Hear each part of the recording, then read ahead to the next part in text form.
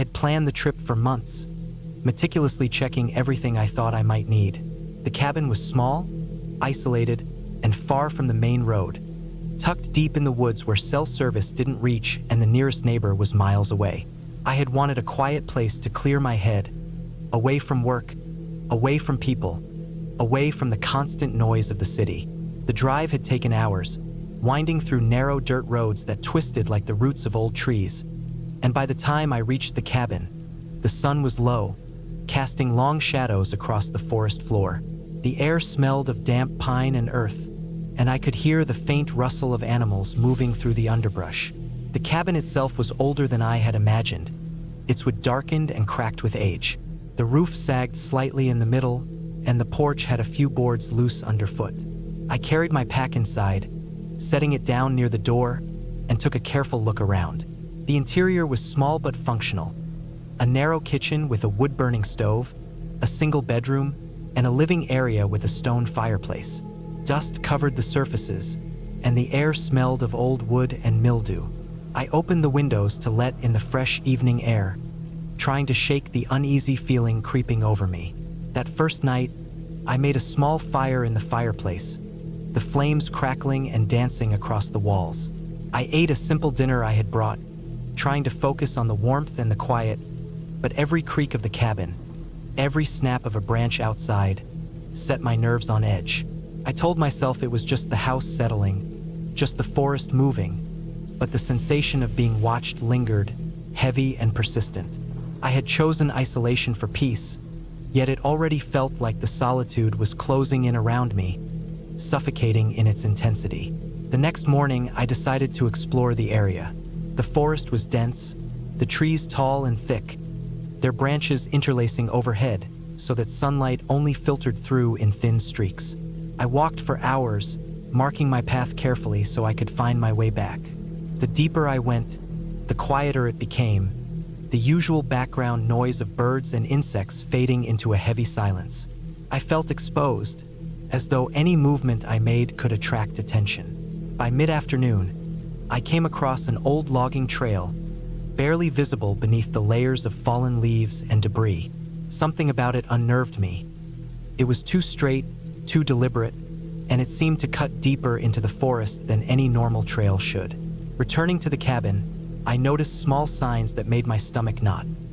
A broken branch near the door that hadn't been broken when I arrived, a footprint in the mud just outside, partially obscured by fallen leaves. At first, I told myself I was imagining things, that animals had made the marks, that the wind had done its work. But I felt the tension coil tighter, a cold edge of fear running through me that I couldn't shake. That night, I made sure to lock all the doors and windows, double-checking them repeatedly, listening to every sound outside. The wind moved differently, rustling leaves in a strange pattern, and shadows seemed longer, darker, as if the trees themselves were leaning closer. Sleep came in short, anxious bursts. The third day, I went to gather firewood, venturing further than before. As I chopped logs and stacked them near the cabin, I noticed subtle signs of someone, or something, moving in the area. A fresh footprint in the soil that didn't belong to any animal I knew. Twigs snapped in patterns that suggested deliberate steps, not random movement. My heart started pounding, my mind spinning through worst-case scenarios. By mid-morning, I had decided not to leave the cabin for the rest of the day. Inside, I barricaded the door with the heaviest furniture I could move, securing the windows as best I could. The cabin, once a refuge, felt more like a trap. Every creak in the walls, every tap on the roof from branches, made my chest tighten. I couldn't tell if the fear was justified or if my imagination was running wild. The fourth day, things escalated. I woke to the sound of someone, or something, walking just outside. The snow of the previous week had melted into mud, making it easier to leave traces. And there, pressed into the soil, were multiple footprints, circling the cabin, careful, deliberate. My stomach sank, and I felt a sickening realization that I was not alone. Panic threatened to take over, but I forced myself to stay calm, scanning the cabin for anything I could use to defend myself. My mind raced through possibilities. Staying put, running to the nearest road, hiding, calling for help. though I knew no one would come quickly. I spent hours watching from the window, trying to track movement, but the forest seemed to swallow anything that moved. At night, I slept in the corner near the fireplace with an axe in hand, listening for any disturbance. The sounds outside were subtle but constant. A branch cracking, leaves rustling, a faint scraping against the cabin walls. The fear had transformed into hypervigilance. I could no longer ignore any sound, any movement, no matter how small. By the 5th day, I noticed signs that someone had been inside the cabin when I wasn't looking. The firewood moved slightly, a pack of matches I had left on the counter shifted, and the faint odor of something burnt lingered in the air. My hands trembled as I inspected everything. The realization hit me like a blow. Someone had been inside while I slept or while I was outside, watching me. I had no idea who, how long, or why. Sleep became impossible. Every shadow seemed to twist into a person, every creak a footstep. I considered leaving, but the forest had become a maze, and the roads were distant, unfamiliar. On the 6th day, I resolved to take action. I couldn't stay passive, and I couldn't run blindly. I spent the day fortifying the cabin, moving furniture, stacking firewood against doors, breaking branches to make noise traps around the perimeter. Every step I took was calculated. Every sound I made was deliberate. The tension was exhausting, gnawing at every corner of my mind. My meals became secondary, my focus solely on survival. Night fell, and with it, a storm began to rise. Rain pelted the roof, wind howled through the trees, and lightning illuminated the forest in stark flashes. In the darkness, the feeling of being watched intensified. By the 7th day, I had reached a breaking point. I realized that staying in the cabin was no longer safe. It had become a trap I had willingly walked into. I gathered my gear, taking only essentials, and waited for a break in the storm. The rain was relentless, the mud slippery and treacherous. I navigated the forest with extreme caution, following a path I hoped would lead to the road. Each sound, each movement of the trees, made me flinch. I could feel the weight of fear pressing down on me, but I refused to stop. Hours passed, exhaustion threatening to overwhelm me, but I pressed on, driven by the necessity to reach safety. Finally, after what felt like an eternity, I stumbled onto a gravel road. My relief was overwhelming. I could see the faint lights of a distant house, the faint hum of a car engine. I ran toward the road, waving my arms until a passing vehicle slowed and stopped. I collapsed into the car, drenched, shaking uncontrollably, barely able to speak. The driver called the authorities, and I watched the cabin disappear behind me as the forest swallowed it once again. In the aftermath, I learned from the police that someone had been living in the woods near that cabin, moving stealthily, watching the area for weeks. They had no motive I could comprehend, but their presence had been real and persistent. The cabin was searched, and evidence of repeated intrusion was found. Remnants of fire, footprints, and makeshift traps. I returned home, still shaken, haunted not by ghosts or myths, but by the terrifying reality of human behavior and the realization of how vulnerable isolation could make a person. Over time, the fear dulled but never fully vanished. I avoided the woods entirely, choosing open areas where I could see for miles. I became hyper-aware of my surroundings, double-checking locks, watching for unusual behavior. The memory of the cabin lingered in my mind, a constant reminder that the world could be dangerous in ways no story or legend could ever fully explain. I had survived, but I had learned that vigilance was not optional, and that solitude in the wrong place could become a trap with very real consequences. The experience had changed me, sharpening instincts I never knew I had, and leaving a permanent mark of caution, awareness, and respect for the unpredictable nature of reality.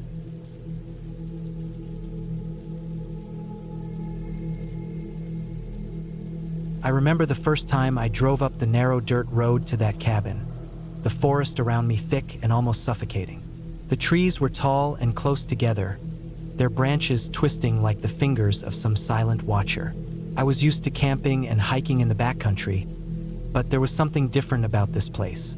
The air smelled heavy, damp with the sharp scent of pine and decaying leaves. I parked my old truck at the edge of a small clearing where the cabin stood.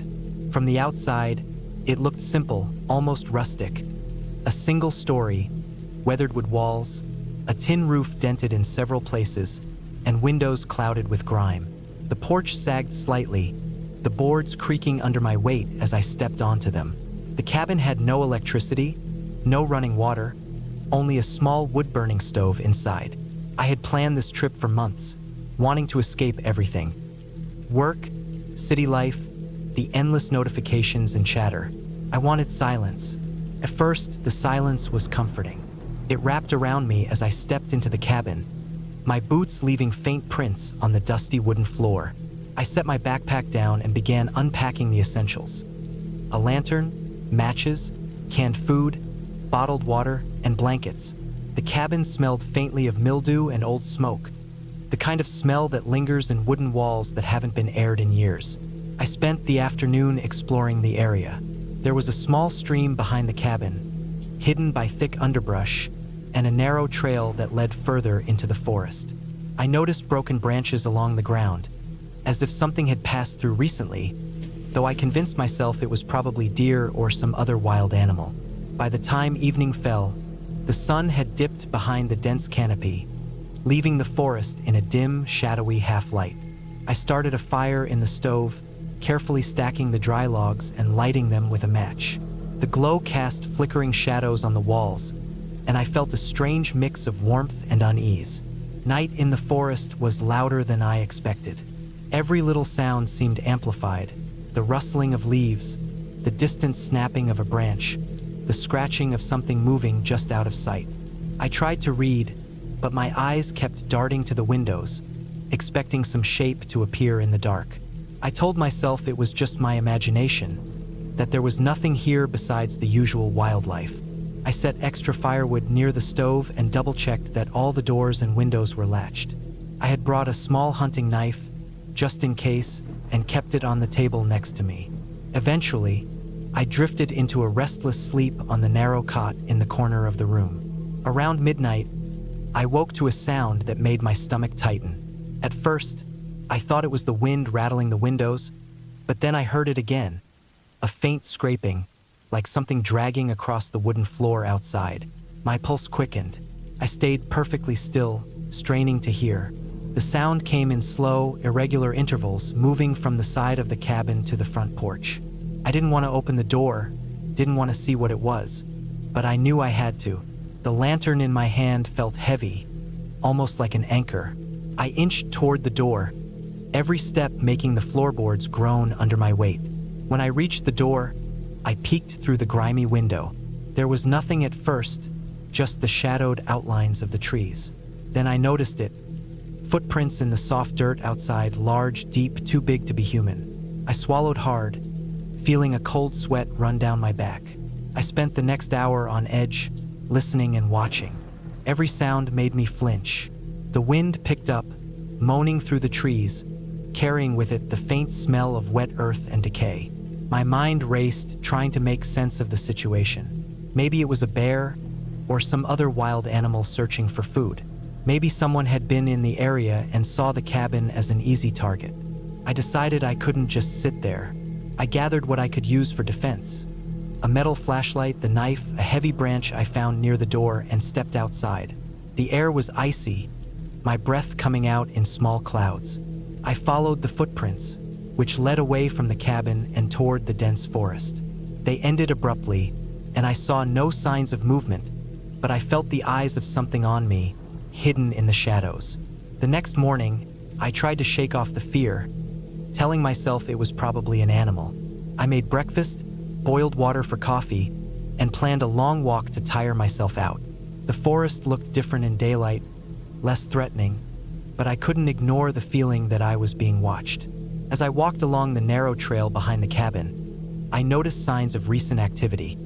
More broken branches, deep claw marks on tree trunks, and strange markings in the dirt. My skin crawled, but I forced myself to keep moving. I needed to understand my surroundings, to map the area so I wouldn't get trapped.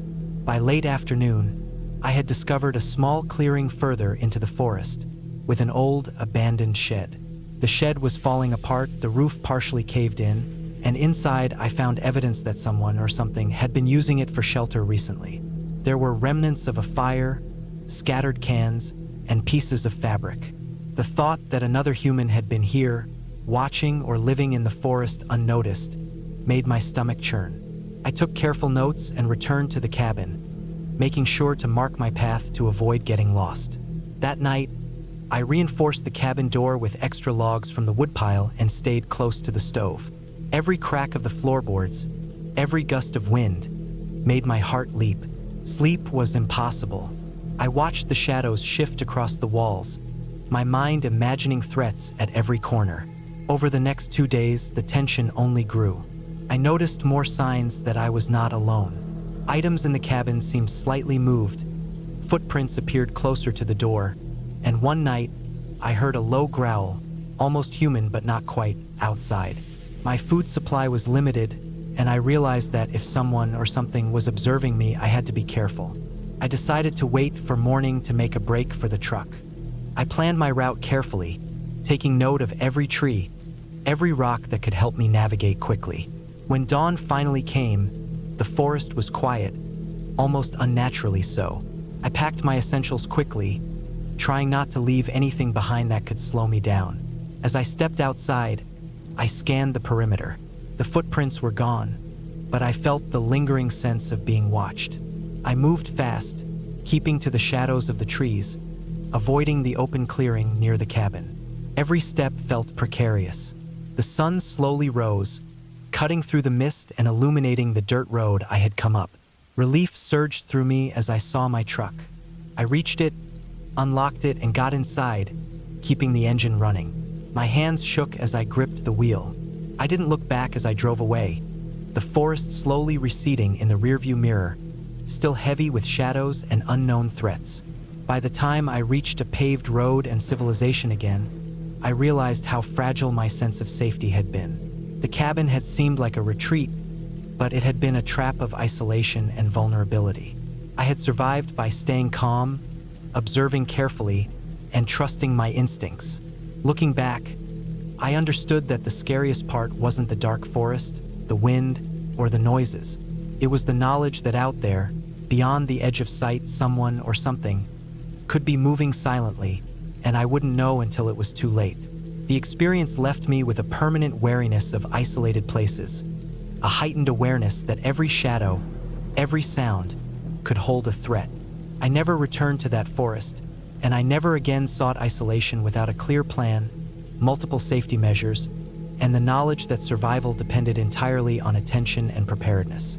That cabin became a lesson etched into my memory. Even in the simplest, most ordinary places, danger could hide, silent and patient, waiting for a single mistake to happen.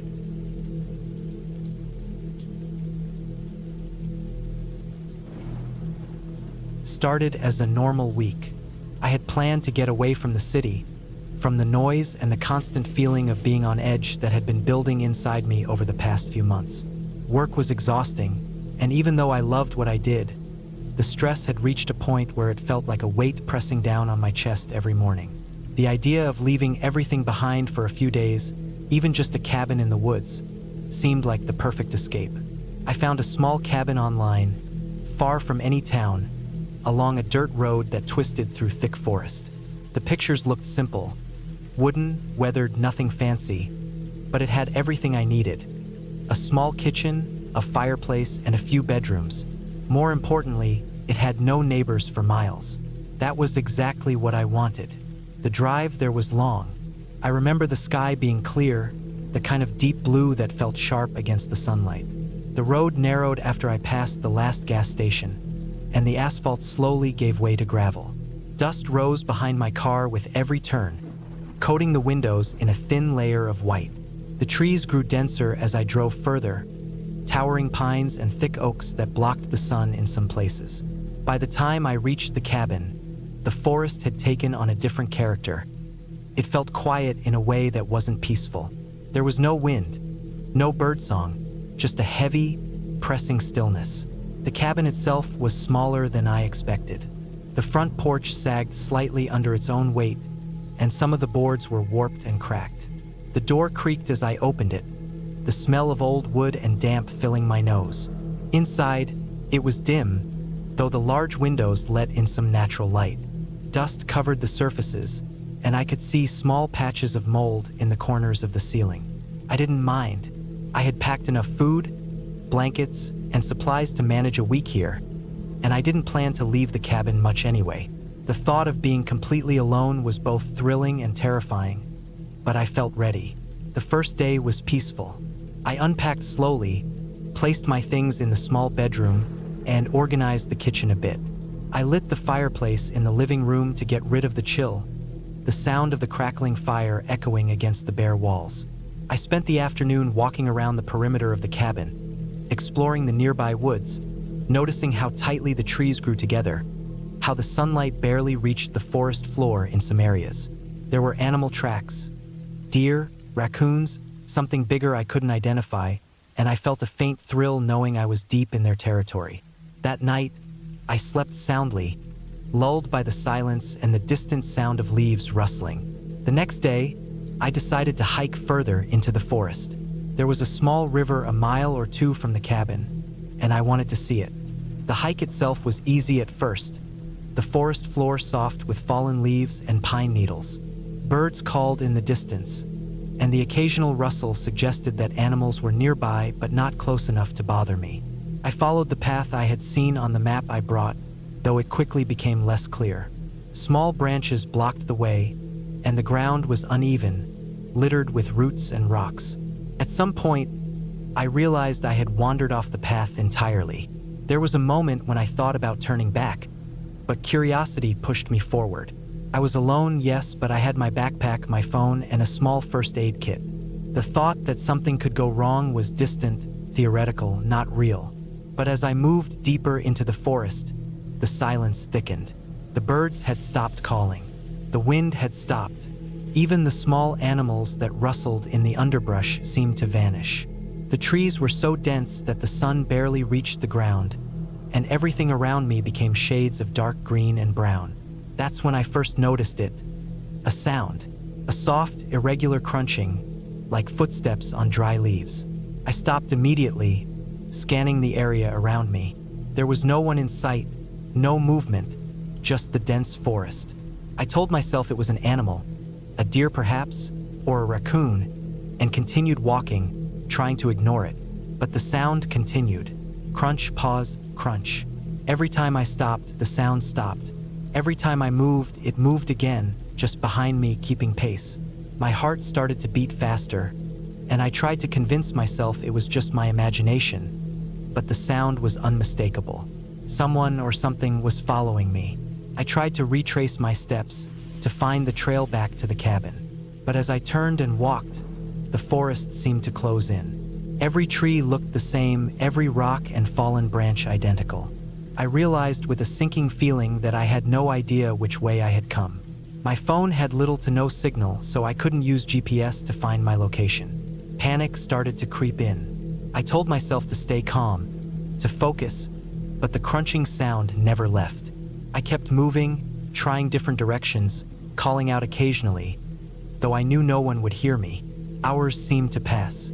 The sun sank lower, casting long, eerie shadows across the forest floor. I stumbled over roots, scraped my hands on branches, and began to feel exhaustion. My bag felt heavier with each step. My water bottle was almost empty, and the food I had packed was far behind me at the cabin. The crunching followed, persistent, never revealing what it was. I realized then that I didn't just need to find my way back. I needed to get out before it was dark, because I had no idea what was behind me. Finally, I saw a faint light through the trees. My heart leapt. Could it be the sun reflecting off the river? Could it be the edge of the forest? I pushed toward it, branches scraping my arms, roots tripping me, dirt getting into my eyes. As I emerged, I found myself at the bank of the river. Relief flooded me. The river sparkled in the late afternoon sun, clear and cold. I dropped my bag, bent over to catch my breath, and listened. The crunching had stopped. For a moment, I thought I had imagined the entire thing. I followed the river downstream, hoping it would lead me back to the cabin. The water was freezing cold when I stepped in to cross, but it was shallow. On the other side, the forest was slightly less dense, and the path of broken branches and flattened grass suggested that animals frequently traveled this way. I stayed on the bank, careful not to venture too far into the trees again. Hours later, just as the sun was beginning to dip below the horizon, I saw the faint outline of the cabin through the trees.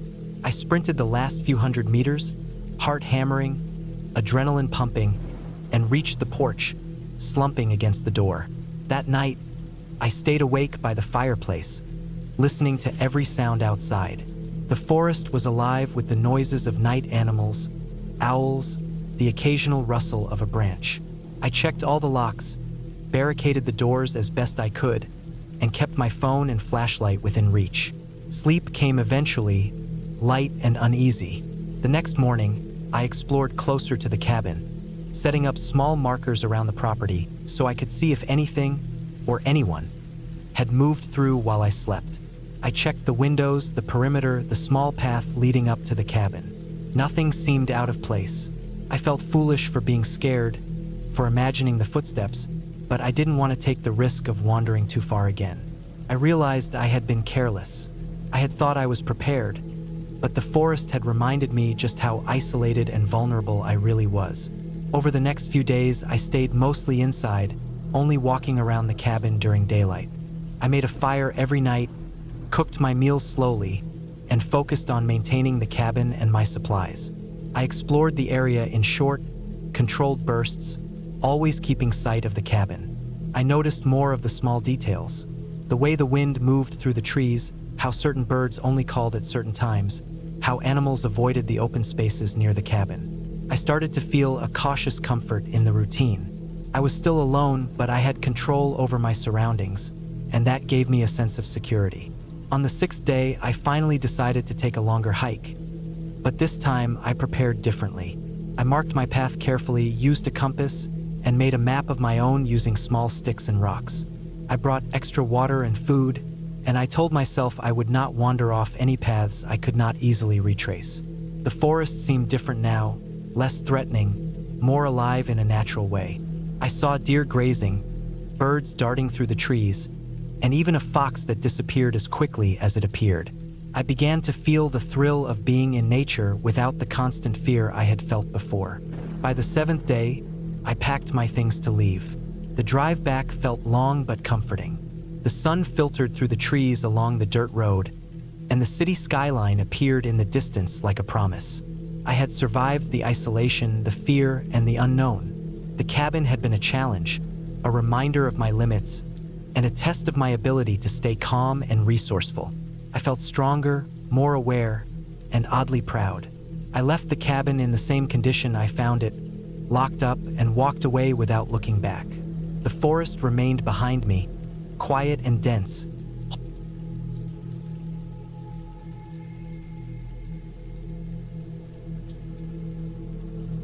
I had always loved being alone in nature, away from the noise of the city. When I found that old cabin for rent deep in the forest, I thought it would be the perfect place to spend a week by myself, just resting and enjoying the silence. It was a small, wooden structure, tucked between thick pine trees, far enough from the road that no one would disturb me. The cabin was basic.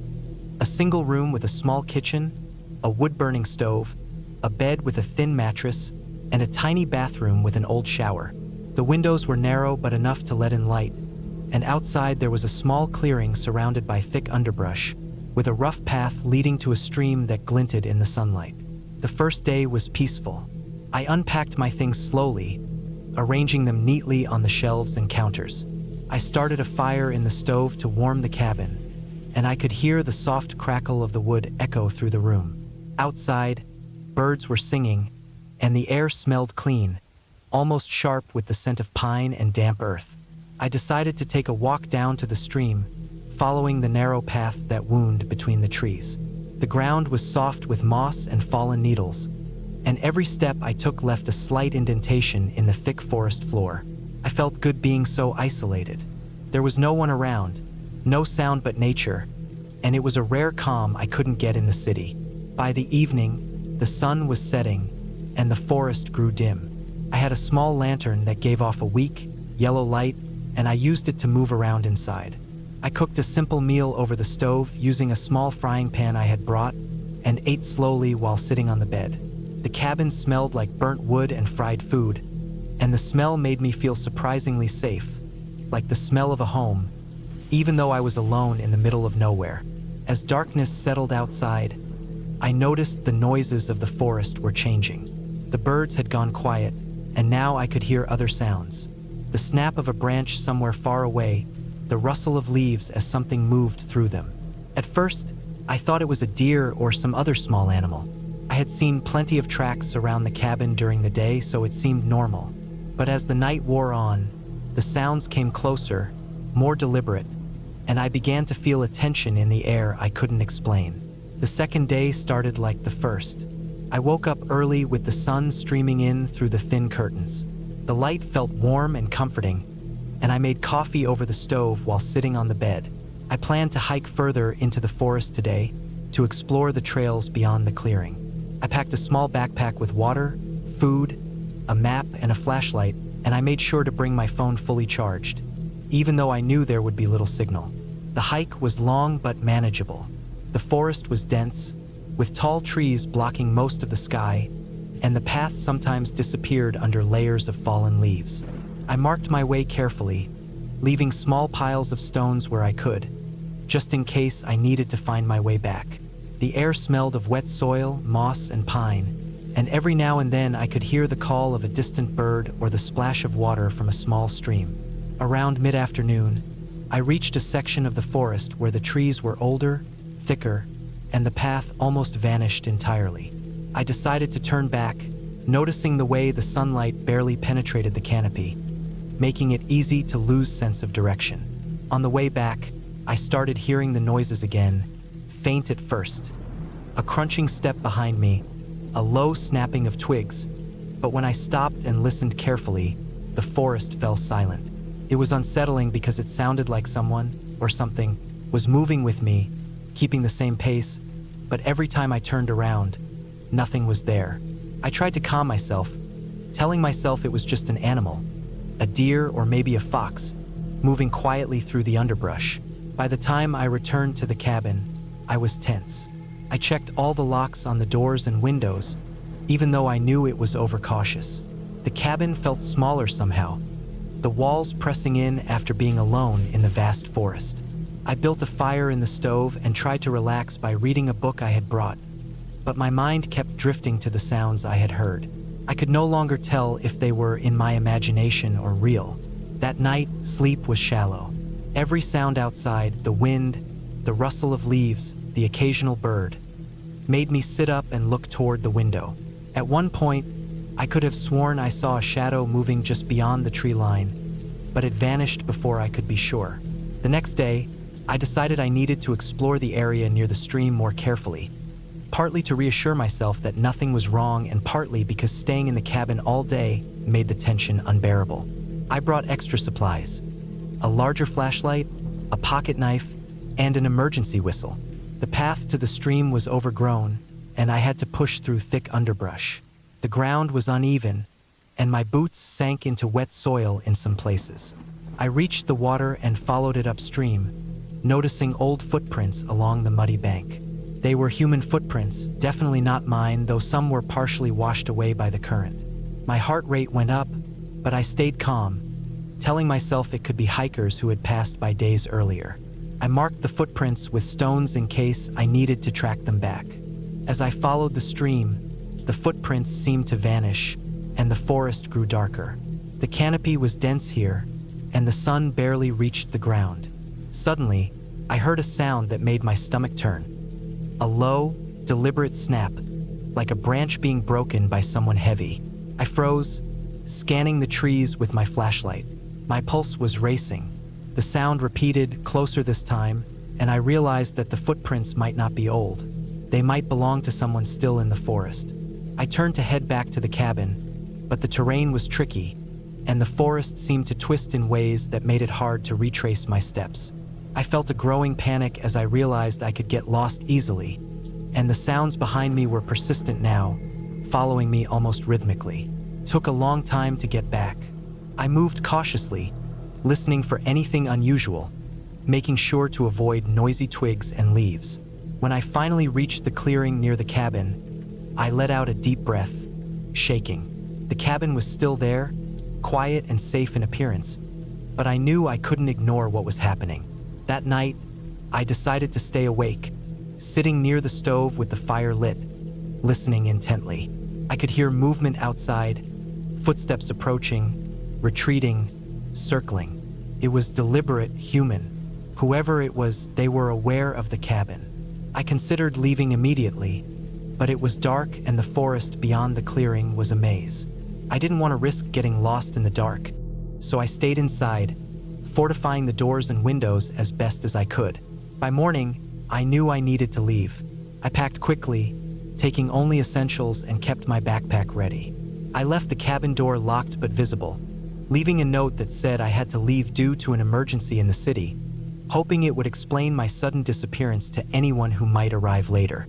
I started down the main path toward the road, moving fast but cautiously, scanning the trees around me.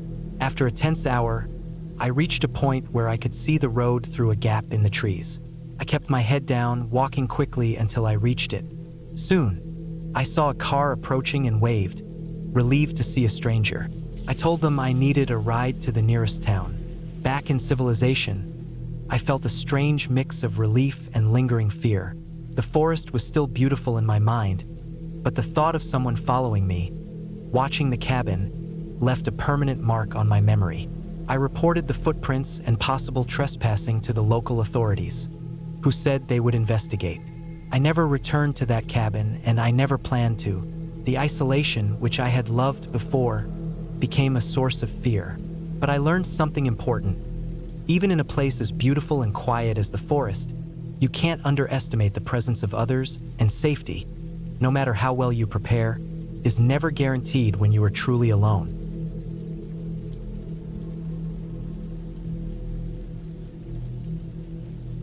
I had always liked the idea of getting away from everything, of going deep into the woods where the noise of civilization didn't exist, where no one could find me unless I wanted them to.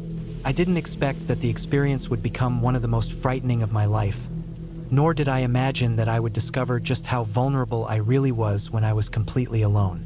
I had rented the cabin months in advance, a small, wooden structure tucked into the farthest corner of a national forest, far beyond the trailheads most people used. The cabin was nothing fancy, just 4 walls, a roof, a small porch, a wood-burning stove, and a collection of shelves with old, dusty cookware. The previous renters' reviews had mentioned its isolation and the peaceful quiet of the surrounding woods. That's what had drawn me to it. I thought of it as a sanctuary, a place to escape my small, crowded apartment, the endless noise of cars, the low hum of electricity, the constant presence of people. I arrived on a gray, overcast morning. The forest was thick, the trees tall and dense, their branches reaching out and tangling with each other above the narrow dirt road that led to the cabin.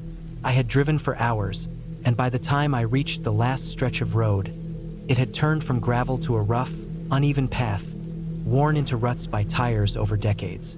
My car rattled with every bump. I had a single backpack, a small supply of groceries, and a backpacking stove and utensils. My phone had 1 bar of signal at best, and I didn't care. I had told myself this was exactly why I wanted to come here. The inability to reach anyone, the total isolation. The cabin looked smaller than I expected. It sat against a rise in the land, its back almost pressed against a steep slope. The front faced a small clearing surrounded by thick pines and oak trees. The porch sagged slightly under its own weight, but nothing looked unsafe. I set my bag down and pulled the keys from the lockbox, my fingers stiff from the cold. Opening the door, I stepped inside, and the smell of old wood and dust immediately filled my nose. Sunlight filtered through the windows, casting long shadows across the floorboards, highlighting cracks and small patches where the wood had warped.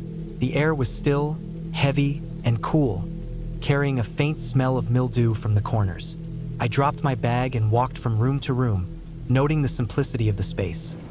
A small kitchen with a sink, a single bedroom with a thin mattress on a wooden frame, a tiny bathroom with a shower that looked functional but uninviting.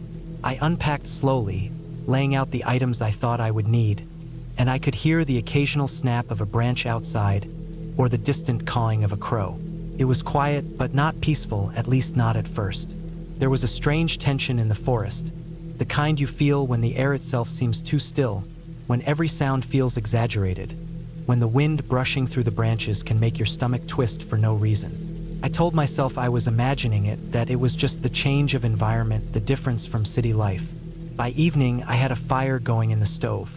I had collected some dry wood from the stack outside, checking carefully for rot or insects. The flames crackled and hissed as I placed logs inside, and I felt a small, warm relief from the cold creeping through the cabin. I ate a simple meal, a can of beans heated over the fire, and washed it down with water from a jug I had brought. The sun had gone completely behind thick clouds, and darkness had crept over the clearing. Through the window, I could see the vague shapes of trees and brush, shadows stretching and twisting in ways my eyes struggled to make sense of. I turned the cabin lights on, but even that artificial brightness seemed weak, swallowed by the shadows just outside the windows. I tried to read for a while, but my mind wandered. Every creak of the cabin floorboards sounded louder than it should. Every rustle outside, whether it was a squirrel or the wind, made my heart skip. I told myself again that I was imagining things, that the forest made noises that were not threatening, that isolation made every small sound a potential alarm. But deep down, I could feel a nervous tension growing in my chest, one that I couldn't ignore. I stayed up later than I normally would, staring at the fire, listening, waiting. That night, I woke suddenly to a noise that wasn't part of the usual forest sounds. It was a thump, soft but deliberate, from somewhere outside the cabin. My heart raced. My hands trembled as I sat up on the bed. The sound repeated once, twice, spaced a few seconds apart. Not random like a falling branch, not the light, rapid rustle of an animal. This was deliberate, slow, steady. I tried to convince myself it was a branch hitting the side of the cabin, that maybe the wind had blown something against the structure, but the sound didn't match the pattern of normal wind or animal movement. Came from the front of the cabin. I got up quietly, taking care not to make the floorboards groan, and looked through the window. My eyes scanned the clearing, searching for movement. The dim light from the moon barely illuminated the forest. I could see the outlines of trees, the faint suggestion of the dirt path leading into the woods. Nothing moved. I waited, my breath shallow, straining to hear any sound over the blood rushing in my ears. The next thump came from the porch. Slow, heavy, measured. My stomach dropped. Whoever or whatever was outside was not a small animal. I grabbed the heaviest object in the room, a cast iron skillet, and crept to the door. I tried to think rationally. Maybe it was a deer, a raccoon, something that had climbed onto the porch and knocked a log or a chair. But the sound was too consistent, too deliberate. I looked through the peephole. Darkness, shadows, empty. But my instincts screamed that something was there, just beyond the reach of the weak moonlight. Hours passed like this. I didn't sleep. Every time I thought I had relaxed, I heard another thump, another shuffle. I stayed near the door, listening, trying to tell myself that the isolation had made me paranoid. The first light of morning did nothing to calm me. The forest didn't look safer in daylight. Every tree looked like a potential hiding place. Every brush line looked like a person could be crouched behind it. I spent the next day moving carefully around the cabin, checking windows, securing doors, stacking wood closer to the cabin to avoid going out at night. I didn't go far from the cabin itself because every time I stepped into the clearing, I felt watched. I could see animal tracks in the dirt, but nothing that made sense as the source of the previous night's noises. There were impressions in the soft soil near the porch, footprints that didn't match any animal I knew. They were too large, too flat, uneven. Someone had been here, I realized with a cold certainty. Someone had walked around my cabin while I slept. That night, the noises returned, but louder, Closer. I could hear scraping against the wood siding, dragging sounds along the porch. My heart pounded so loudly I was sure it could be heard outside. I moved silently to the door and tried the lock. It was still secure. I peered through the window. Nothing. Then I saw it, just a shadow at the edge of the clearing, barely moving, blending with the trees. My breath caught. It stayed there for what felt like hours. The forest remained quiet except for the occasional distant call of a bird. But the shadow did not move closer, nor did it retreat.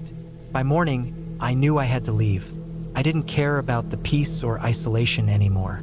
I packed everything, moving methodically, trying not to leave anything behind that might draw attention. The shadow had disappeared during the night, but I did not feel safe. I carried my backpack to the car, keeping my eyes on the forest. The path back to the main road seemed endless. Every sound, crack of a branch, distant rustle, bird call, made me flinch. I drove as fast as I could on the narrow path, tires bouncing in the ruts, adrenaline keeping me focused. I did not stop until I reached the main road. When I finally had a clear line of sight to another car and a passing motorist, I felt a wave of relief so intense it made me nauseous. The feeling of safety was overwhelming. I reported the cabin and the tracks to the local ranger station later, but by the time I returned the keys, weeks had passed, and there was no evidence left. I never returned, and I never intended to. The forest had been quiet, peaceful on the surface, but the fear, the knowledge that I had been watched, that someone had been near me while I slept, stayed with me for months. Even now, years later, I still feel it sometimes. A sudden jolt of awareness when I'm alone in my apartment or walking a quiet street. That cabin, that forest, that shadow, I cannot forget it. The memory is vivid, precise. I was completely alone, yet not truly alone, and that realization, more than anything else, is what made it terrifying.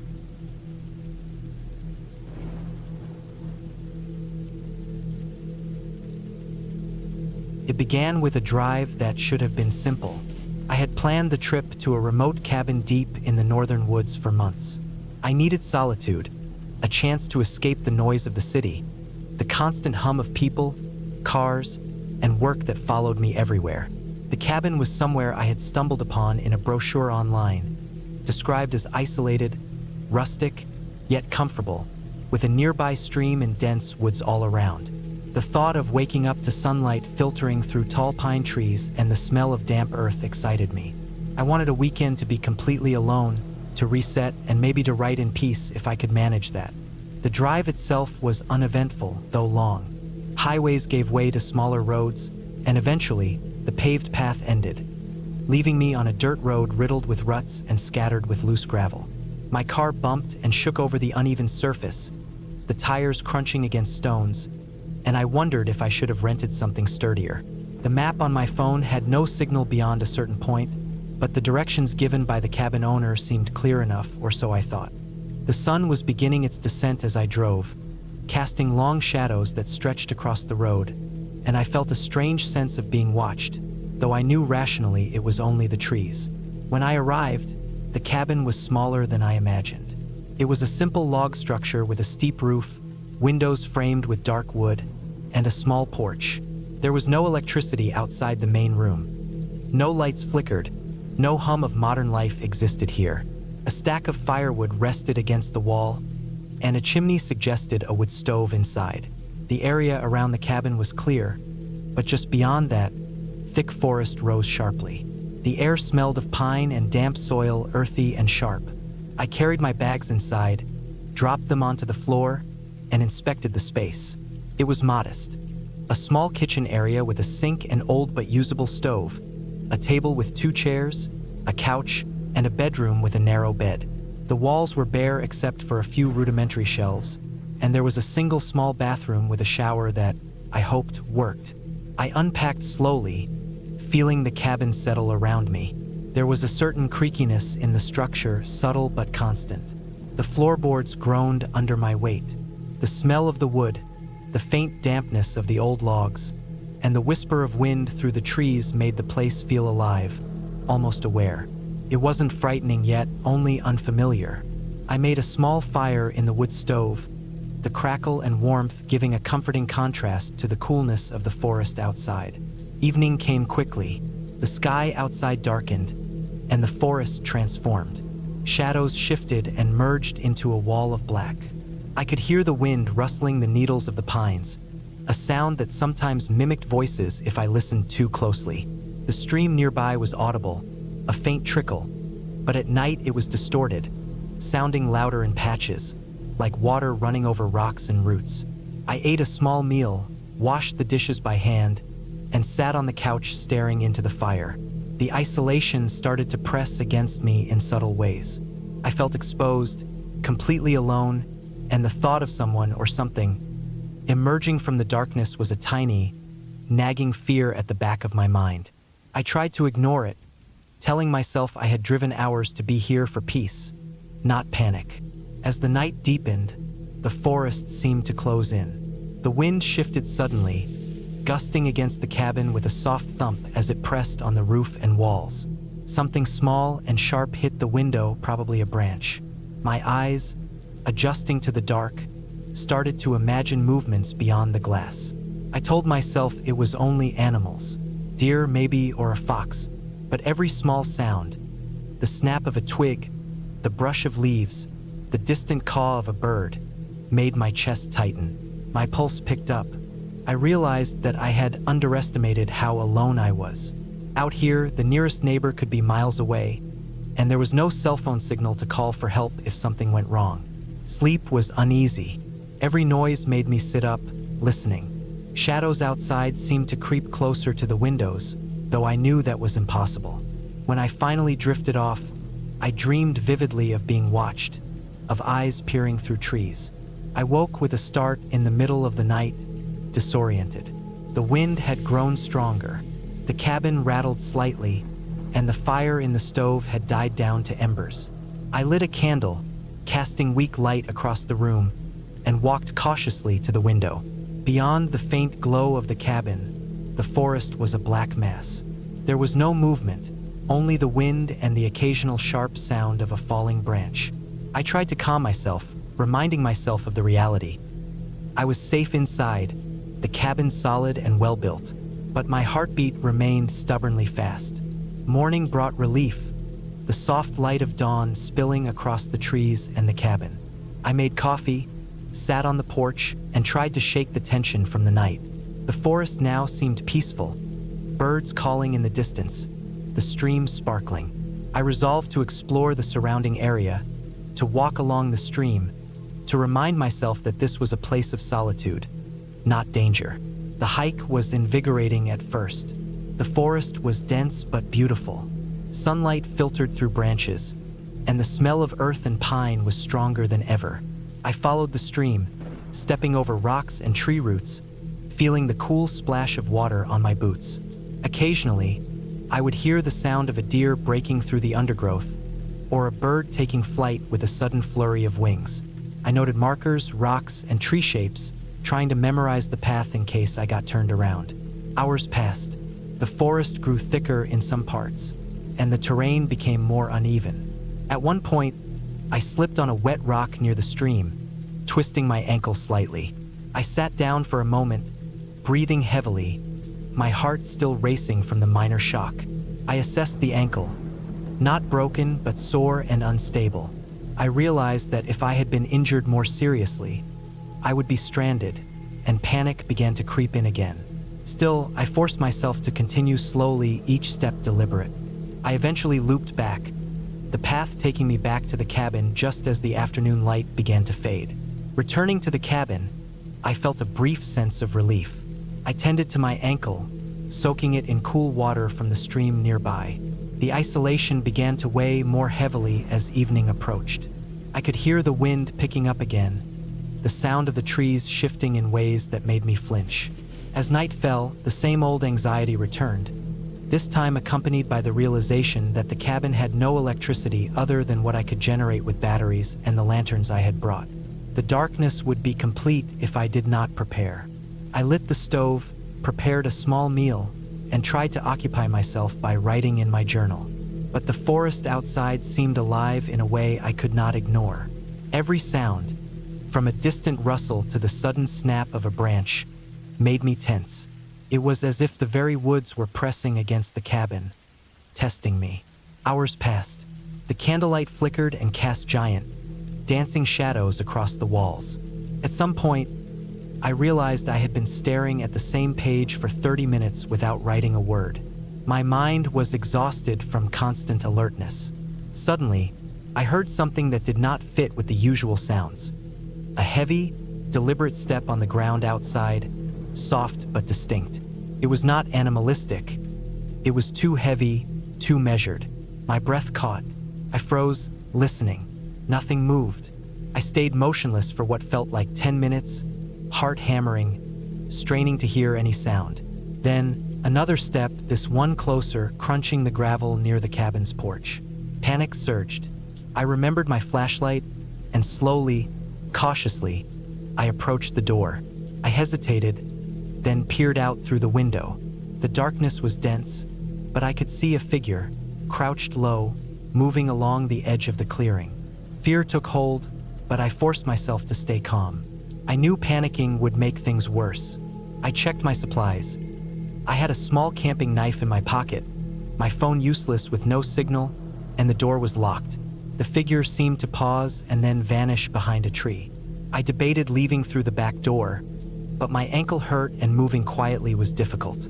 I decided to stay put, hoping the person had left. I kept the stove burning, its small warmth comforting against the cold dread pressing on me. The rest of the night passed in fits of terror and hypervigilance. I could hear the occasional snap or rustle, but no more human sounds. By dawn, I was exhausted, trembling, but alive. The first light revealed no footprints outside the cabin except my own from the day before. Relief washed over me. Whatever had been there, it had gone. I packed what I could, deciding to leave the isolation behind. The drive back to civilization was long and tense. Every small sound, every movement along the roadside made me flinch, but eventually,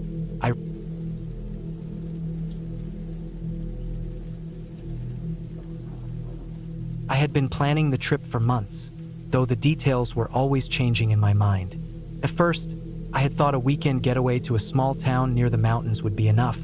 Just some peace, some quiet, maybe a little hiking. Then I found the cabin listing online. It was far out, isolated on the edge of a dense forest, near a lake I had never heard of. The photos made it look simple but sturdy, a place that promised both privacy and a certain rough comfort. I liked that. I wanted a real escape, not just a tourist trap. The road to get there was long and winding, and even before I had packed the car, I knew it would be one of those trips where nothing was familiar. That was the point. The drive itself was uneventful, stretching for hours through highways that thinned into country roads. The trees grew taller and denser as I drove, and eventually, the asphalt gave way to gravel, then dirt, and finally to a narrow path that twisted among thick pine and oak trees. When I finally saw the cabin, I felt a rush of relief. It was exactly as advertised. Small, made of logs, a tin roof slightly rusted with a stone chimney. There was a porch, weathered but sturdy, and a rickety railing that creaked when I stepped on it. The lake glimmered faintly in the distance, half hidden by the trees. I parked the car and stepped out, stretching my legs and breathing in the sharp, cold air. It smelled of earth and damp leaves, the kind of smell that always made me feel alive. I spent the first hour unpacking, moving the cooler, bags, and a small box of supplies into the cabin. It was bare bones inside, with a wood stove, a simple table, 2 chairs, a small couch, and a single bedroom. The walls smelled faintly of mildew, but nothing overpowering. I lit a fire in the stove. The crackling of the wood and the scent of burning pine made the space feel less empty. Outside, the forest seemed to press close against the cabin, the shadows deepening as the sun went down. Night came quickly, faster than I had expected.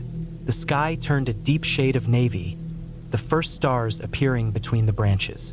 Inside, the cabin was warm, but the silence outside was intense. There were no distant cars, no barking dogs, nothing to tell me that anyone else was nearby. At first, it was comforting, a relief from constant noise. But as the darkness deepened, it became oppressive. Every small sound, the snap of a branch, the rustle of leaves, the groan of the cabin settling, seemed louder than it should be. I told myself it was nothing, just nature, just the wind. But even as I said it, my stomach tightened, a dull anxiety gnawing at me. Sleep didn't come easily. Every time I closed my eyes, I imagined someone, or something, watching from the shadows. The cabin had windows that faced the woods on every side, and even with curtains drawn, the idea of being exposed in that vast, dark space made my pulse quicken. I kept thinking about my route in the long, twisting dirt road with no one around for miles. If something went wrong, if someone were out there with bad intentions, there would be no help. No one would know.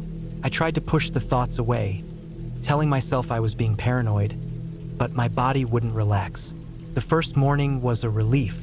Sunlight spilled over the trees, dappling the cabin floor in shifting patterns of light and shadow. The air smelled fresher in the light, less threatening. I started a small breakfast, eggs and toast, while planning my first hike. I wanted to explore the lake, maybe take some photos. The forest seemed calmer in daylight, birds singing, the wind soft among the branches. I left the cabin around mid-morning, taking the narrow trail that led toward the water. The trail was rough, overgrown in places, and I kept my eyes on the ground to avoid twisted roots. The forest floor was soft with fallen leaves and pine needles, and occasionally, I saw signs of wildlife. A fresh pile of deer droppings, claw marks on a tree, tracks I couldn't identify. None of it felt threatening, just wild. By midday, I reached the lake. It was quiet, eerily still. The water reflected the sky perfectly, a deep blue interrupted by ripples from occasional fish. I spent hours walking along the shore, photographing the forest and the water, even crouching to get close-ups of fallen branches and the patterns they made in the mud. The sense of isolation was strong, but not frightening yet. It was peaceful, almost meditative. I stayed long enough for shadows to start stretching across the lake, then decided to head back to the cabin. The path back seemed different. The forest was the same, but somehow the trees looked taller, closer, more imposing. A small chill ran through me, and I noticed that the wind had picked up, whispering through the branches in a way that felt sharp. I shook off the unease and kept moving. When I reached the cabin, I noticed the door was slightly ajar. My stomach sank. I was careful when I left the cabin, even locking the door and sliding the bolt in place. I must have been mistaken, I told myself. Maybe I didn't push it all the way. I shut it firmly, checking the bolt twice. Nothing seemed missing. Nothing seemed moved. Yet the feeling of being watched had returned, stronger than ever. The next day, I tried to ignore it, going further into the forest on a longer trail. I brought water, some snacks, and a small first aid kit in case of slips or scratches. The trail was steep in places, and the undergrowth thickened. I pushed through branches, careful not to trip, noticing how the forest seemed alive with quiet sounds. The scurry of small animals, the distant splash of water, the hum of insects. I was focused on navigating safely, and for a while I forgot the cabin entirely. But when I finally looked up, the sky was graying with clouds, and the forest seemed endless. I realized I had wandered farther than I planned, and the familiar landmarks were gone. The lake was nowhere in sight. I felt a flicker of panic. I could still hear my own breath and the crunch of leaves underfoot, but there was no clear direction. Every tree looked like the next. I tried to retrace my steps, but the trail was faint, almost invisible under the fallen leaves. My pace quickened, my heart racing. I didn't want to admit it to myself, but I was lost. Hours passed. The clouds thickened, and a damp, cold wind blew through the trees. My water was nearly gone. I shouted, not expecting an answer, just trying to break the oppressive silence. The forest swallowed my voice immediately. Shadows grew longer, and the trees seemed to lean toward me. Every sound, my own footsteps, a falling branch, a rustle in the undergrowth, made me jump. I kept walking, following instinct more than the trail. Then I heard it, the sound of tires on gravel. Someone else was on the road. Relief and fear mixed. Relief because I wasn't alone. Fear because I had no idea who it was. I ran toward the sound, breaking through thick underbrush, stumbling over roots, until finally, the trees thinned. There it was, the dirt road I had driven in on, empty except for tire tracks in the mud. I followed the road back to the cabin, exhausted, covered in scratches and sweat. The cabin looked smaller, more fragile in the fading light, but at least familiar. I threw my bag inside, locked the door securely, and bolted it. I checked all the windows. Everything was exactly as I had left it. Nothing out of place, nothing broken. My body was tense, shaking from adrenaline. I sat down, breathing hard, trying to calm myself. The cabin felt like a refuge again, though a fragile one. I could hear the wind outside, the forest pressing close, but I was safe inside. I cooked a simple dinner, ate quickly, then sat in the dim light of the stove, listening to the forest settle into night. Every snap and creak made me flinch, but I stayed put, refusing to check the door again. I forced myself to lie down and sleep. The next morning, I woke early, still tense but calmer.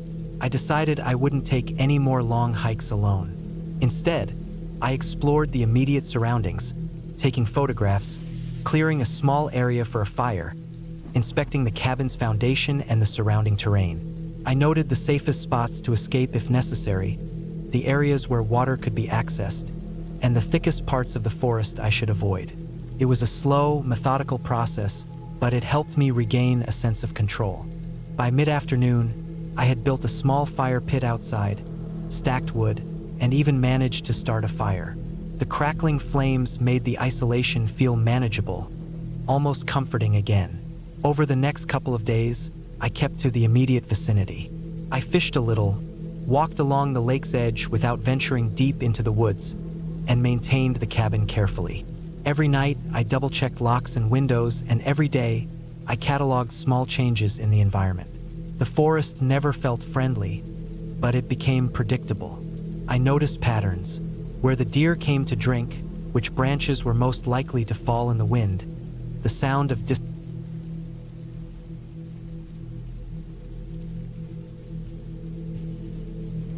I had been driving for hours through the winding back roads of the northern woods, the kind of roads where even your GPS loses signal and your phone barely holds a charge.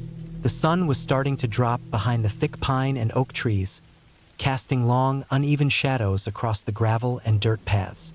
I was alone, carrying nothing but a backpack with some essentials, a flashlight, and a small camping stove. The cabin I was heading toward was off a map I'd found online, advertised as secluded, private, untouched.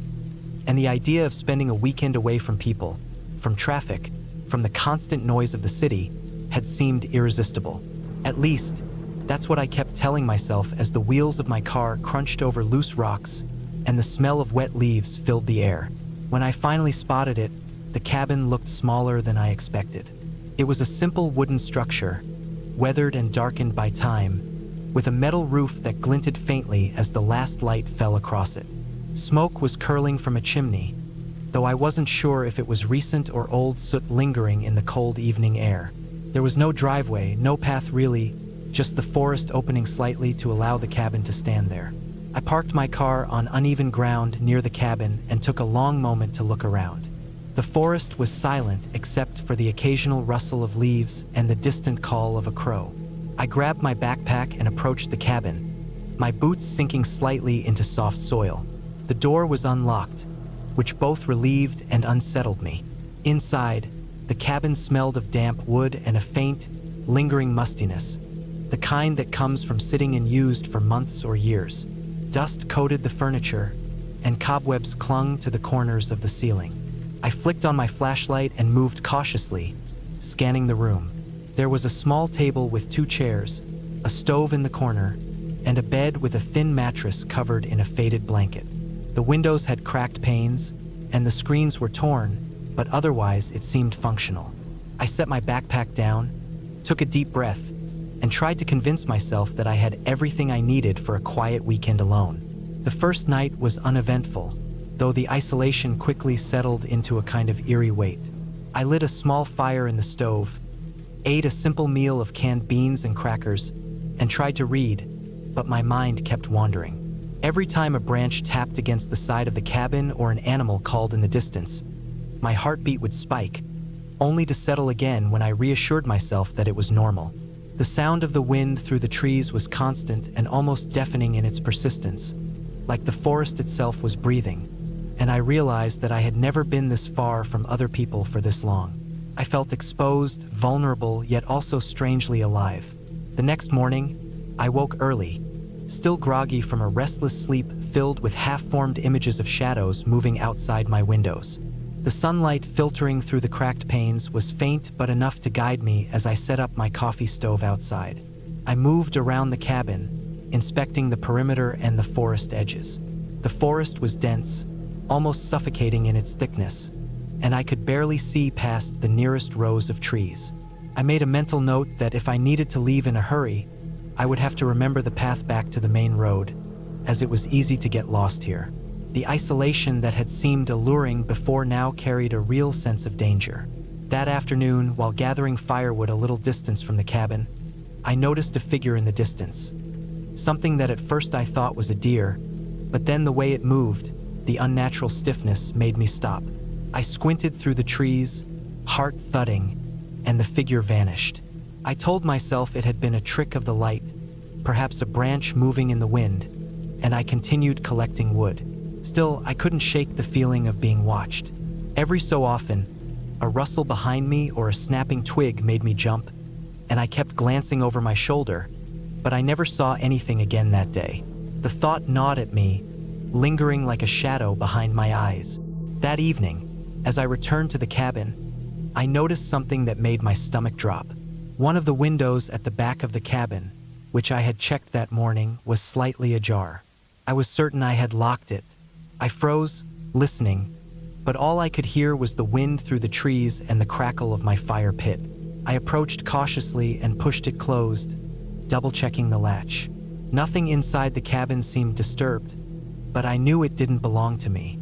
The thought that someone else could have been here while I was gathering wood made me uneasy, though I tried to rationalize it. Maybe I had forgotten to lock it. Maybe an animal had pushed it open. But deep down, I felt that unmistakable tension of danger lurking nearby. Night fell quickly. The wind picked up, rattling the windows and making the old cabin groan in ways that were impossible to ignore. I lit the stove, sat close to the fire, and tried to keep busy by organizing my supplies. Every small sound, a branch scraping the roof, the crunch of leaves outside, the distant call of an animal, made me jump. I slept lightly, half awake, listening to the darkness pressing against the cabin walls.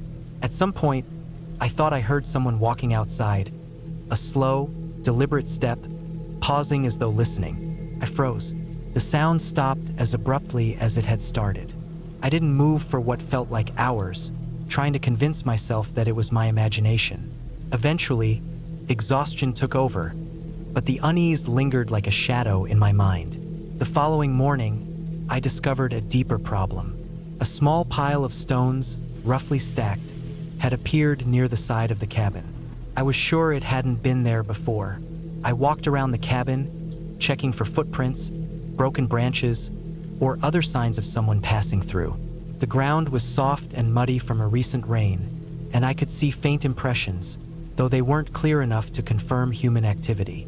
My anxiety grew, the feeling of being watched intensifying. The forest that had seemed inviting now felt like a trap, each tree a silent sentinel, every rustle a potential threat. I debated leaving immediately, but the road back was far, and I didn't want to navigate it in panic or darkness. I tried to steady myself, to remind myself of the essentials. Stay calm, stay aware, lock doors and windows, and avoid drawing attention. Over the next few days, things escalated. Small items in the cabin were moved slightly, not enough to be dramatic, but enough to make me notice. My firewood pile was disturbed, footprints appeared near the cabin, and I started finding marks on trees that suggested someone had been watching the cabin from a distance. Every night, I kept the stove lit longer, barricading the door with a chair and using every possible precaution. I began carrying a heavy flashlight with me at all times, inspecting every sound outside, checking the shadows for movement. Sleep became almost impossible, and I found myself constantly on edge, eyes darting to every sound and every flicker of light. One night, I awoke to a sound that froze me entirely, the unmistakable creak of the cabin door swinging open. My heart pounded so violently I feared it might burst from my chest. I lay completely still, listening, every muscle tense. There were footsteps inside, slow and deliberate, moving toward the main room. My mind raced through possibilities. An intruder? A hunter? Someone who had discovered my isolated cabin. I didn't dare move or make a sound. I reached under my bed, where I kept a small hatchet for emergencies, gripping it tightly. The footsteps paused near the window, then receded. I waited hours in a near panic before finally daring to breathe. The door was closed when I checked, but not locked the way I had left it. By the next morning, I knew I could not stay. I packed quickly, leaving some of my non-essential items behind, carrying only what I could manage. As I moved through the forest, I followed the path I had memorized, keeping my eyes constantly scanning. Every sound made me jump. My pace increased as anxiety consumed me. I kept telling myself to stay calm, but the fear that someone might be following me propelled me forward faster than I had anticipated. After hours of careful navigation, backtracking, and relying on glimpses of the sun to orient myself, I finally reached the main road. My car was exactly where I had left it, untouched, the engine still warm. Relief washed over me in waves, but I stayed alert until I was back on the highway, far from the cabin, far from the dense, enclosing forest. Afterward, I reported my experience to the local authorities, though they found no evidence of trespassers and attributed the disturbances to wildlife. But I knew what I had felt, what I had experienced. The heavy, watching presence in the shadows, the small signs of someone or something moving unseen near my cabin. I never went back. The cabin stayed empty, and I eventually told myself it was an isolated incident, a brush with fear in a place too remote, a reminder of how quickly solitude can turn into something threatening. The experience stayed with me, a quiet but constant tension when I think of the forest, the weight of isolation, and the fine line.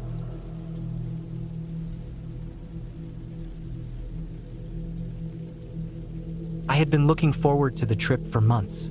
The plan was simple: take a long weekend, drive up north, and stay alone in a small cabin tucked away in the woods. It was supposed to be a quiet break from the usual noise of life. I imagined long walks in the forest, maybe some fishing, evenings by the fire with nothing but the sound of wind moving through the tall trees. The idea of isolation felt refreshing when I booked it. At the time, I thought being cut off from everything was exactly what I needed. The cabin sat deep in a stretch of pine forest, almost 2 hours from the nearest town. I drove up on a Friday afternoon. The road narrowed the deeper I went, until it was just dirt and gravel weaving between endless trees. It felt like the forest was swallowing the road, leaning in close from both sides. When I finally pulled into the clearing, the cabin looked exactly like the photos I had seen online. Small, weathered, with a pitched roof and a porch that faced the woods. There was a single window on each side, the glass slightly warped with age, and a heavy front door that looked like it had been there for decades. The air felt colder there, even though it was early fall and the sun was still shining. The silence struck me the most. In town, even in quiet neighborhoods, there's always some distant hum of traffic or the faint sound of people. Here, it was only wind and sometimes the creak of branches shifting overhead. I carried my bags inside. The cabin smelled of old wood, faint smoke from the fireplace, and something damp, like the scent of pine needles after rain. Inside was simple: a small kitchen with a rusty sink, a main room with a fireplace and a table, and a single bedroom with a narrow bed. The floor creaked under my weight, and dust floated through the air when I set my bag down. I checked my phone out of habit, but there was no service. I knew that already, but seeing the empty signal bar made it more real. The cabin had no Wi-Fi either. That had been part of the attraction when I booked it, the chance to disconnect. I unpacked, made myself some food, and spent the rest of the evening exploring the clearing. The trees surrounded the cabin so tightly that I couldn't see very far in any direction. There was a faint path leading into the woods, but it quickly disappeared into thick growth. I followed it for a short while until the light dimmed and I realized I should head back. By nightfall, the cabin felt different. The woods outside turned black, and the windows reflected only my own face in the glass. When I turned off the lights, the darkness pressed in heavy and complete, unlike the kind of dark you get in town. It was the kind of dark that felt alive, where even the smallest sound carried through the still air. I lay in bed, listening. The wind brushed against the roof. Now and then, pine cones dropped, hitting the ground with sharp cracks. Somewhere in the distance, an owl called. It should have been peaceful, but it wasn't. Every creak of the wood made me picture someone stepping across the floor. Every snap of a branch outside made me think of footsteps in the trees. Still, I slept. The next day, I woke early and tried to shake off the uneasy feeling from the night. I made coffee on the old stove and sat on the porch, watching sunlight cut through the pines. The air was crisp, and for a while, it felt exactly how I had hoped. I spent most of the day walking in the woods. The forest stretched endlessly, the ground soft with pine needles. The trees looked almost identical no matter which way I turned, tall trunks with rough bark, stretching up like pillars. I followed game trails, sometimes spotting deer tracks, sometimes just walking aimlessly. At one point, I realized how easy it would be to get lost. Without the sun as a guide, there was nothing to mark direction. That thought made me uneasy, so I turned back before going too far. Back at the cabin, I chopped some wood stacked near the shed, made a fire, and cooked a simple meal. As evening came, the silence of the woods returned. I told myself I'd get used to it, but that night something changed.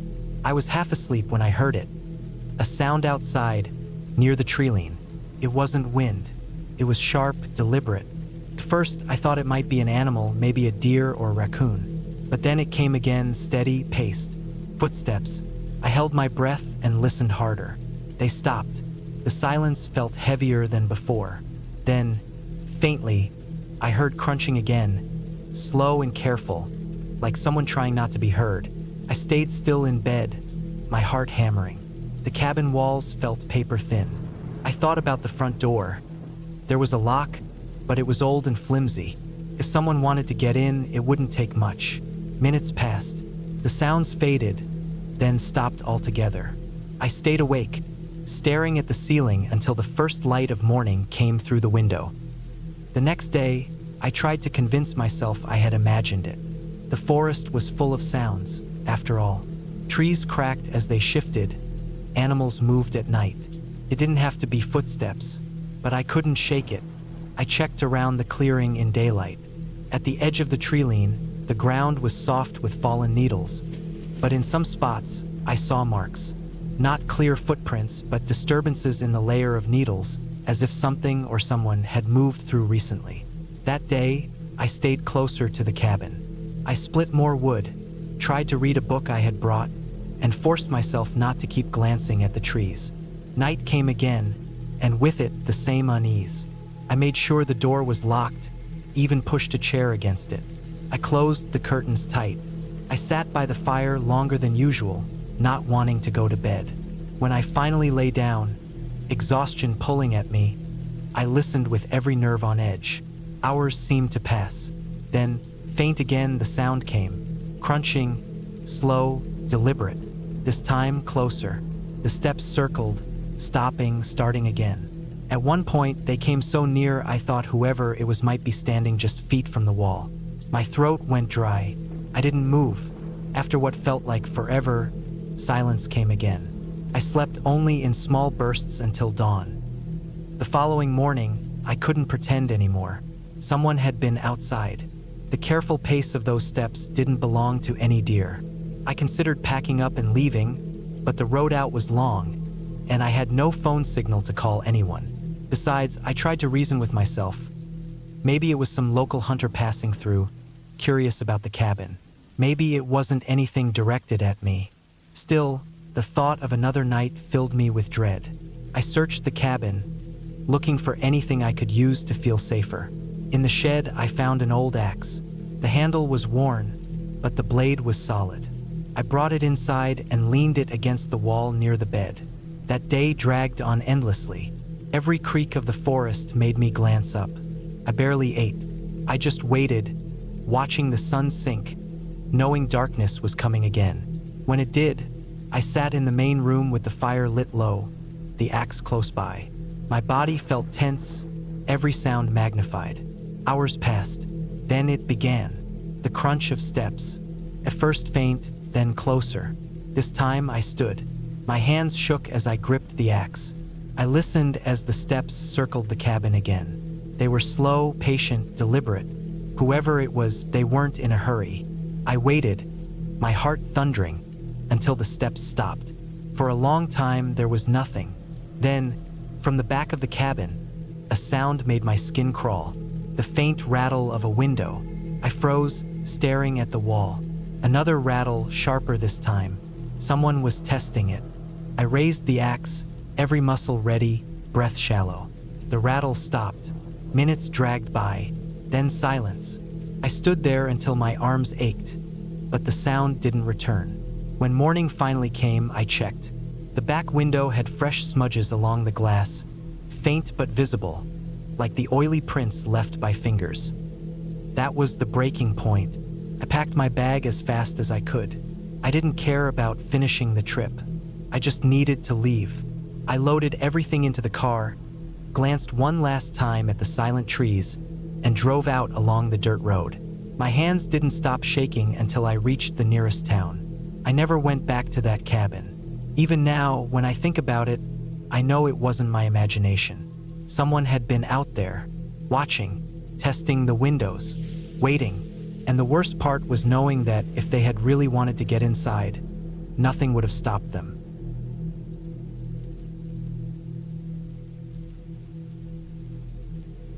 I never thought I would end up in that cabin. I had been planning the trip for months, imagining the kind of quiet and isolation that comes with being deep in the forest, far from roads and traffic and people.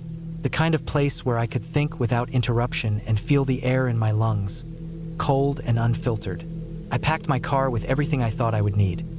Sleeping bag, a small stove, canned food, water, a first aid kit, a flashlight with extra batteries, and a few books I had been meaning to read. I didn't expect anything unusual to happen. I just wanted to be alone, to escape the constant noise of the city, and to sit in the quiet for a few days. The drive itself was long and slow. I had printed directions to the cabin from the owner's website.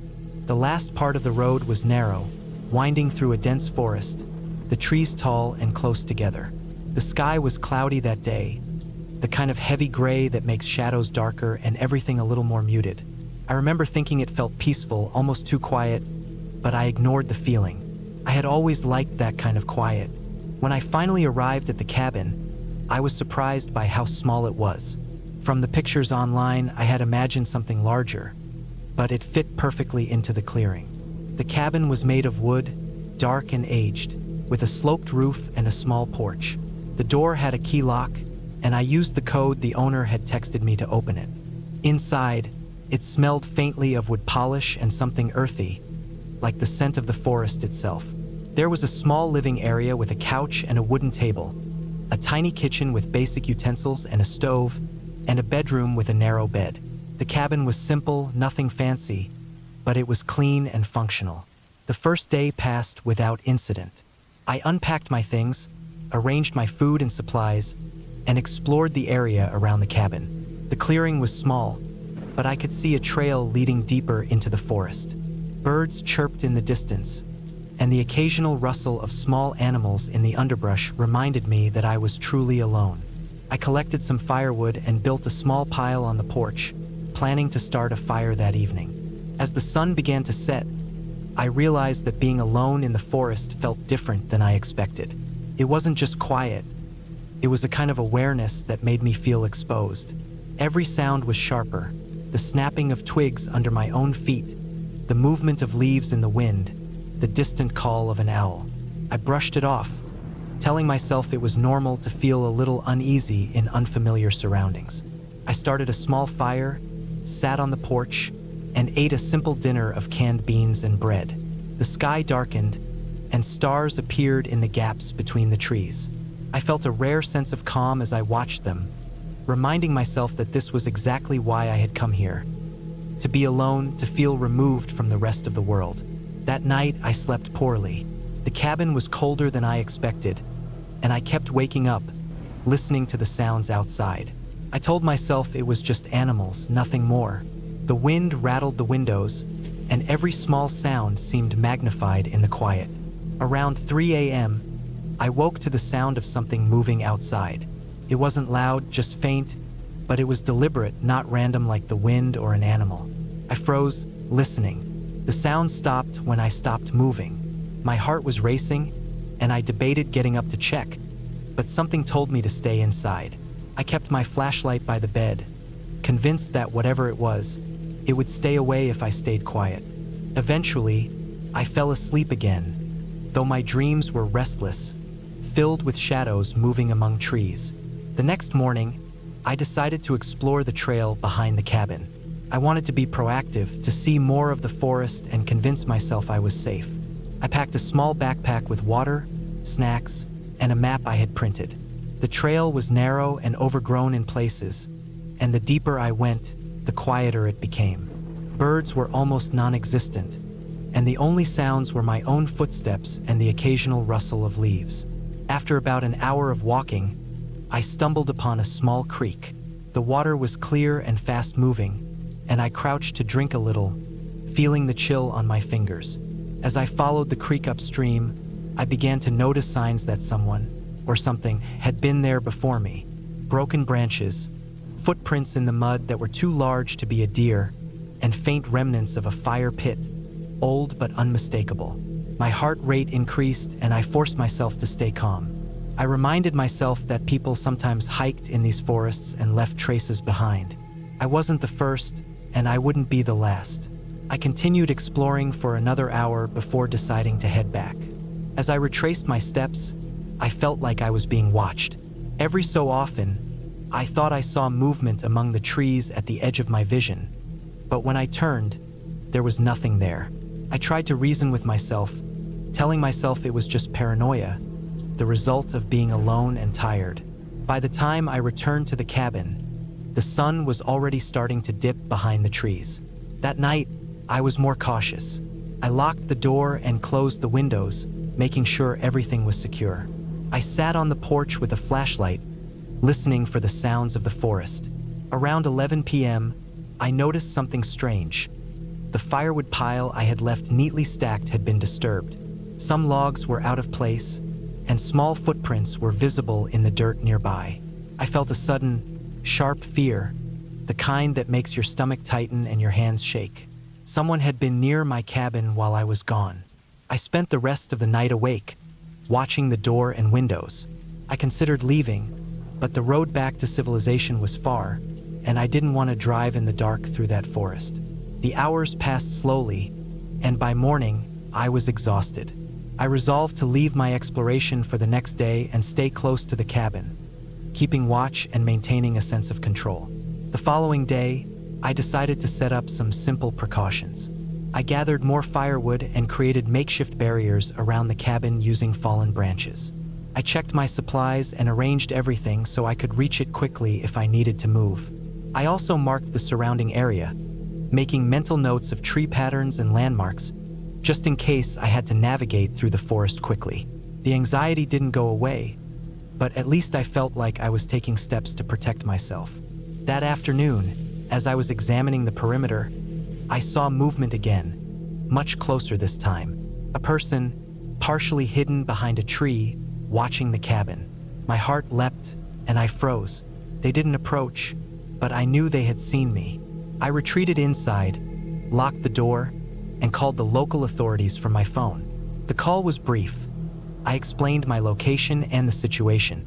They told me a ranger would check the area in the morning. I hung up, feeling a mix of relief and fear.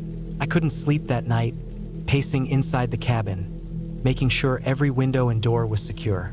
Morning came, and with it, the sound of a vehicle approaching. The ranger arrived, a middle-aged man with a calm, serious demeanor. He examined the cabin and the surrounding area, noting the footprints and signs of intrusion. He told me that occasionally people camp illegally in the forest, sometimes following cabins and campsites, looking for supplies or shelter.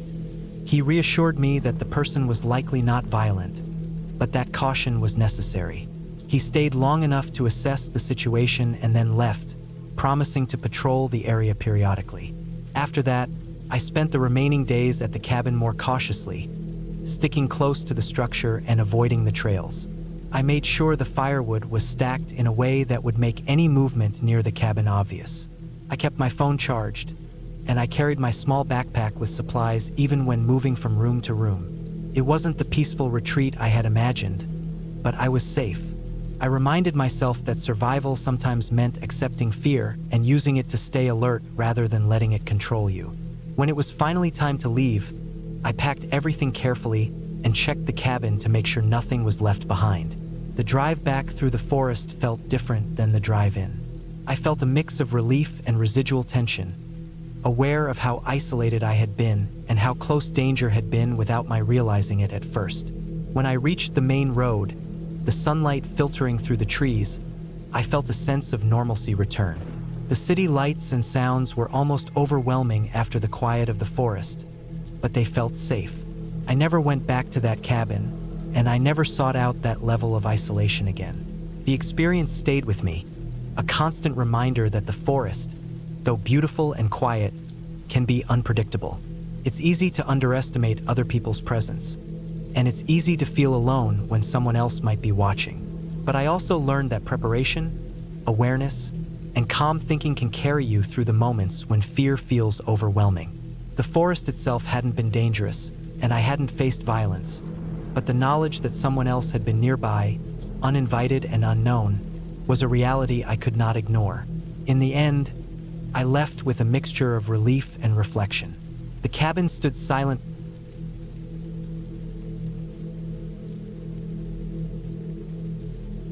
I remember the first time I saw the cabin. It was not planned.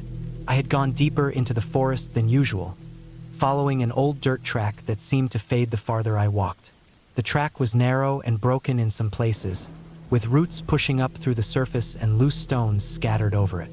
I was not planning on staying out long, but when I reached the small opening in the trees and saw the cabin sitting there, I stopped and stared at it for a while.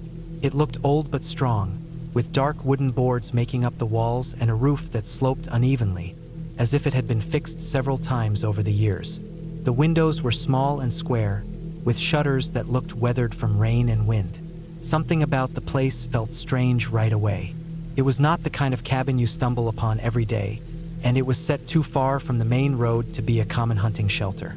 It sat alone in the clearing, surrounded by tall pines that leaned slightly inward, almost like they were keeping it hidden. I noticed how quiet it was there. The forest had its usual background sounds of birds and insects on the way in, but around the cabin the air felt heavy and still.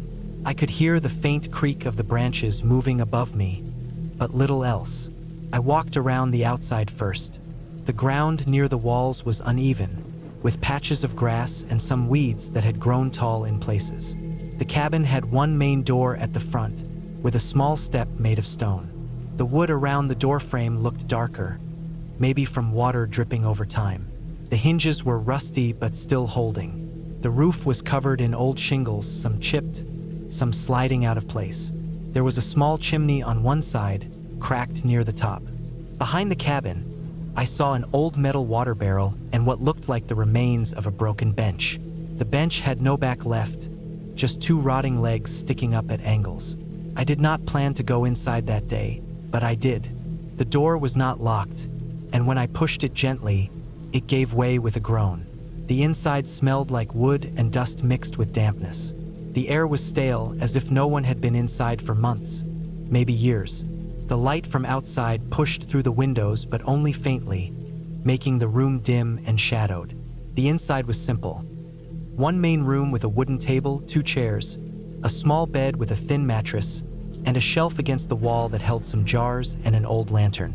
There was a wood stove in the corner with an iron pipe that ran up and out through the ceiling to connect with the chimney.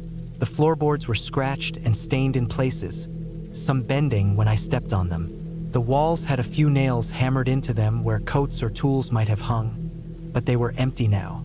I felt uneasy. The place was not abandoned completely. It looked like someone had used it at least a few times in the past couple of years. The mattress had dents in it, and the table had a candle stub burned down almost to the base. There was a folded blanket at the end of the bed, dusty but still neatly placed. It gave me the feeling that the owner had left suddenly, or maybe came and went at random. That first visit, I stayed only a short while. I checked the corners, peeked into the jars on the shelf, and then stepped back outside. On the way out, I noticed marks on the doorframe, little lines scratched into the wood, like tallies. There were many of them, all cut deep, running down in several groups. It looked like someone had been counting something. Days maybe, or visits, or something else. I left quickly after that, walking back down the track until I reached the main trail again. But even as I returned home, the cabin stayed in my mind. I thought about it that night as I tried to sleep. Something about the tally marks and the silence around the place made me uneasy, but at the same time I wanted to go back. A week later, I did. This time I went prepared. I carried a backpack with some food, water, and a flashlight. I also had a small camping knife clipped to my belt. I wanted to spend more time looking around to see if there was more to the place than I noticed before. When I reached the cabin again, the air had that same heavy stillness. The trees swayed above me, and their tops scraped against each other, but closer to the ground, everything felt muted. Inside, the air had not changed. The dust sat the same way on the table. The blanket on the bed looked untouched. Nothing was different from the week before. I walked slowly across the room, testing the floorboards. In one corner, near the stove, I noticed a section of wood that looked darker, as if something had spilled there long ago. The boards were uneven, with small gaps between them. I crouched and pressed my hand against one of the boards. It shifted slightly under my weight. With some effort, I managed to lift it up. Underneath was a shallow space, almost like a box built into the floor. It was empty except for a small tin container with a lid. I pulled it out and set it on the table. The tin was dented, its edges bent in some places, but it opened easily. Inside were folded pieces of paper, yellowed with age and tied together with string. I did not take them home, but I read through them there. Most were simple notes, written in messy handwriting. Some were lists of supplies: flour, salt, matches, oil. Others looked like a kind of journal with dates at the top and short entries below. The entries were vague, often just a few words. Saw him again. Don't sleep. Heard the steps. Need to move soon. They did not explain who him was or what the steps referred to. The words felt rushed, scratched onto the page quickly. The more I read, the colder I felt. The person who wrote them had clearly been afraid of something, but never explained it fully. Each entry seemed to grow more desperate as the dates went on. The last page simply said, "It's closer now." I put the papers back into the tin and returned it under the floorboard. The discovery made me nervous. I left the cabin soon after, checking over my shoulder as I walked away. Over the next few weeks, I kept thinking about it. My curiosity pushed me to return again, even though part of me told me to stay away. The thought of someone writing those notes, sitting in that very cabin, listening to something moving outside, would not leave my head. I told myself it was probably just the fear of isolation, someone losing track of their mind after too long alone. But still, I wanted to know more. When I returned the third time, things were different. As I approached the clearing, I noticed footprints in the dirt. The soil was soft from recent rain, and the prints were clear. They were boot prints, heavy, leading up to the cabin door. I froze when I saw them. The last time I had been there, the ground was clean. Now there were several tracks going in and out of the cabin. I followed them carefully. The prints went up the step and stopped at the door. The door was shut but not latched. My heart raced as I pushed it open. The inside was the same, but I noticed right away that the blanket on the bed had been moved. It was no longer folded neatly. Instead, it was spread out, wrinkled as if someone had slept on it. The tin under the floorboard was gone too. That was when I realized someone else was still using this place. Not in the distant past, but now. Maybe they had stepped out into the woods and could return at any time. My body tensed, and I felt every sound around me sharper than before. The creak of the walls, the drip of water outside, even my own breathing seemed too loud. I backed out slowly, leaving the cabin as it was. I followed the prints back into the forest, but they split in several directions after a while. Some went deeper into the trees, some circled back toward the track I came from. It was impossible to tell where they ended. I left quickly, but from that day, everything felt different.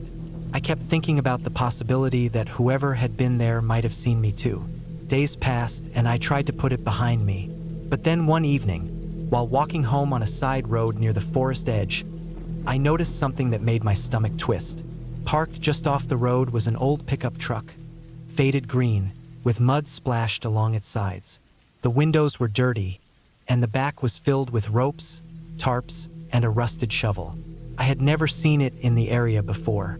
What made me stop was that on the dashboard, pressed against the glass, was one of the folded papers I had seen in the tin. I recognized the messy handwriting from inside the cabin. I did not wait to look closer. I kept walking until I reached home, but the thought of that truck sitting there burned into me. Whoever was using the cabin was not some forgotten figure from the past. They were still here, moving between the forest and the roads, keeping those notes with them. Over the next weeks, I began to notice more signs. Sometimes I would hear a vehicle late at night on the distant dirt track. Other times I found broken branches and new boot prints near the tree line. Once, I saw smoke thinly rising from the direction of the cabin, as if the stove had been used. The unease built slowly, but it grew heavier each day. I avoided the trail to the cabin but could not shake the knowledge that someone was out there. I thought about the last journal entry, "It's closer now," and wondered what the writer had meant. Then one night, the fear reached its peak. I woke up around 2 in the morning, not sure why at first. The house was silent. The air felt thick, and I listened.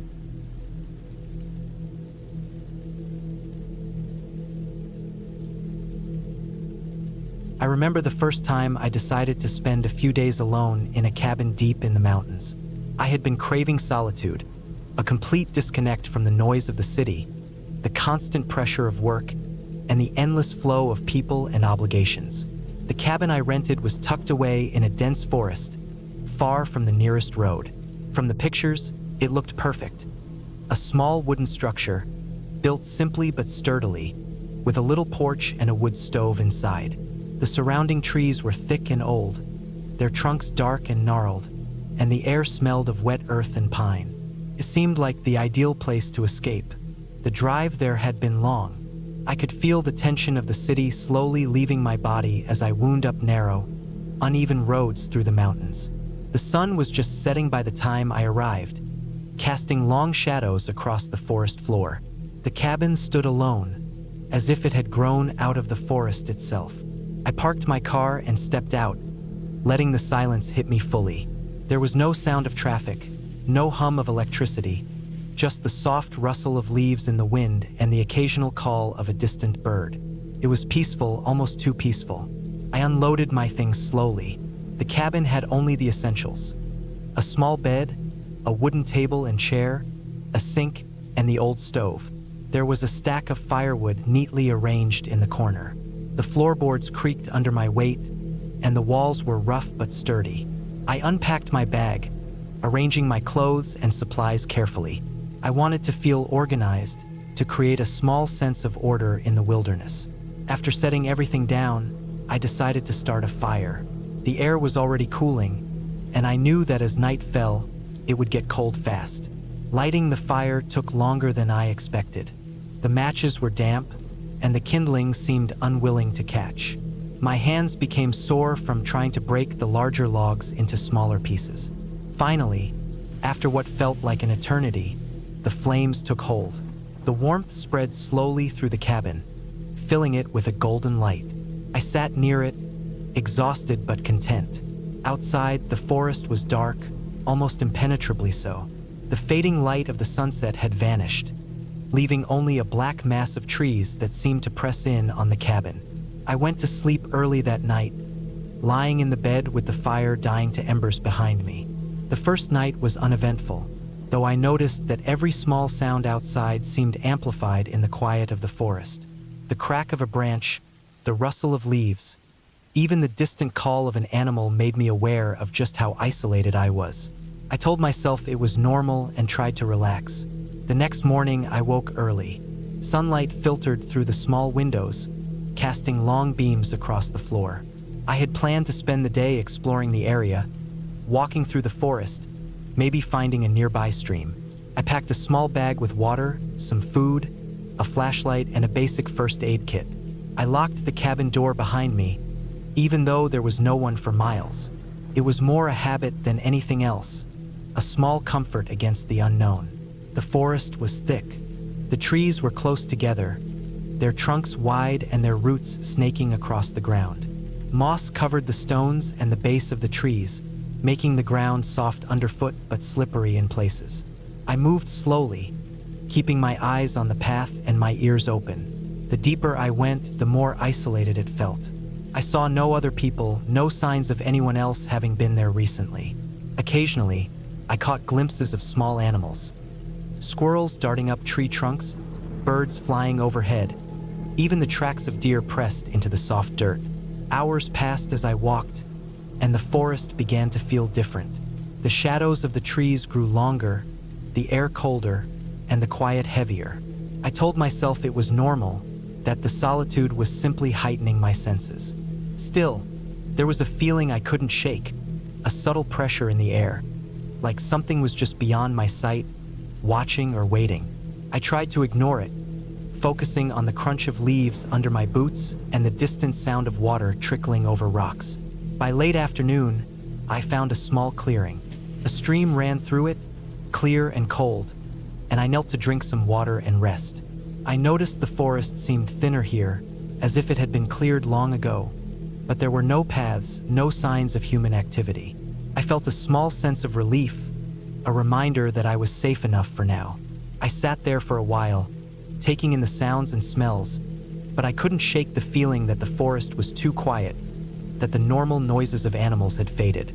I decided to head back to the cabin before it got dark. Retracing my steps was more difficult than I expected. The forest seemed to have changed. Trees that I had passed earlier seemed unfamiliar, and the trail was harder to follow.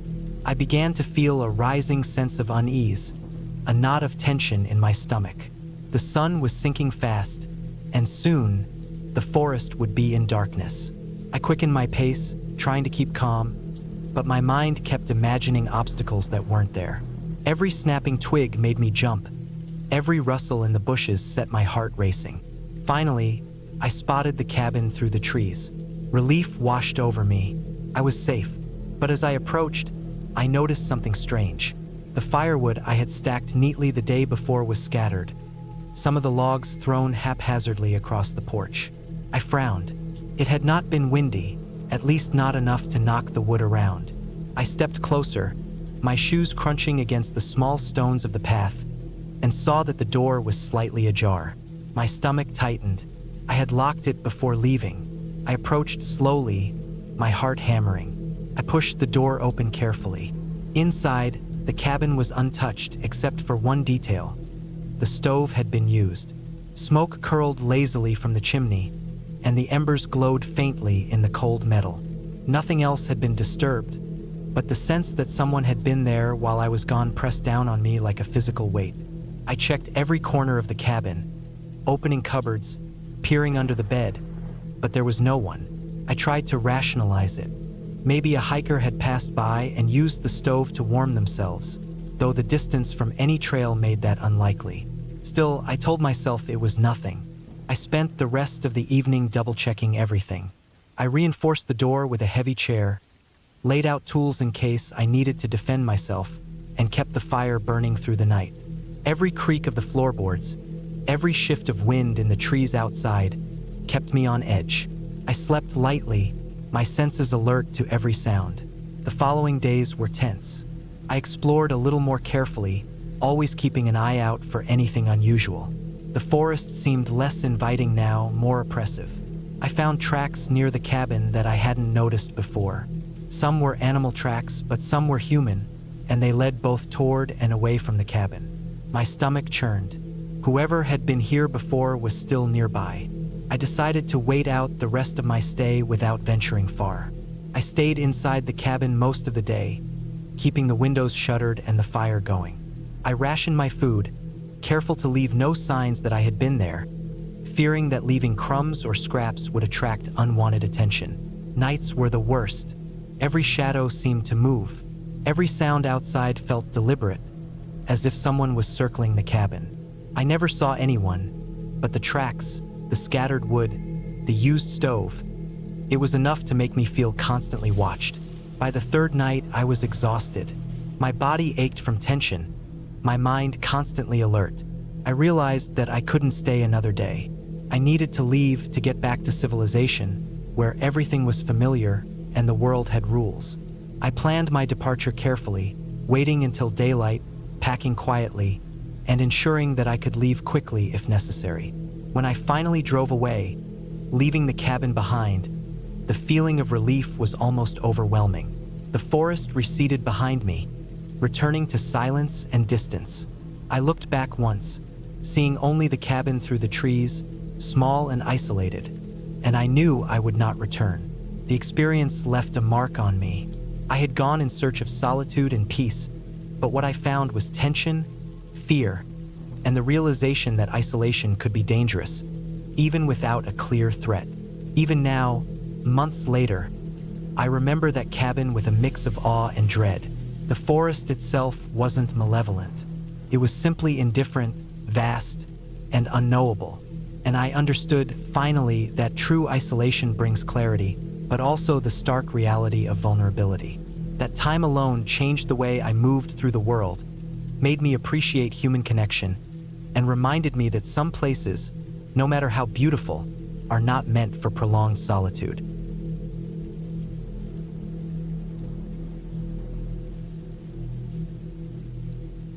I never thought a trip to a remote cabin could turn into one of the most terrifying experiences of my life.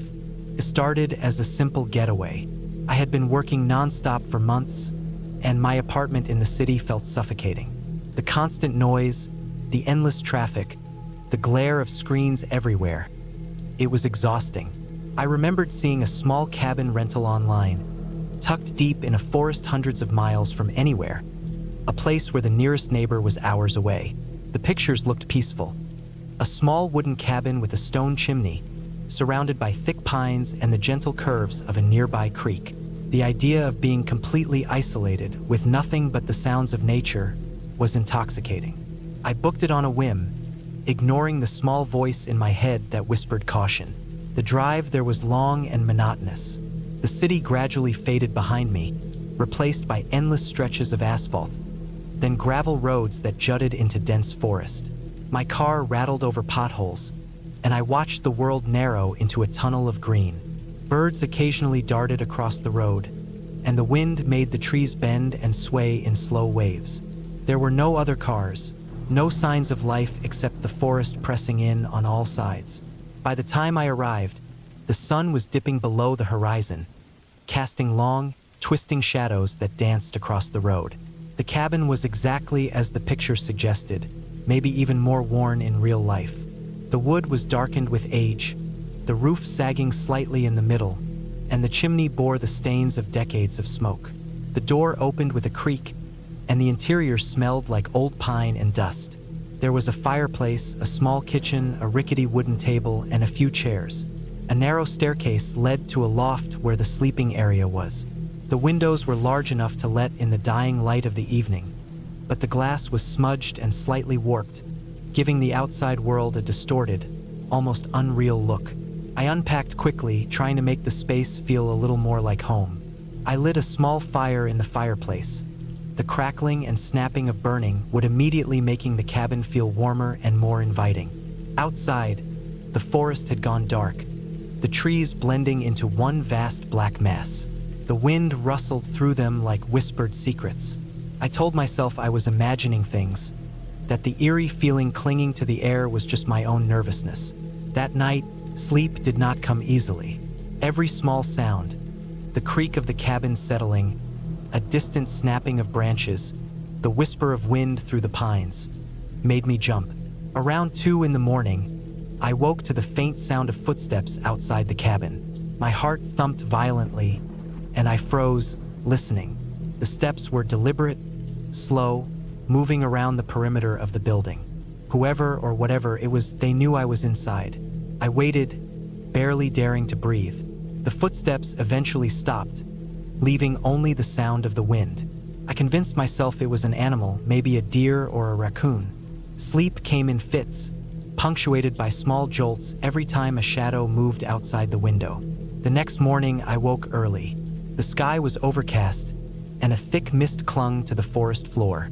I stepped outside to survey the area and found my car door slightly ajar. My stomach sank. I was sure I had locked it. Nothing seemed missing, and there were no footprints around the vehicle except for my own from the night before. The realization settled in slowly, cold and heavy.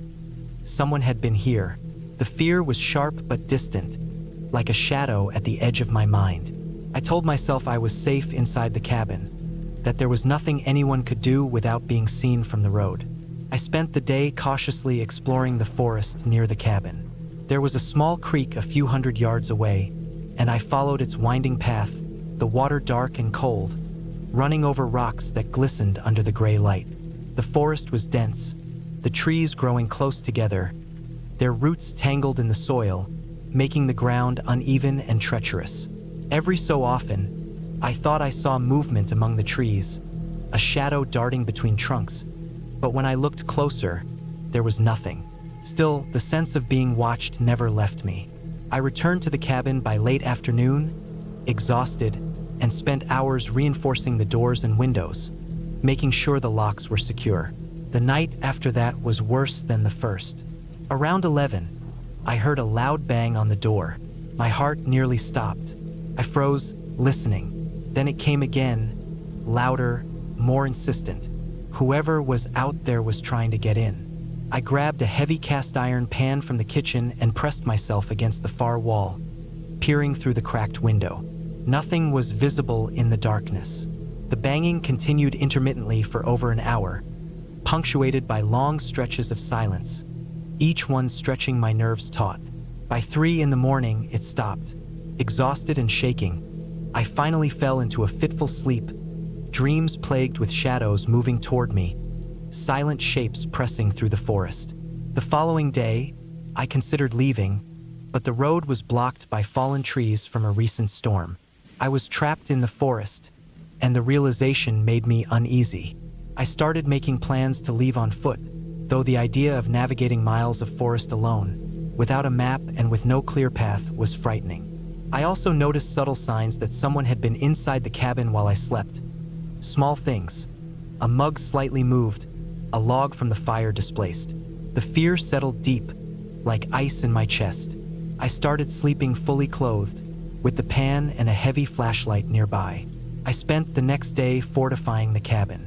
I moved furniture against the doors, piled heavy logs in front of windows, and set up makeshift barriers wherever I could.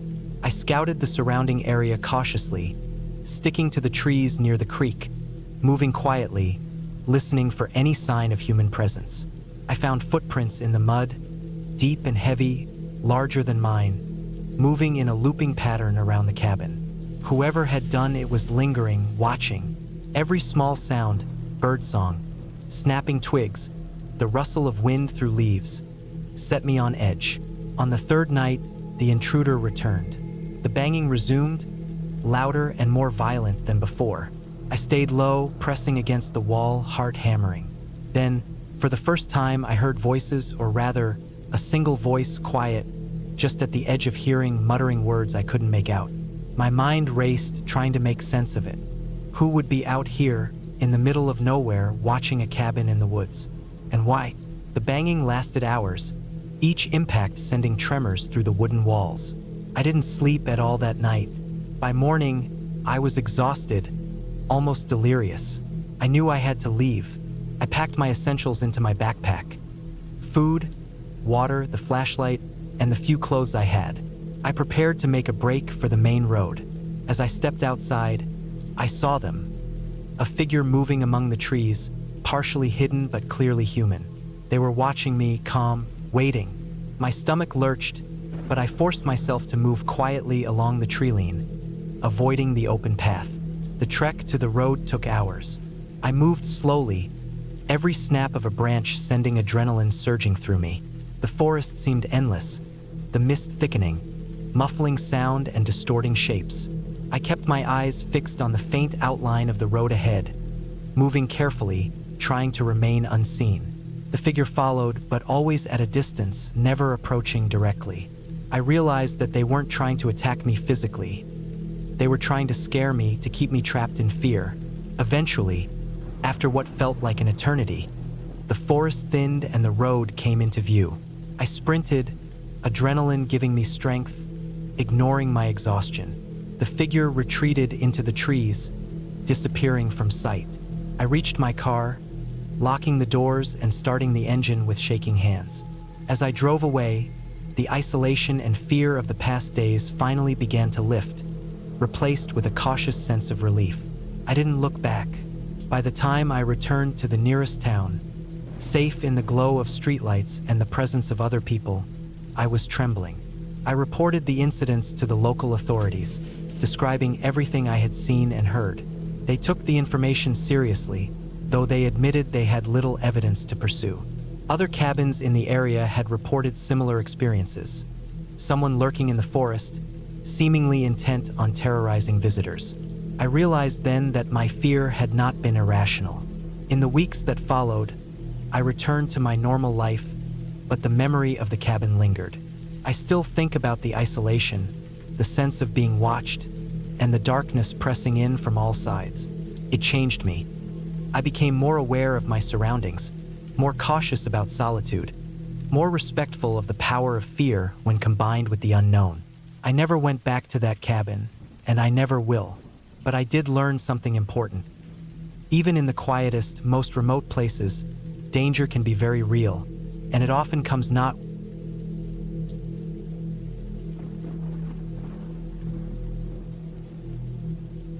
I didn't expect to feel fear when I decided to rent the cabin in the woods. I had been hiking and camping alone for years, and I always considered myself practical and prepared. I knew the risks: wildlife, weather, getting lost. But somehow, the idea of a small, isolated cabin deep in the forest, far from anyone else, seemed peaceful. The place was advertised as remote but accessible, with a gravel road leading to it for about 10 miles and a small river nearby. It sounded perfect for a long weekend of reading, hiking, and just being alone with my thoughts. I had made the reservation months in advance, checked the weather, packed plenty of supplies, and double-checked the maps. I thought I was ready for anything the forest could throw at me. The drive-in was longer than I expected. The gravel road wound through dense forest, the tall trees forming a canopy that filtered the sunlight and made the road seem darker than it really was.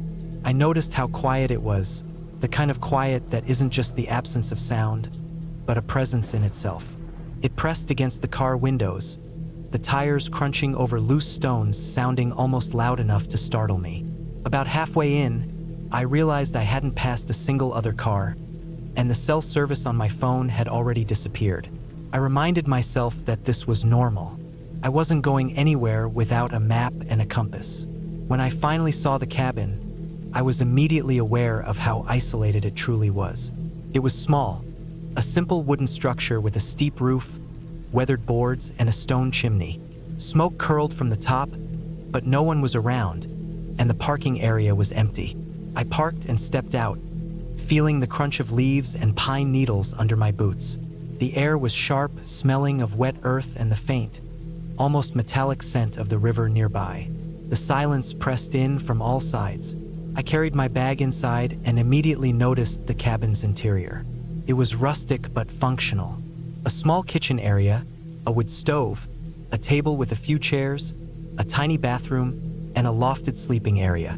The windows were large, letting in light but also revealing how dense the forest was just beyond the clearing. I unpacked my things, stacked firewood neatly, and checked that all my supplies were secure.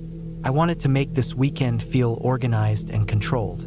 I cooked a simple dinner of pasta on the stove, using the same movements I had in my own kitchen at home, trying to create a sense of normalcy. Outside, the forest seemed alive with quiet movements, rustling branches, distant bird calls, and occasional thuds that I convinced myself were nothing more than squirrels or deer. Night fell faster than I expected. The forest changed completely as darkness settled over it. Shadows moved strangely, the shapes of trees elongating and twisting. I lit the cabin's oil lamps and built a fire in the stove. The glow of the fire illuminated the interior, making the shadows inside the cabin dance, but the darkness beyond the windows was complete.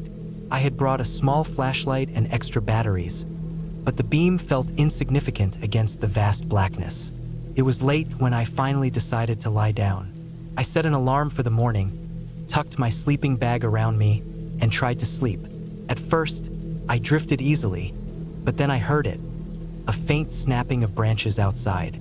I froze, trying to remember all the wildlife I knew lived in the area. Deer, raccoons, maybe a fox. I told myself it was normal that animals moved at night, that the forest was alive. But the sound was deliberate, slow, as if someone or something was stepping carefully and watching. I lay still, listening.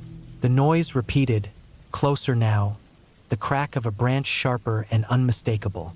My stomach tightened. I was alone, completely alone, with no one for miles. I considered grabbing the flashlight, but I didn't want to provoke whatever was outside. I told myself I was overreacting, that the forest had 100 normal explanations. Eventually, the sound stopped, but my sleep was gone. I stayed awake, listening to the subtle sounds of the forest at night. The wind in the trees, a distant owl, the rustle of leaves, and every noise felt magnified. The next morning, I tried to shake off the unease with a long walk. The forest was different in daylight, of course. The sun filtered through the trees, and the shadows didn't feel menacing. I hiked a familiar path I had seen on my map, careful to note landmarks. Still, I noticed things that unsettled me. Footprints in the mud near the cabin, not animal prints, too human-shaped and too large. I paused and looked closer. They seemed fresh, and they led toward the cabin but didn't continue past it. My pulse quickened. I told myself they could have been from the previous guests, but the thought didn't fully settle me. I returned to the cabin, trying to focus on mundane tasks. Chopping wood, tidying the kitchen, organizing my supplies. But the sense of being watched persisted. Even when I was inside, I felt it, a weight pressing from the outside, a presence that made me check the windows constantly. By the afternoon, I decided to hike to the river. The path was narrow, overgrown, and difficult, but the thought of open water, flowing and visible, was comforting. The river was shallow and fast-moving. I followed its banks for a while, scanning the forest on either side, noting escape routes and landmarks. For a brief moment, I allowed myself to relax. When I returned, I noticed something I hadn't before. The cabin door was slightly ajar. I was certain I had locked it before leaving. My heart rate jumped. I stepped inside cautiously, checking every corner, every window. Nothing seemed disturbed, nothing missing, nothing broken. But the feeling of intrusion lingered. I reinforced the lock and even stacked a few heavy chairs against the door, a purely symbolic measure, but it gave me some sense of control. Night came again, heavier this time. I ate a quick dinner, lit the fire, and kept my flashlight within reach. Every sound outside made me tense. And then I heard it, a soft, deliberate knock on the cabin wall. My stomach dropped. I held my breath. The sound came again, faint but unmistakable. Not a branch, not an animal. Someone had touched the wall of the cabin. My mind raced. There were no roads nearby for a car to stop, no other cabins within miles. I wasn't imagining it. I decided to stay in the lofted sleeping area, keeping the flashlight under my pillow, ready to strike if necessary. Hours passed slowly. The knocking didn't return, but other sounds did. Footsteps circling the cabin, the faint scrape of a branch against a window, the occasional muffled thump from the trees beyond. I stayed awake until dawn, my body rigid, my eyes constantly scanning the windows. When the light came, I didn't breathe easy immediately. I checked the perimeter of the cabin. The ground was disturbed in ways that suggested someone had been there recently. Footprints, broken branches, flattened grass. They led to the edge of the clearing and disappeared into the forest. I felt the full weight of how vulnerable I was. I called the ranger station on the first cell signal I could find, about 5 miles down the road.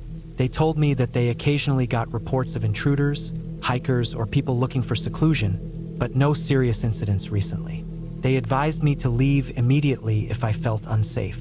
I packed my things quickly, carefully, keeping my movements calm. I didn't want to alert anyone or anything. Outside, I left the cabin exactly as I found it, locked the door, and took the long walk back to the road. Every shadow felt like a presence. Every rustle in the leaves made my stomach tighten. When I finally saw the gravel road and my car, I felt a rush of relief so strong it almost made me stumble. I drove away slowly, checking the rearview mirror constantly. The forest receded, but the unease stayed with me.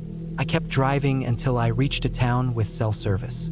I called the ranger station again, reporting the signs of intrusion, describing the footprints and the noises. They promised to investigate, though I doubted they found anything substantial. Weeks later, I returned home and thought I had left the cabin behind me. But every now and then, when I'm alone in my apartment, I think about the darkness outside that cabin, the sounds that weren't normal, and the undeniable feeling that someone had been watching me. I tell myself it was just someone seeking solitude, maybe a lost hiker. But deep down, I know it wasn't that simple. And I also know that I will never go back there, not even for a glimpse.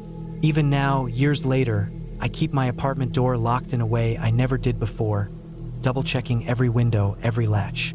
I have learned that fear is not always irrational, that isolation has a weight that presses into you, and that sometimes, even when nothing overtly violent happens, the presence of someone else, unseen and unannounced, can be more terrifying than any story you've ever heard.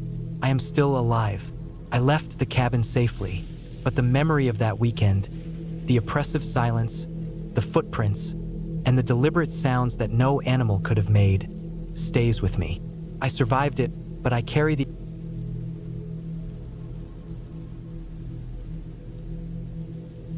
I had been looking forward to the trip for weeks.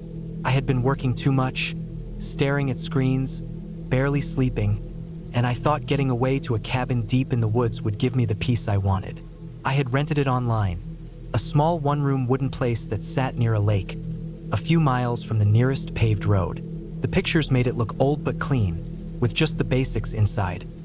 A bed, a small wood stove, a table, and shelves stocked with canned food. It was meant for hunters and fishermen who wanted to stay overnight, but it was available to anyone. I thought it would be perfect. The drive out took hours, most of it on highways, then long quiet roads where the trees grew thick on both sides. The air felt different once I got far enough from town. Cleaner, sharper, with that smell of pine and dirt that you don't get in the city. By the time I turned onto the rough dirt track that led toward the cabin, the sun was already leaning low, spilling gold light between the trees. I could feel the road grow bumpier under the tires, rocks crunching, branches brushing the sides of my car. My GPS had already lost signal. I followed the track as far as I could, then stopped when I reached a small clearing. The cabin stood at the edge of it, wooden walls weathered gray, the roof a little sagged but still whole.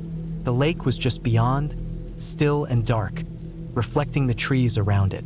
There was no one else in sight.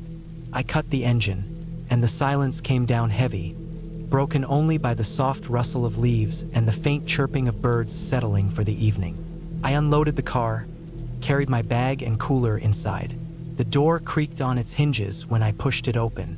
Inside it smelled of old wood and faint smoke, like fires that had burned in the stove long ago. Dust floated in the slanting light through the single window. The bed was covered with a thin mattress, the table rough and scratched. A few cans of beans and vegetables sat on the shelf, along with matches, a lantern, and some old tools. It was exactly as I expected, bare, simple, quiet. That first night was uneventful. I unpacked, cooked some food on a small camping stove I had brought, and sat outside for a while. The air grew cold as darkness spread across the clearing. The woods around me grew silent, except for the occasional distant snap of a branch or the low call of an owl. When I finally went inside and closed the door, I felt strangely aware of how thin the walls were, how small the lock looked on the door, and how deep in the woods I really was.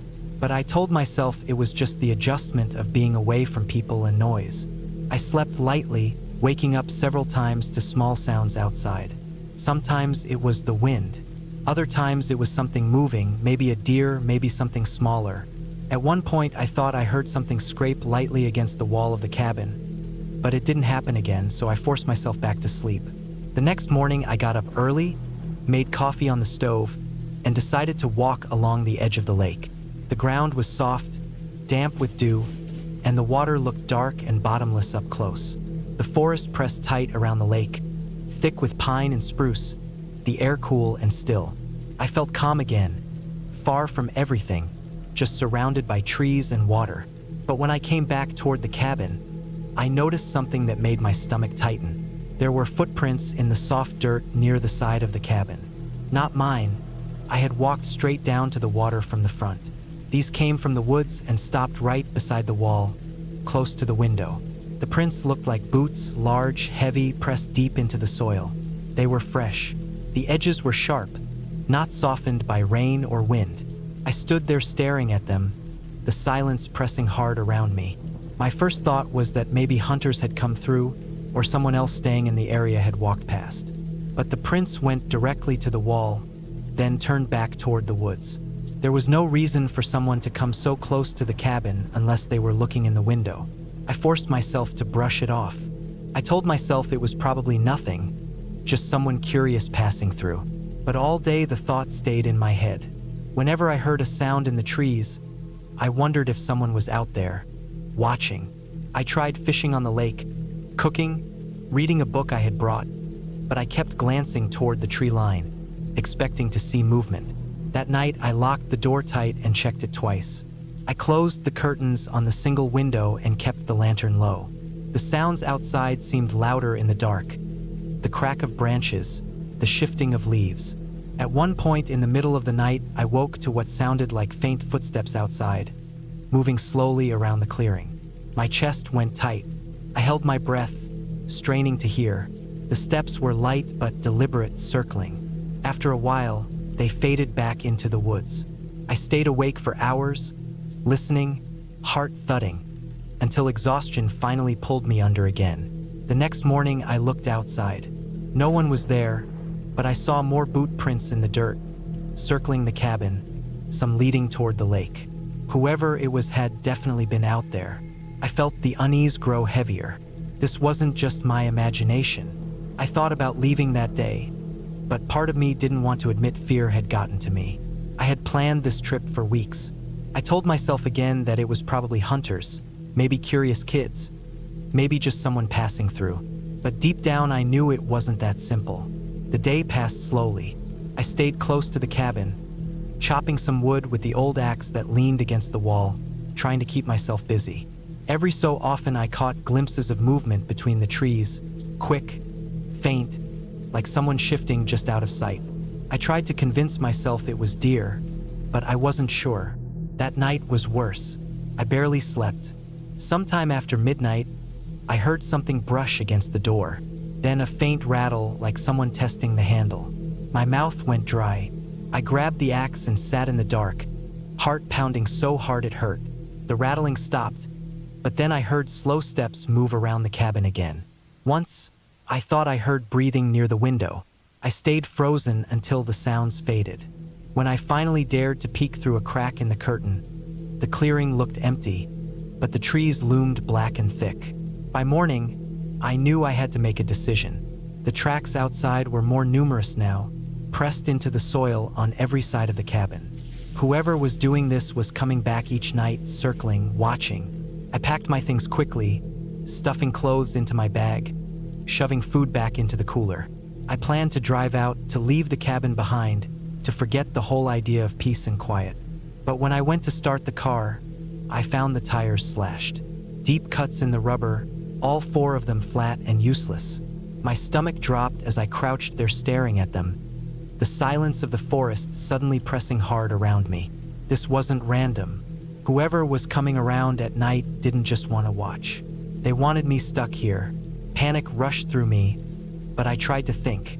I had no phone signal. The nearest paved road was miles away through dense woods. I could try to walk it, but it would take hours, maybe more, and whoever was out there might still be watching. I went back inside, locked the door, and tried to plan. The axe was the only weapon I had. The food on the shelves could last a while if I rationed it. But the thought of staying even one more night while someone circled outside made my skin crawl. As the sun dropped and the clearing dimmed, I felt the weight of dread settle over me. I lit the lantern but kept it low. I sat at the table, axe close by, listening. The sounds began again not long after darkness fell. Soft crunches of boots in the dirt, faint rustles of branches. Whoever it was had returned. Hours passed with me sitting there, muscles tight, barely breathing. Then came the slow creak of the porch boards outside, the unmistakable sound of weight pressing down on the wood just beyond the door. My chest seized. The handle rattled softly, then pressed harder, but the lock held. I gripped the axe, waiting, the silence so deep I could hear my pulse hammering in my ears. The handle stopped moving, but the breathing outside the door was clear, steady, deliberate. It stayed there for what felt like forever, then finally retreated, slow footsteps fading into the woods again. I didn't sleep at all that night. I sat in the chair with the axe across my lap until the sky grew pale. When morning came, I stepped outside. The dirt around the cabin was covered in fresh tracks, circling, stopping at the door, the window, the car. Whoever it was hadn't gone far. I knew I couldn't stay another night. I filled my backpack with essentials: food, water, matches, the axe strapped to the side. I locked the cabin behind me, though I knew it meant nothing. Then I started down the dirt track on foot, heading for the road. The woods were silent as I moved. Every few minutes I looked back, convinced I would see someone following, but the track stayed empty. Still, I couldn't shake the feeling of eyes on me, watching from the trees. I walked for hours, legs aching, sweat soaking my shirt. The track wound through the forest, up hills, down into valleys. The silence pressed heavier with each mile. Once or twice I thought I heard movement behind.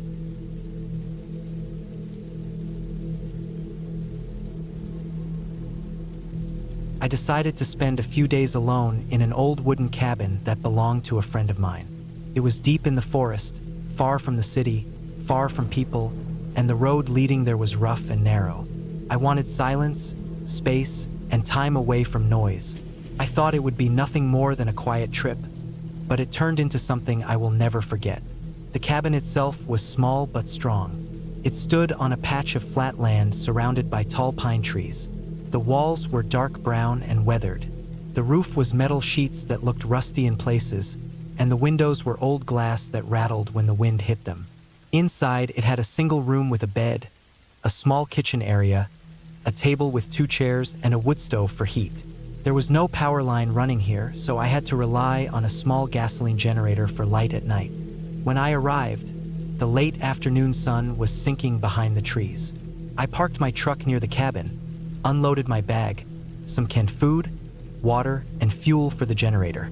I locked the truck out of habit and carried everything inside. The first thing I noticed was the smell inside the cabin: dry wood, old smoke, and a faint mustiness from being closed up for months. I opened the windows to air it out and set my things down. The silence was heavy. No cars, no human voices, just the occasional sound of wind moving through the tall trees and a bird calling from somewhere far off. At first, that silence felt peaceful, exactly what I wanted. I started by stacking firewood near the stove in case the nights got cold. Then I walked around the cabin to check the outside. The grass was long but not too wild. There were no signs of animals being too close, though I did see a few deer tracks in the soft dirt near the treeline. Everything seemed normal, safe. As the sun went down, the woods darkened fast. I turned on the generator, and the little cabin filled with weak yellow light from a single bulb hanging over the table.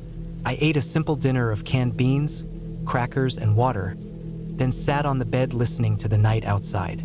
The woods were so dark it felt like a wall pressing against the cabin windows. The first night passed quietly.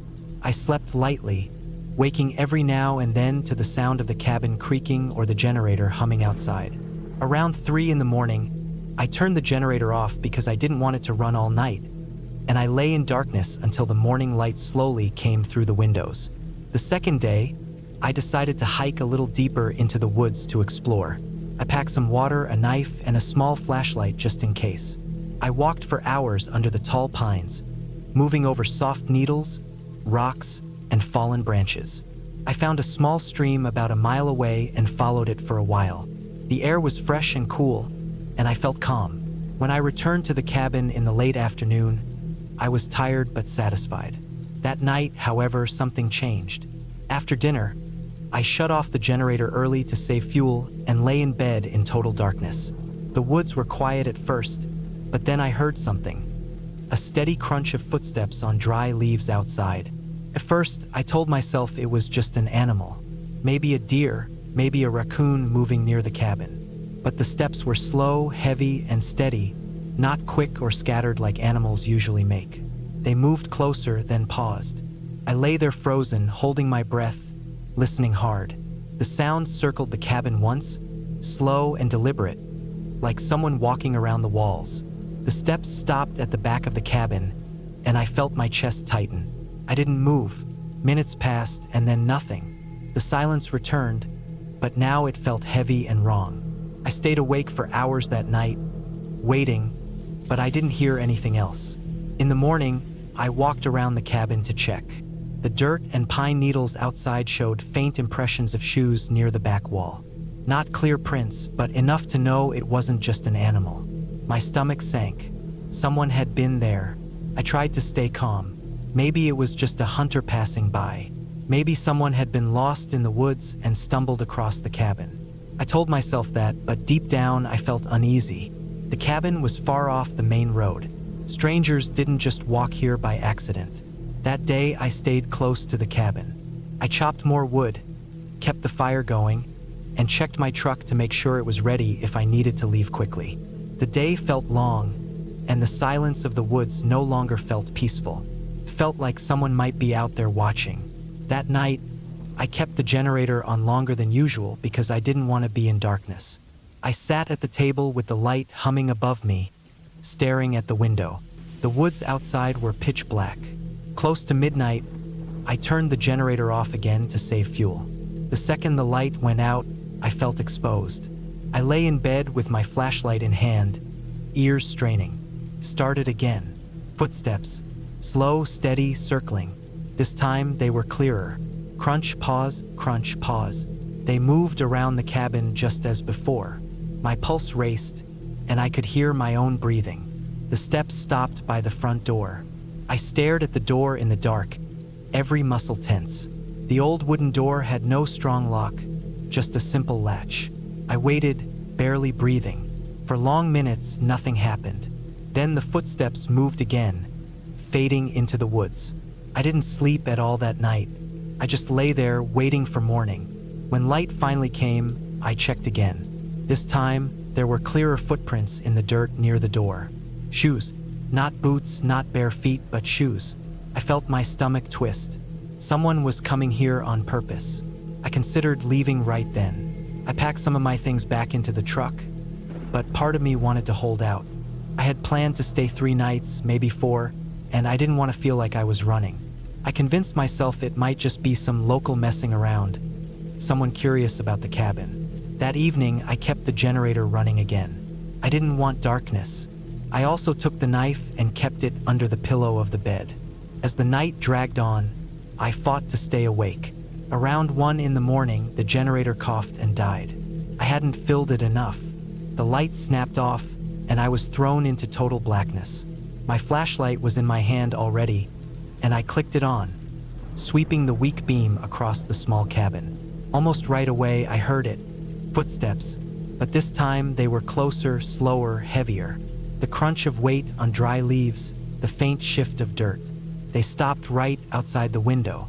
I held the flashlight tight and pointed it toward the glass, but the beam bounced back at me, showing only my reflection. My skin crawled. Then came the sound that broke me, the soft squeak of the door handle moving. I froze. The door didn't open, but the handle turned once, slow, then let go. I stared at it, waiting for it to move again. But nothing. The silence returned. I didn't sleep at all. I sat up with the flashlight until dawn, every nerve on fire. By morning, my decision was clear. I packed everything fast, stuffed it into the truck, and checked the doors twice. As I was loading the last bag, I looked at the tree line. The woods were silent, but I couldn't shake the feeling that someone was standing just beyond the shadows, watching. I drove out as fast as the rough road allowed, every bump and turn feeling like it slowed me down too much. I didn't stop until I reached the main road miles away. Only then did I breathe properly again. Later, when I told my friend about it, he said others had stayed at that cabin without problems. Maybe it was nothing more than some local who knew the cabin was empty most of the time. Maybe someone curious, maybe someone looking to scare me off. But I know what I heard. The footsteps, the handle turning. That was no accident. I never went back to that cabin again. The silence of those woods still sits in my mind. Not peaceful but heavy, like something was always waiting out there, just beyond the dark.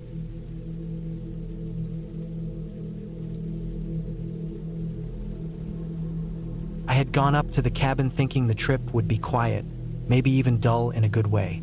The cabin had always been my escape from the noise of daily life, tucked into the trees far away from traffic, neighbors, and the constant buzzing of the city. I didn't go there for excitement.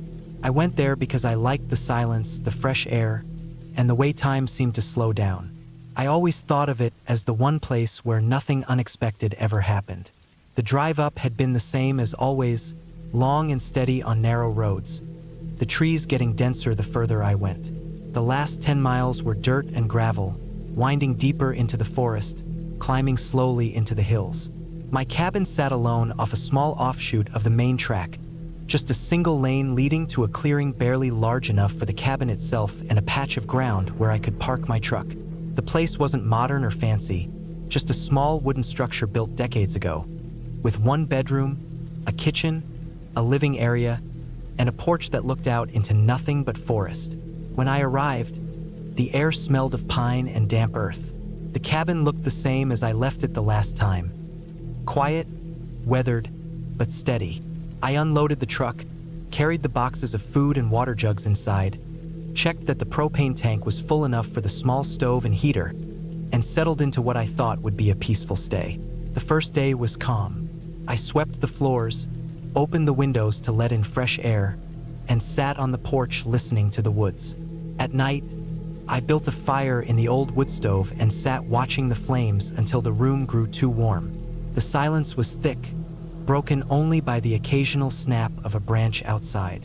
I slept deeply. The second day, I hiked a trail I knew well, a narrow path that looped through the woods behind the cabin and came back out near the creek.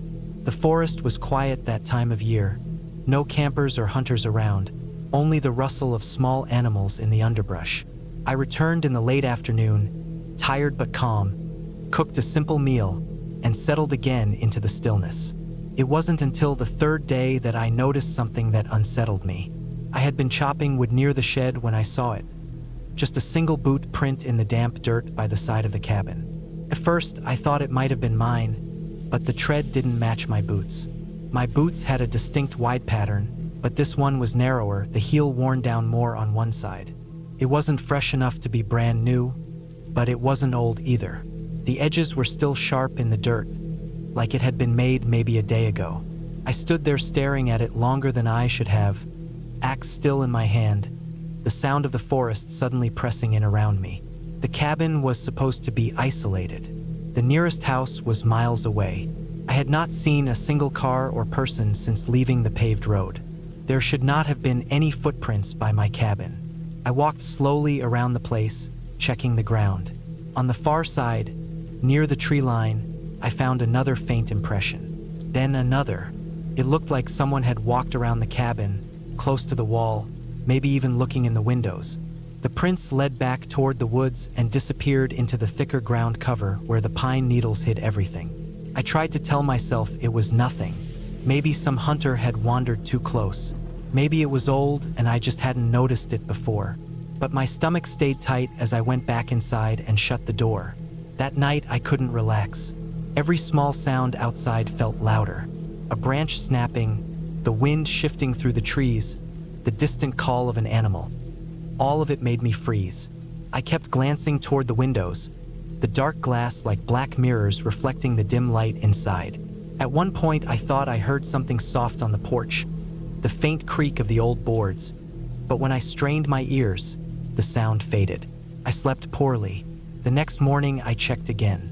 Near the back of the cabin, on the edge of the clearing, I found what looked like another print. It was faint, pressed into the softer dirt, as if someone had stood there for a while. From that spot, you could see the whole back of the cabin, including the small window that looked into the bedroom. I felt a heavy weight in my chest. Whoever it was, they weren't just passing by. They were watching. From then on, I couldn't shake the tension. Every task, from splitting wood to carrying water, felt like it took place under unseen eyes. I kept scanning the trees, expecting movement, but the forest remained still, quiet, almost too quiet at times. By the 5th day, the unease had grown into something worse. I woke before dawn to the faint crunch of footsteps outside. I held my breath, heart pounding, straining to hear. The steps were slow, deliberate, circling. The cabin's walls were thin enough that I could tell the sound was close. I lay frozen, not daring to move, every muscle tight. After a long while, the noise stopped. When the sun came up, I checked outside. There were fresh prints this time, circling the cabin clearly in the damp ground. Whoever it was had been out there while I lay in bed just a few feet away. The fear I felt was sharp and heavy. I thought about leaving, but the drive out was long and rough, and I wasn't sure if whoever it was might be waiting. I had no phone service this deep in the woods, no way to call anyone. I only had myself, the cabin, and what was inside it. That day, I gathered everything I could use as defense. The axe, a hunting knife, even a heavy flashlight. I kept them close. I nailed the shutters closed on the windows and checked that the doors locked properly. I moved my sleeping bag from the bed to the floor of the living area, away from the windows so I wouldn't be visible if someone looked in. The nights that followed blurred together in fear. I kept the lights off, sat in silence, and listened. Sometimes I heard movement outside, faint and slow, like someone deliberately trying not to be heard. Sometimes there was nothing but the weight of silence pressing on me. I hardly slept, my ears tuned to every creak and groan of the old cabin. On the 7th night, it escalated. I woke to the sound of the porch boards creaking under weight. Not wind, not an animal, steps. Slow, careful steps right outside the door. My heart hammered as I sat completely still, gripping the axe handle so hard my hands ached. The sound stopped, and for a long time there was silence. Then, faintly, the sound of the door handle moving. A slow, deliberate rattle as if someone was testing it. My breath caught in my throat. The door held, but I knew then that this wasn't random. Whoever it was, they wanted in. I stayed awake until dawn, every nerve burning. When I finally dared open the door in daylight, I saw it. Clear prints on the porch, pressed into the thin layer of dirt and pine needles. The handle itself had smudges, marks that weren't mine. That morning I made the decision. I couldn't stay. Whatever peace I had come for was gone, replaced with a constant fear that grew worse each night. Whoever was out there was patient, watching, waiting, and I didn't want to find out what would happen if they decided to break in. I packed quickly, loaded the truck, and left. As I drove down the narrow dirt road, I kept checking the mirrors, half expecting to see someone step out from the trees. But the forest remained still, quiet, hiding whoever had been there. When I finally reached the paved road and got service on my phone, I called the sheriff's office. I told them everything about the footprints, the noises, the door handle. They said they would check it out, but I never heard much back. All I know is that the cabin no longer feels like a safe place. What was once my retreat is now a place tied to fear. I still think about those nights, about the patience of whoever was out there circling me in the dark, and the way they never rushed, never showed themselves, just waited. And the thought that unsettles me the most is how easily they could return. The cabin is still standing out there in the woods, alone, surrounded by trees that hide everything. Maybe they are still watching, waiting for the next time someone steps inside thinking they are alone.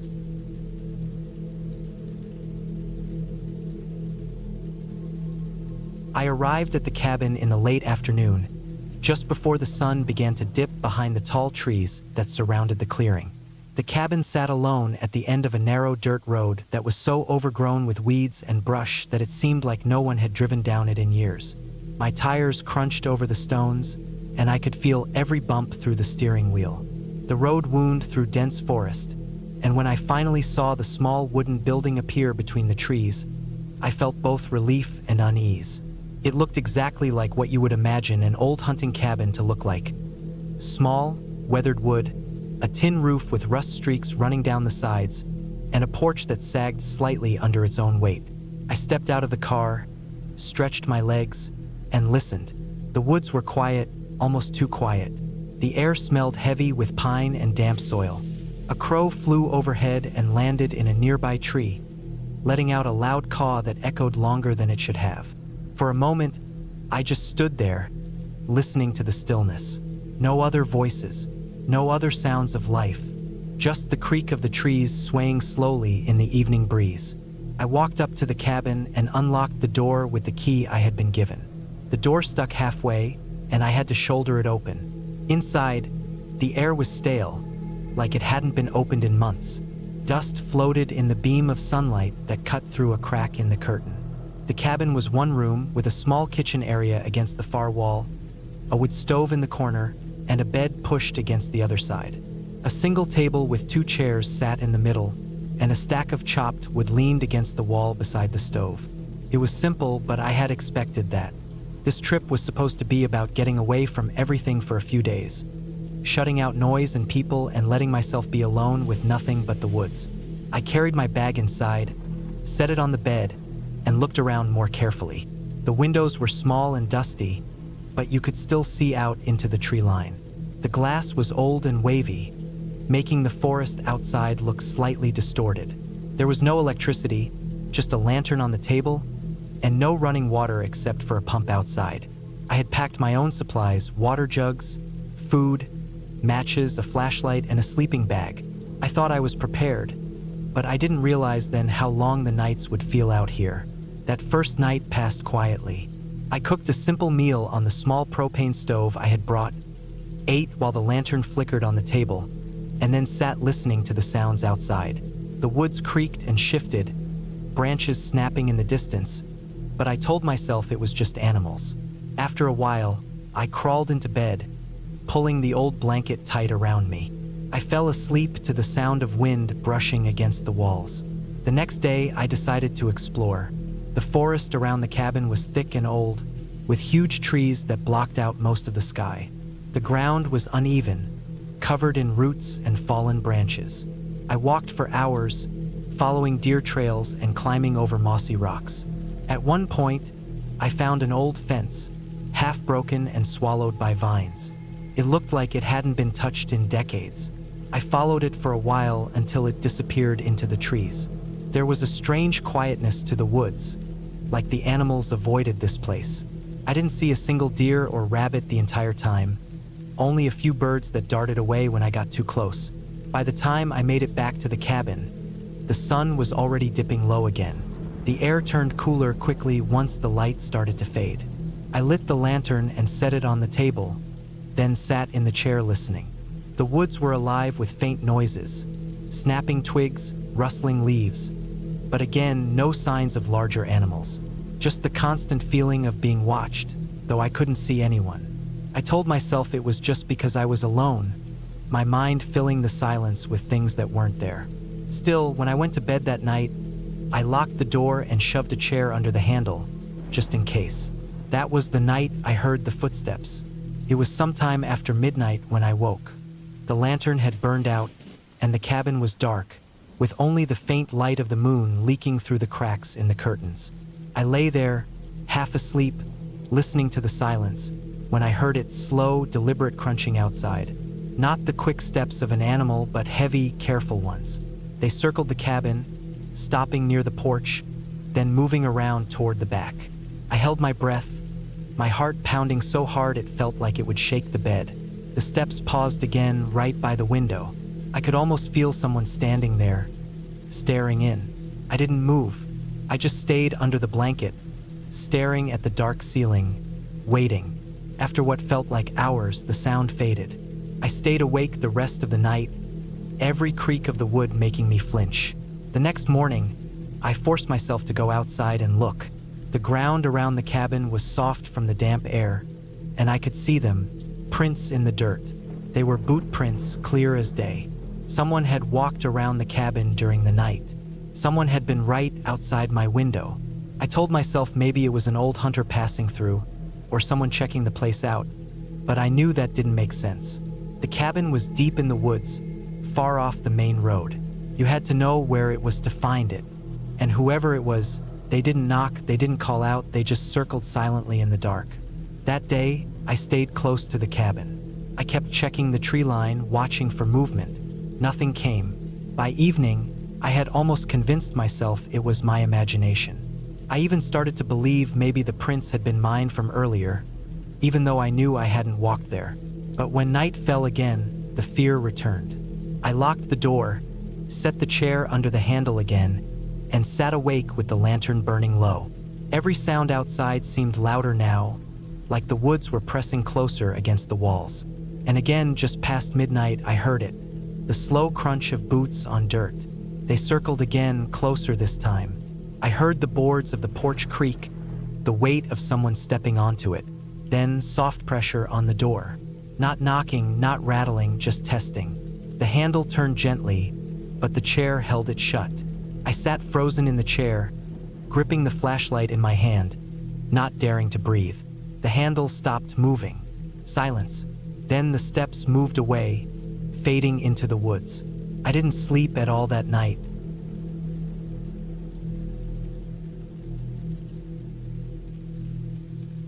I had been looking forward to that trip for weeks. The idea of staying alone in a cabin far out in the woods had sounded good in my head, like something peaceful that would give me a break from the constant noise and pressure of my life back in the city. I wanted to be away from everything for a while. I thought being out there would help me clear my mind and maybe reset a little. I had rented the cabin online, an old wooden one deep in a forested area that was advertised as private and quiet, with no neighbors anywhere close by. At first, that had sounded like the perfect escape. The drive out there took hours. The road went from wide highways to narrower local roads, then to broken country lanes that looked like no one had taken care of them in years. Finally, I had to drive down a dirt path that wound through trees so thick they blocked most of the sunlight. The further I went, the more it felt like I was leaving behind the world I was used to. There were no street lights, no signs, no buildings, just endless forest and the sound of my car rattling over rocks and dirt. By the time I reached the cabin, the sun was starting to sink low, turning the light orange and long. The place looked exactly like the pictures online, maybe even a little rougher in person. The wood was old and darkened from weather, and the roof sagged slightly.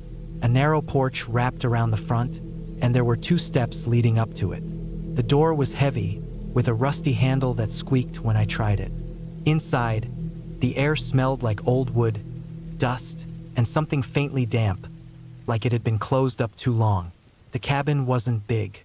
There was one main room with a small kitchen area, a table, and a couple of chairs. Against the far wall was a couch that looked decades old, and to the side was a door leading to a single bedroom. The bathroom was small, just a shower, toilet, and sink, all of them looking like they belonged in another time.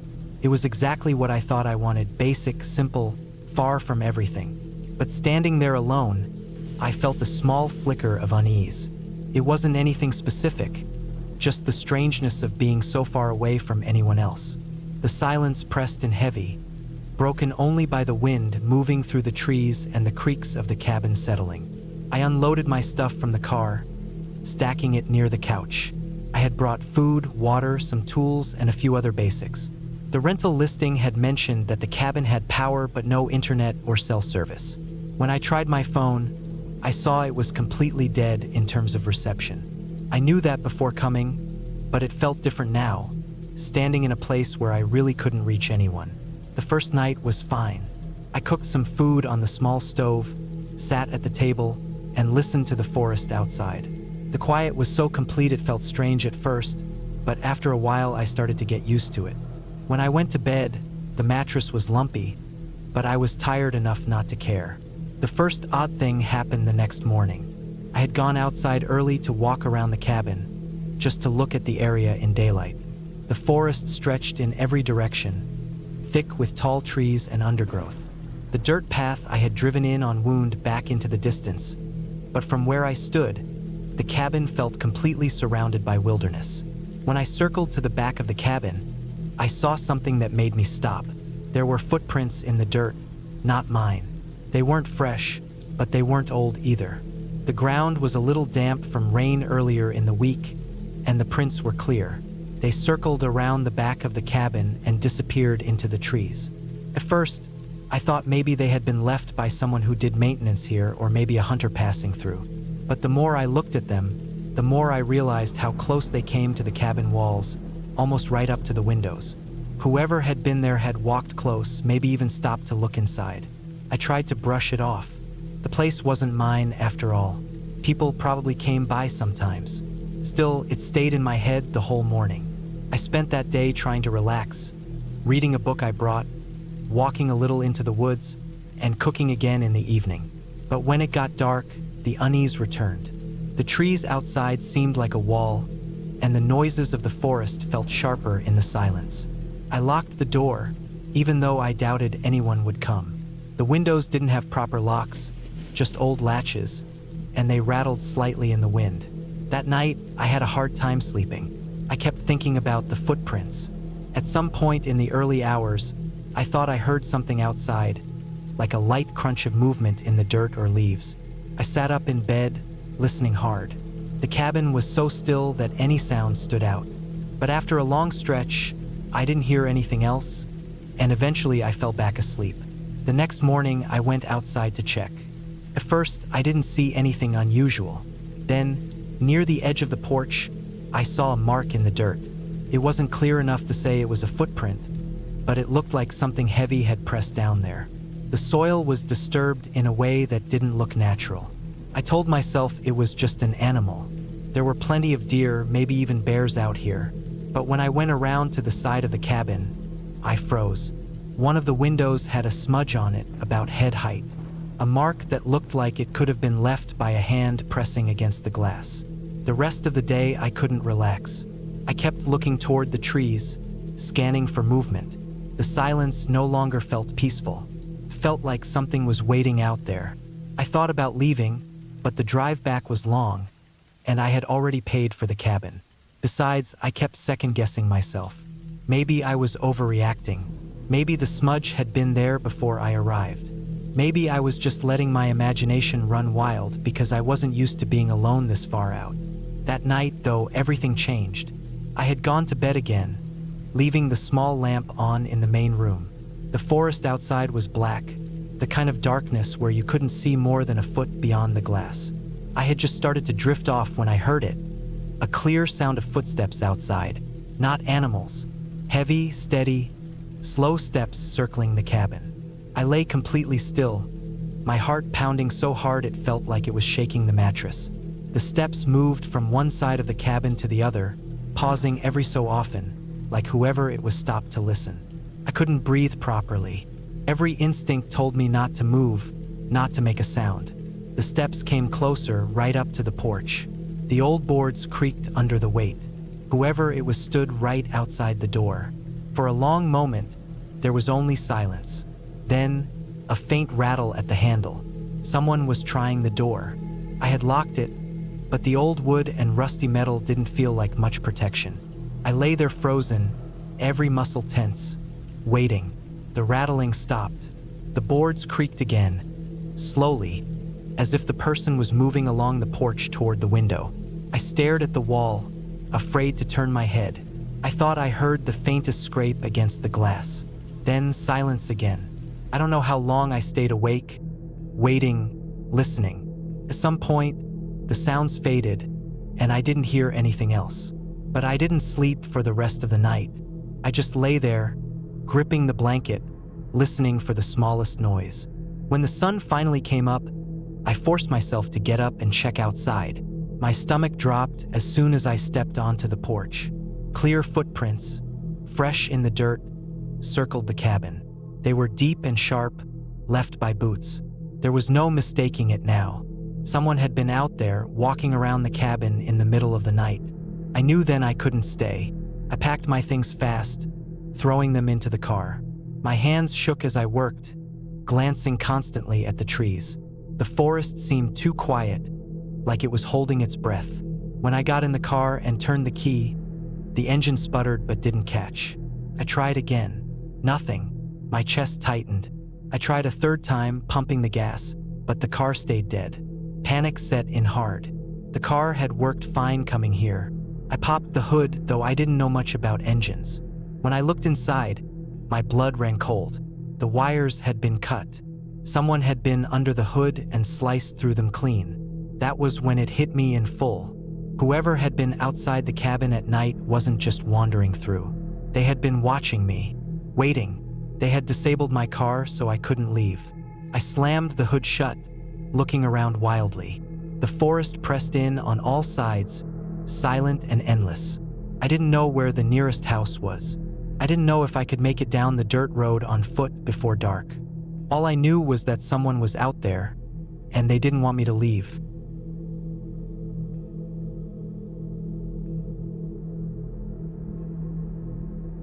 I had been planning the trip to the cabin for months. It wasn't anything fancy, just a small wooden place my uncle had built years ago out in the woods, not too far from a lake. The cabin had no electricity, no running water, and no phone service. It sat deep enough into the trees that even during the day, the shadows lingered around it.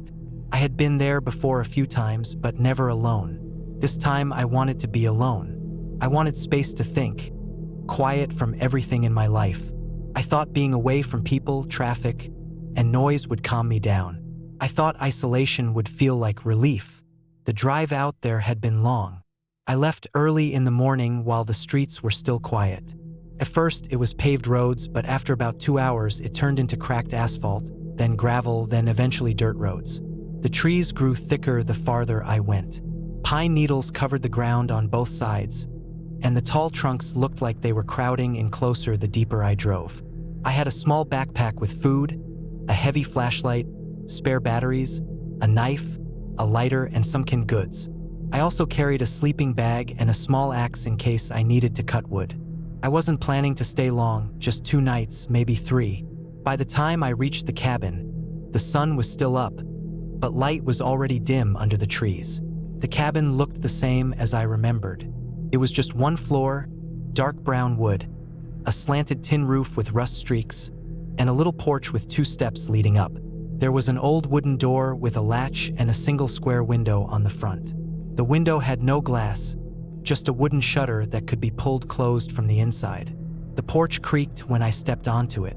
I set my bag inside and looked around. The cabin smelled of old wood and dust. It had one room only. Against one wall was a small cot with a thin mattress. Against another wall was a wood stove with a pipe that went through the roof. There was a wooden chair and a little table, and a shelf with some rusted cans from whoever had been here before. It felt strange at first, like stepping into a place that time forgot. The air was cooler inside, and I could hear faint sounds from the woods outside. The crack of branches, the call of a bird, the wind in the trees. The first evening was uneventful. I walked to the lake, which was about a 10-minute walk down a trail behind the cabin. The water was dark and still, reflecting the sky. I skipped a few rocks, then sat on a log watching the surface ripple. It was quiet in a way that almost pressed on my ears. No cars, no distant voices, no hum of machines. Just water, trees, and the faint buzzing of insects. When I got back to the cabin, I lit a small fire outside in the fire ring made of rocks.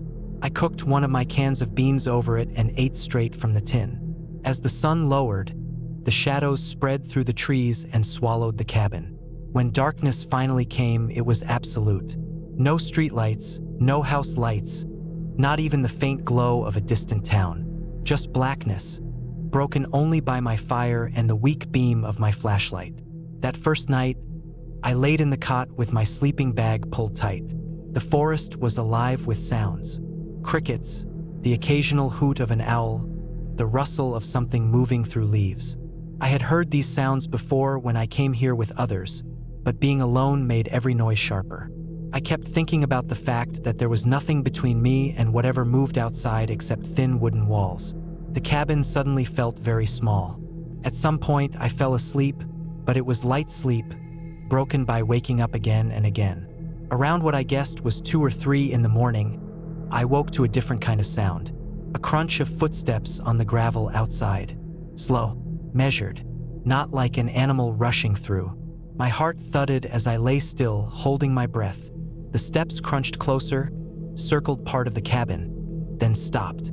I gripped my flashlight but didn't turn it on. I didn't want to give myself away.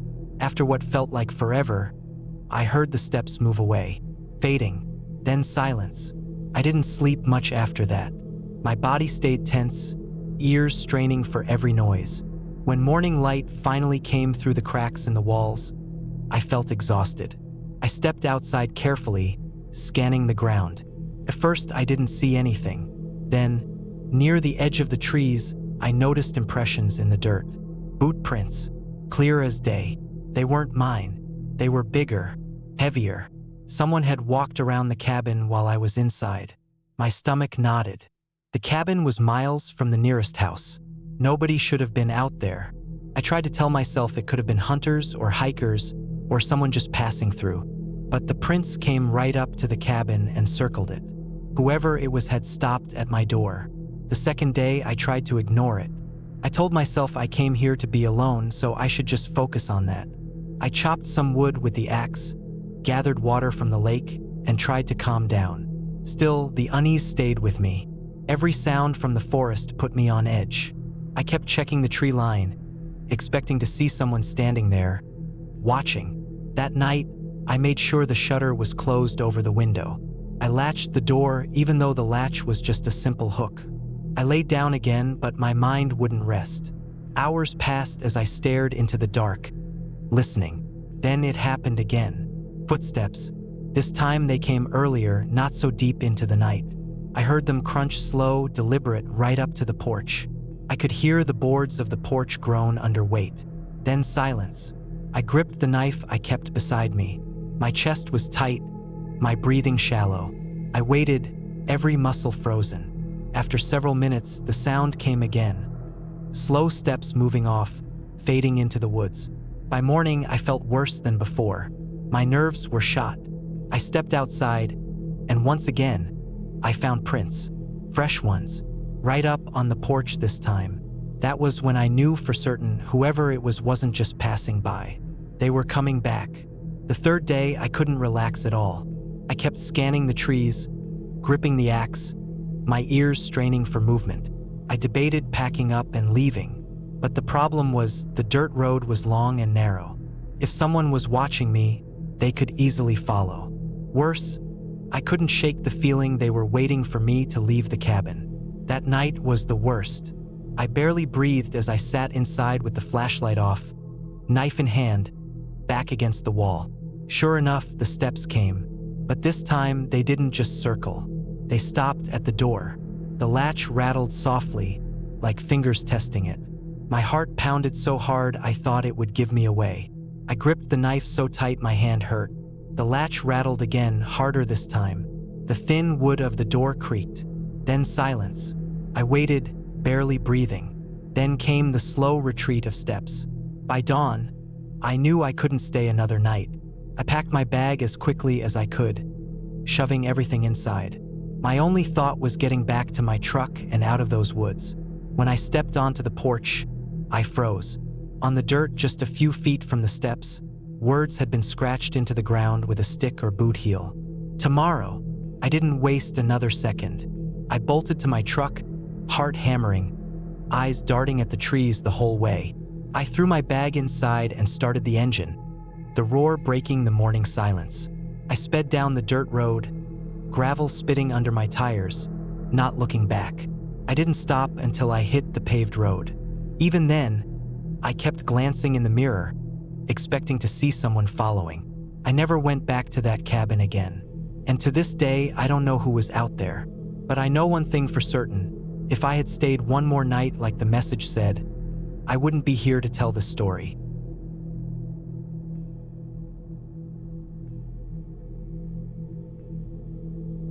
I had been needing some time away from everything for months. Work had been eating me alive, the city was suffocating me, and I felt like I was drowning in the same routines.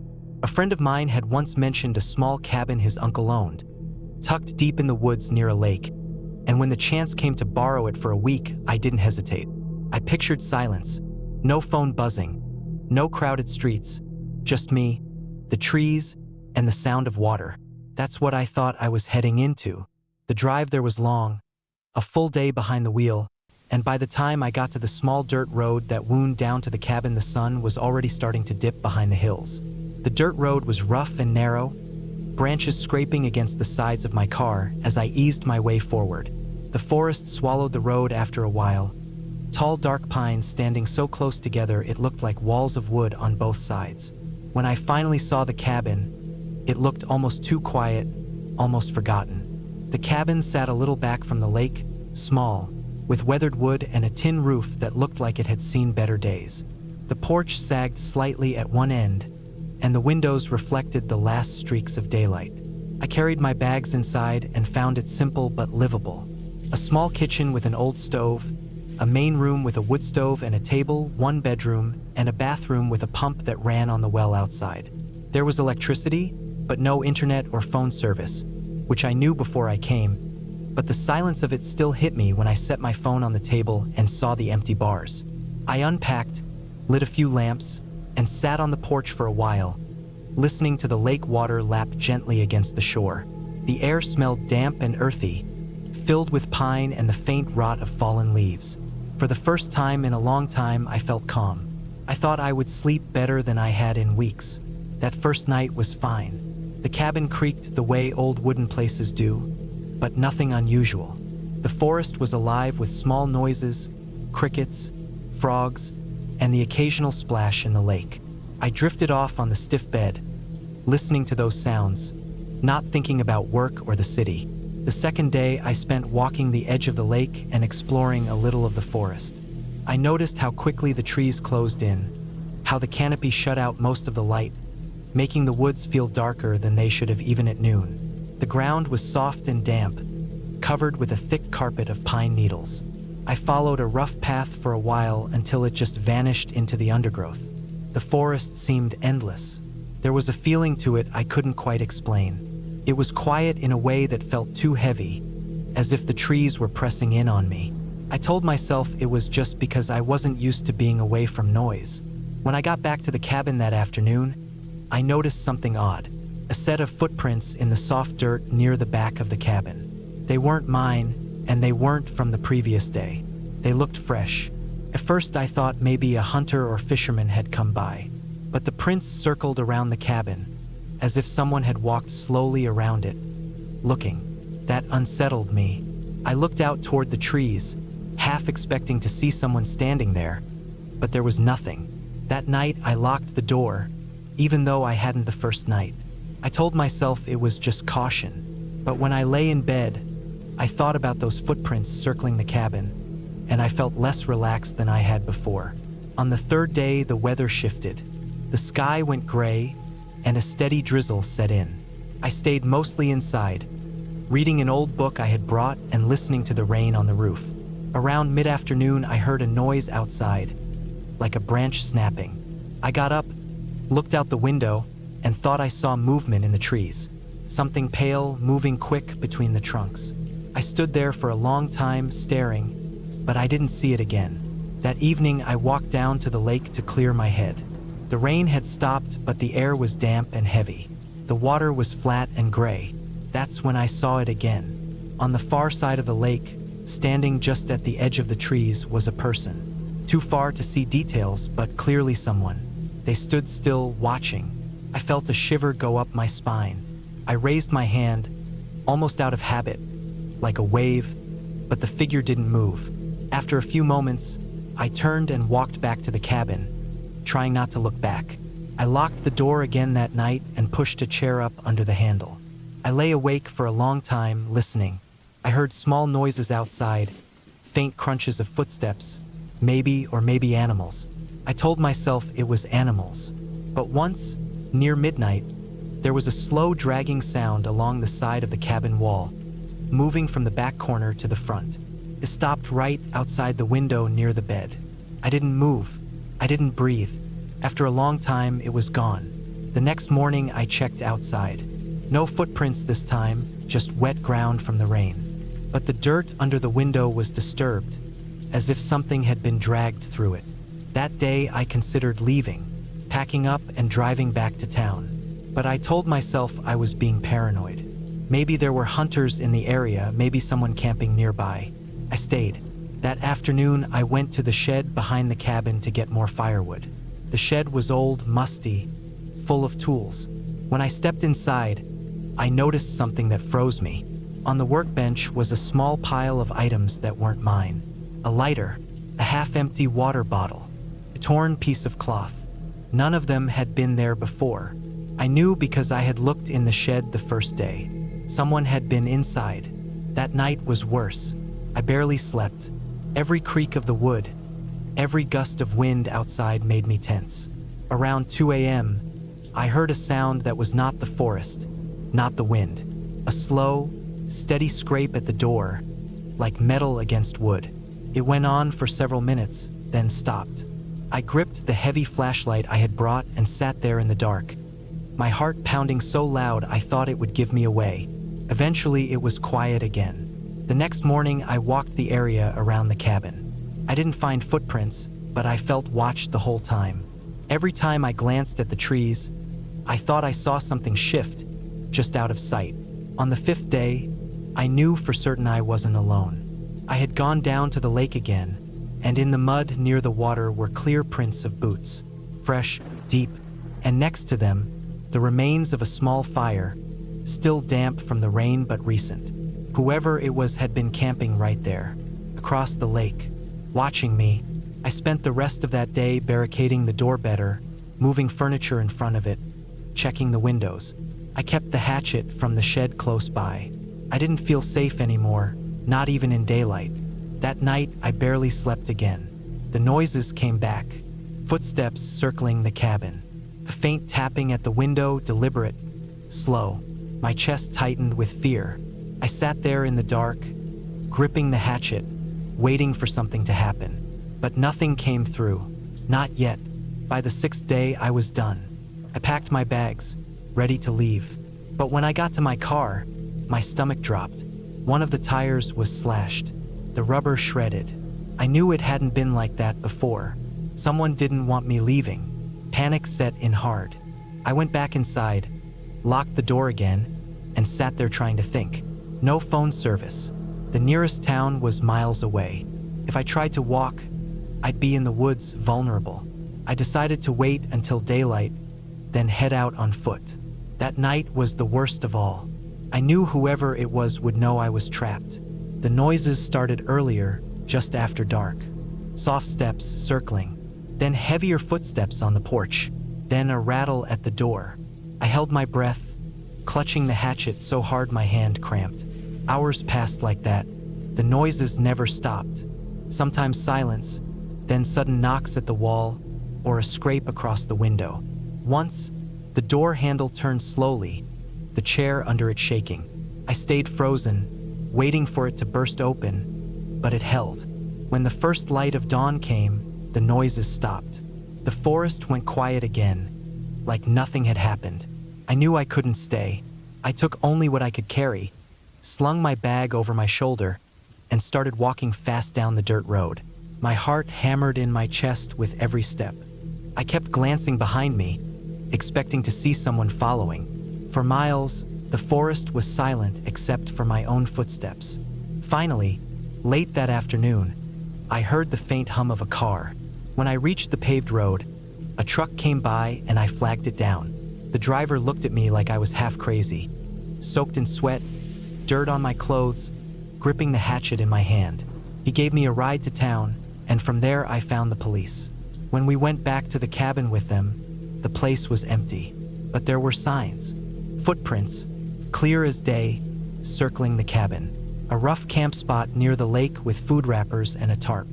Scratches on the cabin door where someone had been trying to pry it open. They never found the person. Maybe he moved on. Maybe he's still out there, waiting for the next person who thinks they're...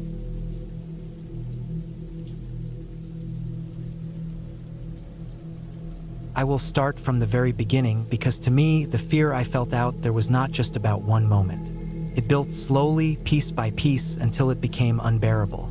I had gone out to that cabin because I wanted peace and quiet. I wanted to get away from the noise of the city, the endless buzz of phones, and the stress of work. I thought it would be good for me to disconnect, to spend a week in silence, surrounded by trees and nothing else. I didn't realize that silence itself could become heavy, that the woods could turn against you without ever needing to move or speak. The cabin belonged to a man I knew through a friend. It sat miles away from the nearest town, tucked deep into the forest where the road became a thin trail and then finally nothing but dirt and roots. I drove as far as my car could go, then walked the rest with a heavy backpack full of food, water, and the basics I thought I would need. The cabin looked old but sturdy. Its roof sagged a little. The wood was dark from years of weather, and the porch creaked when I stepped on it. But the door locked, the windows shut tight, and inside there was a wood stove, a cot, and shelves where I put my supplies. The first day felt almost peaceful. I walked around the property, taking in the forest. The trees stood tall and close. The ground was soft with needles and damp leaves, and the air smelled like pine. There was a small clearing behind the cabin where the grass grew uneven, and beyond that, nothing but woods stretching in every direction. I had no phone service, no internet, nothing but the sound of birds and the occasional crack of branches. I thought this was what I wanted: silence, isolation, no one around. That first night, I cooked some food on the stove, read a book with the light of my lantern, and lay on the cot listening to the faint whistle of wind outside. It all felt fine then. The second day, I noticed the quiet more. I had thought the forest would be alive with birdsong, with animals moving around, with some kind of background noise. But there were long stretches of time when it was dead silent. The air would hang heavy, and all I could hear was the blood rushing in my ears. I kept glancing out the window without meaning to, expecting to see something moving, but there was only stillness. I told myself I wasn't used to being alone, that my mind was playing tricks on me. Still, I found myself walking the perimeter of the cabin again and again, as if checking that I was really alone. By the third day, I started to feel uneasy. It was nothing dramatic at first, just small things. I found fresh boot prints near the edge of the clearing. They were faint, pressed into the damp ground, but they weren't mine. They were longer, wider, and headed in the direction of the trees. I stood there staring at them for a long time. I tried to tell myself maybe they were old. Maybe someone else had used the cabin weeks before me. But the soil was still wet from rain 2 nights earlier, and these prints sat sharp and clear on the surface. They hadn't been washed away. I didn't see anyone. I didn't hear anyone. But knowing someone had been there unsettled me. I spent most of that day inside, looking out the windows. Every time I thought I saw movement among the trees, I froze. Sometimes it was just a squirrel or a branch swaying, but other times I couldn't be sure. The silence made it worse. In the city, there's always noise, always some sign of other people. Here, there was nothing. The forest could have been hiding 100 people, and I wouldn't have known. That night, I had trouble sleeping. The cot creaked every time I shifted, and the darkness outside pressed against the windows. I kept hearing faint cracks, like branches snapping underfoot. Each time I told myself it was an animal, but then I remembered the footprints. At one point, late into the night, I thought I heard breathing outside the wall of the cabin. Slow, steady breathing. I held my own breath, straining to listen, and the sound stopped. I didn't move again until dawn. The next morning, I forced myself to go outside, to prove to myself I wasn't losing it. I walked the clearing, checked the ground. I didn't see new footprints, but I noticed something else. A tree near the edge of the woods had a fresh cut in the bark, like someone had dragged a knife or hatchet along it. The mark was clean, the wood beneath pale and exposed. I ran my hand over it and felt the rawness. It hadn't been there before. I started thinking about the nearest town, about how long it would take me to walk back if something went wrong. I thought about the fact that no one knew exactly where I was. If someone wanted to mess with me, there would be nothing I could do. That thought stayed in my head all day, heavier than anything else. I kept turning it over. No one knows where I am. By the 5th day, I was running on nerves. Every noise put me on edge. I stopped reading, stopped enjoying the peace I had wanted. I kept checking the windows, circling the cabin, peering out into the trees. Around midday, I saw something that made my stomach drop. Out beyond the clearing, between 2 trees, there was a piece of cloth tied around a branch. It looked like part of a shirt sleeve or maybe a rag. It hung loose, moving a little in the breeze. Someone had put it there, and not long ago. I stood at the window for hours, staring at that cloth. My hands felt clammy, my chest tight. I didn't dare go out and touch it, didn't dare get closer. It was proof someone else was in those woods, watching me, maybe leaving marks to let me know they were there. I tried to eat, but the food felt heavy in my mouth. I barely slept that night, every sound outside making me sit up and listen. By the 6th day, I had made up my mind to leave early. I couldn't take it anymore. My plan had been a full week, but I couldn't last. The isolation wasn't peaceful anymore. It was crushing, suffocating. I packed my bag that morning, put everything away, and made sure I had enough water for the walk back. The problem was, when I opened the door to step outside, something was different. On the porch, right against the wall, there was a dead rabbit. Its body was torn open, blood dried on its fur. It hadn't been there the night before. Someone had placed it there while I slept. My chest went cold. My first instinct was to run, but I couldn't. Running blind into the woods didn't feel safer. I dragged the rabbit away with a stick, tossed it into the trees, and went back inside. My hands were shaking so hard I could barely lock the door. I didn't leave that day. I couldn't make myself step off the porch. I sat inside with my bag ready, my eyes on the window, waiting for movement. Nothing came, but the feeling of being watched never left. That night was the worst. Every creak of the cabin felt louder. Every gust of wind against the wall felt heavier. At one point, just after midnight, I heard the porch creak, slowly as if weight pressed down on it. I held my breath, clutching the handle of my knife. The sound stayed for what felt like forever, then faded. I didn't sleep at all. When dawn finally came, I left. I didn't care what was out there, I had to go. I stepped off the porch, heart hammering, and forced myself into the trees with my bag on my back. The trail was faint, but I knew the direction. I didn't look back at the cabin. Couldn't. As I walked, I kept seeing signs. Fresh cuts on trees, scraps of cloth, boot prints pressed into the soil. Each one was a reminder I hadn't imagined it. Someone had been out there, circling me, marking their presence. I never saw them with my own eyes, but I knew. They had been close, maybe watching me every night. The rabbit on the porch, the creaking boards, the breathing outside. It was real. The walk back took hours. I stumbled more than once, too tired, too strung out. Every sound made me whip my head around, certain I'd see someone behind me. But the woods stayed empty, just shadows and trees. When I finally reached my car, I almost cried. I drove fast, not looking in the mirror, not stopping until I saw the town again. Even now, thinking back, I don't know what their plan was. Maybe they were just messing with me, trying to scare me. Maybe they wanted me to know I wasn't alone out there, to feel their presence without ever showing themselves. Or maybe they had worse intentions, and I left before they carried them out. I'll never know for sure. What I do know is that I'll never go back to a cabin alone again. The silence I thought I wanted turned into the loudest fear I've ever felt. The cabin is still out there, deep in those woods. And I know, just as clear as I know anything, that someone else is out there too, walking the same ground, waiting for the next person who thinks they want to be alone.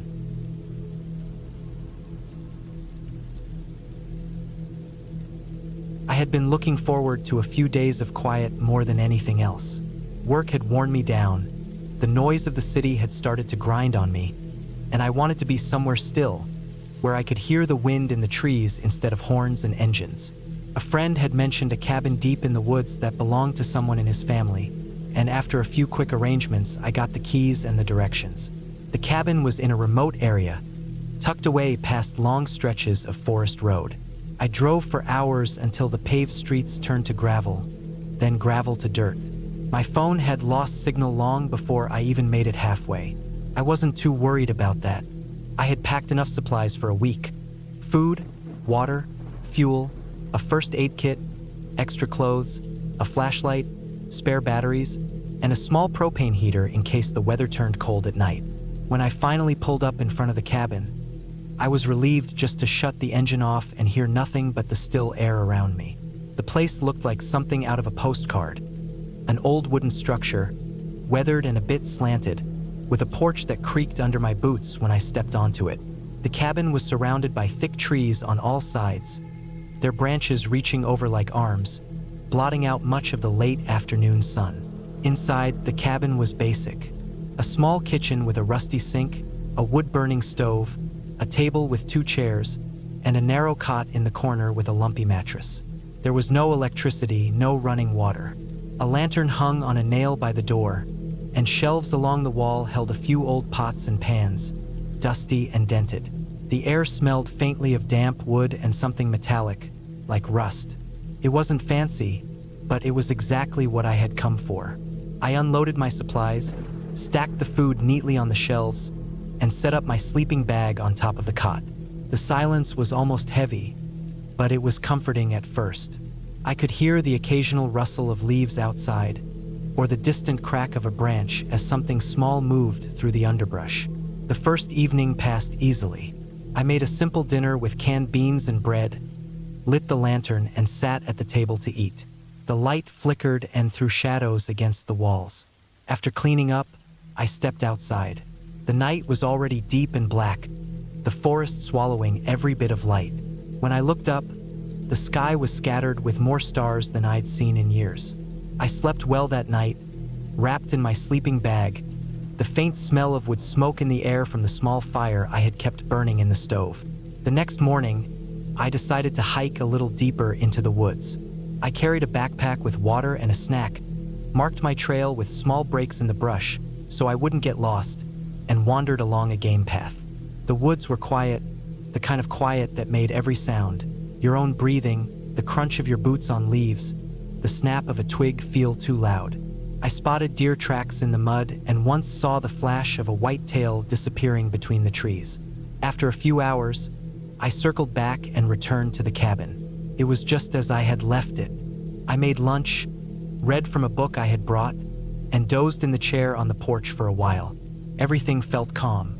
It wasn't until the second night that I noticed something. I had gone to bed early, maybe around 10, and the stove had burned down to glowing coals. The lantern was out, and the only light was the faint silver glow of the moon coming through the cracks in the shutters. I woke sometime later, though I wasn't sure what had stirred me. At first, I thought it was the sound of wind, but when I lay still and listened harder, I realized it wasn't wind at all. There was a crunch of leaves outside, slow, heavy, not the quick rustle of a rabbit or raccoon. These were footsteps, deliberate. I lay completely still in the cot, staring at the ceiling, straining my ears. The steps circled around the cabin once, then stopped. The silence that followed was worse than the sound itself. My mouth had gone dry, and I felt every muscle in my body tighten. After what felt like an hour but was probably only a minute, the noise began again. The steps moved away, fading into the trees until I couldn't hear them anymore. I didn't sleep much after that. I stayed awake, staring into the dark, my ears sharp for any sound. By morning, I had convinced myself it was probably an animal, maybe a bear wandering near the cabin. But deep down, I knew it hadn't sounded like that. It had been too measured, too human. The day passed slowly. I tried to distract myself with little tasks, collecting firewood, boiling water, tidying the cabin, but my mind kept circling back to the night before. By evening, I had set up a few makeshift alarms outside. Empty cans strung together on some rope, hung around the porch and near the door. If anything moved near the cabin, I would hear it. That night, I forced myself to stay awake longer. I kept the lantern burning low on the table and sat with my back against the wall, listening. For hours, nothing happened. Just the sounds of the forest. Insects, the occasional hoot of an owl, the groan of branches in the wind. Then the cans rattled. The sound jolted through me like a shock. My breath caught in my throat as I stared toward the door. The lantern flickered, shadows shifting. The cans rattled again, this time more sharply, as if someone had brushed against them on purpose. I grabbed the hatchet I had kept by my side and held it tight, my knuckles white around the handle. My ears picked up the sound of slow, steady breathing outside the wall. Whoever it was didn't try the door. They didn't knock. They just stood there, breathing. After a long stretch of silence, the breathing faded. The cans rattled once more as the figure moved away, disappearing into the night. I didn't move until dawn lit the cracks in the shutters. When I finally stepped outside, my heart sank. In the soft dirt near the porch, clear footprints led up to the cabin and around the side. They were boot prints, large, heavy. From that moment, I couldn't shake the feeling that I wasn't alone out here. Days blurred together after that, each one heavy with unease. I stopped hiking far from the cabin. I kept the hatchet close by, even in daylight. At night, I barely slept. The cans rattled again on the fourth night, but by the time I grabbed the lantern and looked out, the forest was empty. On the fifth day, I found something that chilled me even worse than the footprints. While gathering wood, I noticed a tree not far from the cabin. Its bark had been stripped, not by claws, but by a knife. Someone had carved lines into it, long, deep gouges, crossed over each other. It wasn't an accident. Someone had marked it.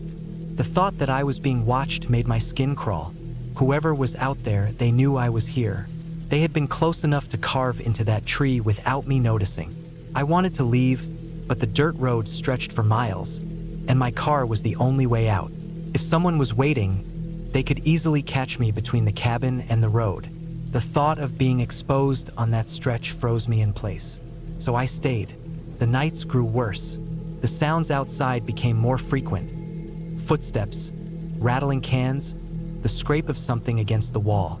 I started keeping the lantern lit all night, though I knew it made me visible from outside. Every creak of the cabin made my heart race. On the seventh night, I woke to a new sound, the creak of the porch boards under weight. Slow, careful. Whoever it was had stepped onto the porch. I held the hatchet, shaking, sweat dripping down my back. The doorknob turned slightly, clicking softly, then stopped. The silence stretched on until I thought I would lose my mind. Finally, the boards creaked again as the weight moved off the porch. The cans clinked faintly, then nothing. I didn't wait for morning this time. As soon as the first hint of gray light broke through the cracks, I grabbed my bag, stuffed everything I could carry inside, and headed for the car. The forest felt suffocating, every tree a hiding place. I unlocked the car with shaking hands, threw my bag in, and turned the key. The engine sputtered but started. Relief flooded me. I pulled out fast, the tires kicking dirt and stones. My eyes kept darting to the mirrors, half expecting to see someone burst from the trees behind me. The farther I drove, the lighter I felt, though the tension never fully left. When I finally reached the paved road and saw another car pass by, I felt like I could breathe again. I never went back to that cabin. I didn't tell my friend what happened. I just handed the keys back and said thanks. But the image that stays with me isn't the cabin itself. It's those footprints in the dirt, circling closer and closer each night. Whoever was out there had never tried to rush in, never shouted, never revealed themselves. They had just watched, waited, and I don't know what would have happened if I had stayed one night longer.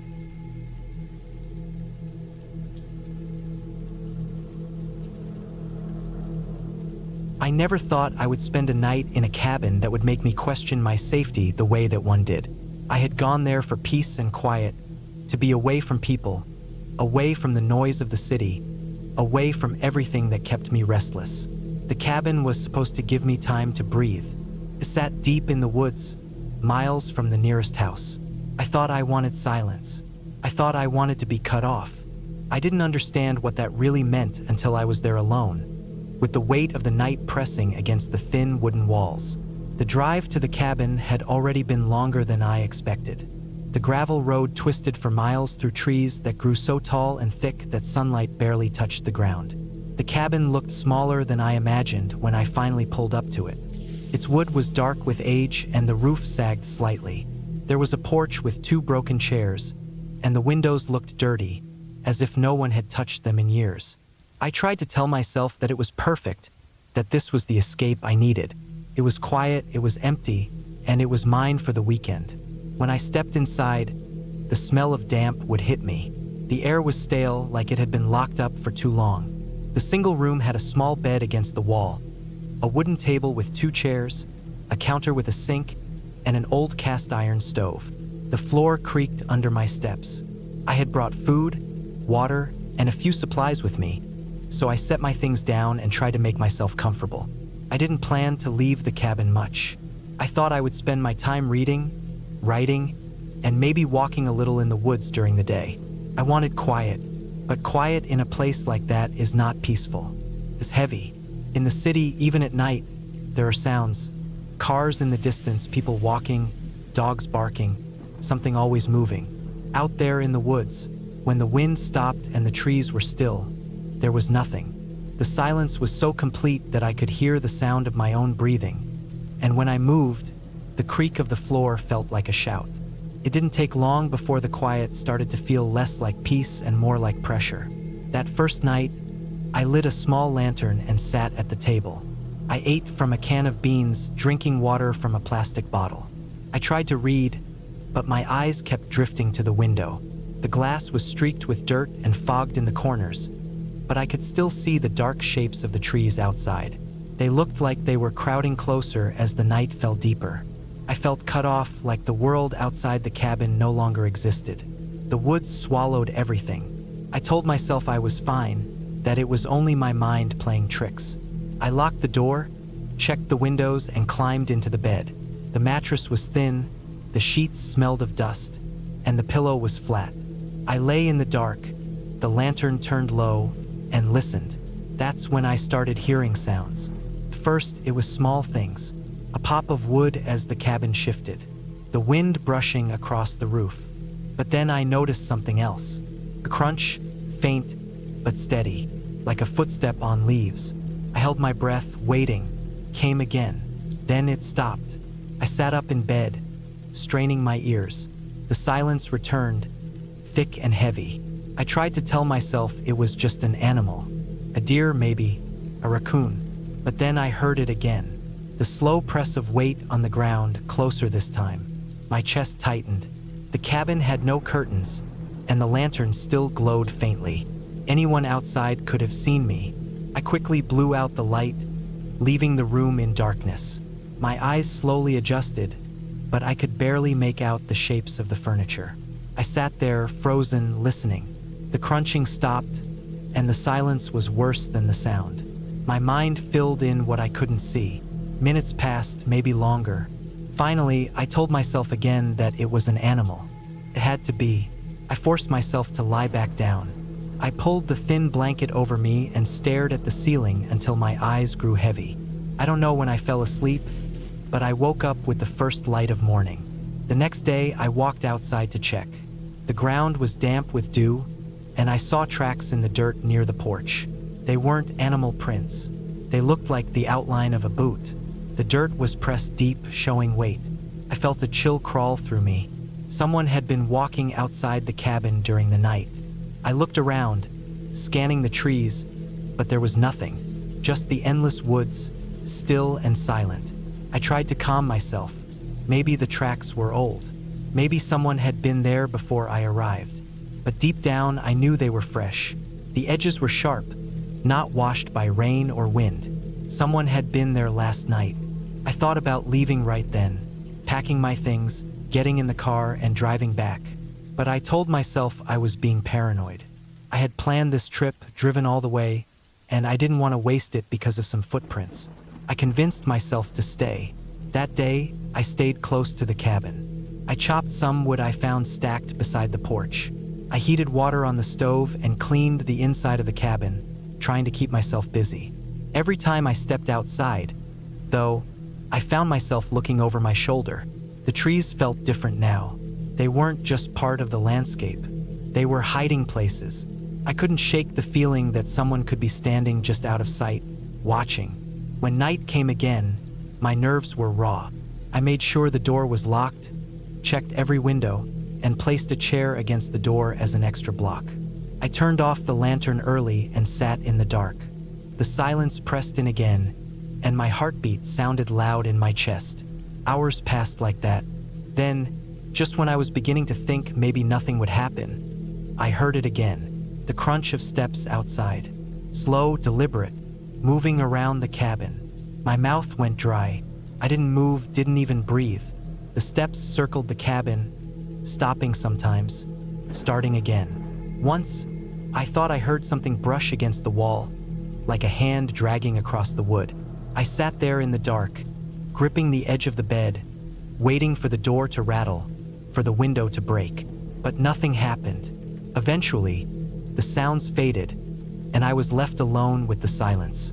When dawn came, I went outside again. This time, I saw more tracks. Clear boot prints, circling the cabin, stopping at the windows at the door. Whoever it was had been close, inches from where I had been sitting. I couldn't ignore it anymore. Someone was out there, and they knew I was inside. They hadn't tried to break in yet, but they had been watching. I packed my bag quickly, ready to leave. But when I got to my car, my stomach dropped. The tires were slashed, all 4 of them. My hands shook as I crouched down to look. The cuts were deep, clean. Someone had done it with a knife. My only way out was gone. I felt panic rising, but I forced myself to breathe. I wasn't completely helpless. I had food and water. I could last a few days. Maybe whoever it was would get bored and leave. Or maybe I could walk out. But the nearest town was miles away, and I wasn't sure I could make it through the thick woods without getting lost. I decided to stay put for now. I would keep the door locked, stay quiet, and wait. Maybe it would pass. But deep down, I knew it wouldn't. That night was worse. The footsteps came again, but this time they were louder, bolder. I heard them on the porch. Then the door handle rattled. The chair I had wedged against the door shook. I held my breath, my body stiff with fear. After a moment, the rattling stopped, but I heard the footsteps move to the window. Something tapped against the glass, slow and steady. I didn't move all night. I sat there in the dark, clutching the small pocket knife I had brought with me, though I knew it wouldn't do much. When morning came, I checked again. The footprints were deeper now, more frantic. Whoever it was had spent a long time outside, watching, testing. I barely ate that day. My nerves were stretched thin. I tried to come up with a plan, but every option felt hopeless. I thought about walking out, but the idea of leaving the cabin felt worse than staying. Out there, I would be exposed. At least inside, I had walls thin as they were. That night, I didn't even try to sleep. I sat at the table with the knife in my hand, listening. The sounds came as expected. Footsteps, circling, pressing closer. Then, just before midnight, there was a loud crack, the sound of wood splintering. My stomach dropped. They were trying to break in. The door shook violently. The chair scraped against the floor. I held the knife tighter, my hands trembling. The pounding went on for what felt like forever, then suddenly stopped. Silence filled the cabin again, but it was worse now. I knew they weren't gone. They were waiting. I stayed awake until dawn, my eyes burning with exhaustion. When the first light came, I checked the door. The wood around the lock was splintered, cracked. One more night like that, and they would be inside. I knew then that I couldn't wait anymore. If I stayed, they would get in eventually. I had to leave, even if it meant walking miles through the woods. I packed a small bag.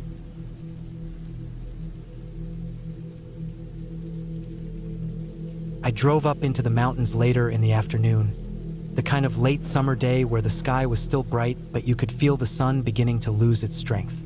I had rented a small cabin for a few days, wanting to get away from everything, to have nothing around me but trees, air, and the sound of my own breathing. The cabin was not big, just a plain wooden structure with one bedroom, a bathroom, and a small living space with a fireplace and a kitchen area.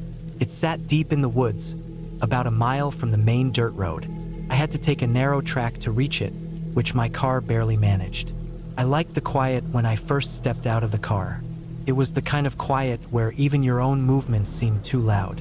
The sound of the tires crackling on gravel, the slam of the door, the creak of the wood steps, they all seemed sharper than normal. I carried my bag inside and dropped it by the couch. The air inside was stale, like it hadn't been used in months, and the wooden floor had that dry, dusty smell. The first hour was spent unpacking. I put food in the small fridge, checked the cupboards for pans and plates, and made sure the bathroom had water running. It did, though the pipes rattled and groaned like they hadn't been used in a long time. I filled a glass and drank it down. Tasted faintly metallic, but I didn't care. I stood at the window for a while, looking out. The cabin was surrounded by thick forest, trees so tall that they blocked out most of the sky. There was no view of mountains or lakes, just endless tree trunks and heavy green leaves that swayed only slightly in the light wind. At first, the feeling was good, peaceful, but the longer I stood there, the more it felt like the trees were pressing in, like the cabin was buried inside them. It was strange because I usually liked forests, but here the quiet made me feel like I was being watched. I shook it off. It was only my mind reacting to the sudden change from the city to this. I wasn't used to such silence. That night, I cooked something simple, pasta on the old gas stove. The stove hissed and flared with every turn of the knob. The walls of the cabin creaked, the wood popping and shifting as the air cooled. I ate quickly, washed the plate, and sat by the fireplace, though I didn't light it.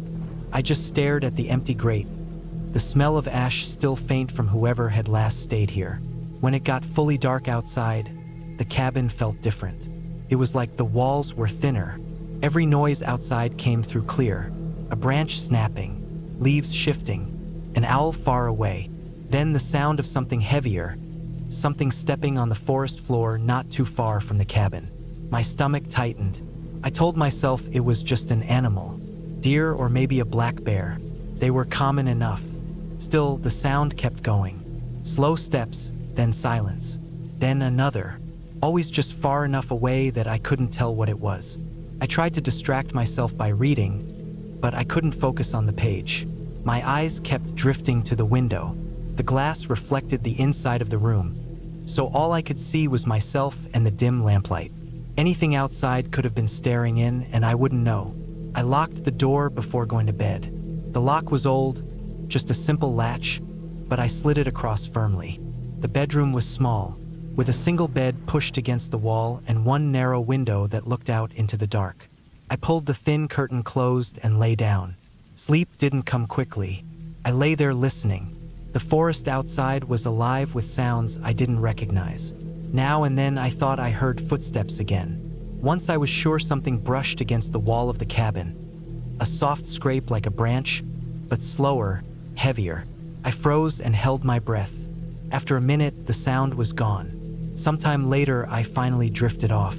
But in the middle of the night, I woke to another noise. This one was sharp, metallic. The door latch rattling. My chest went cold. I didn't move. I listened. The latch rattled again, just once, like someone had tested it. Then silence.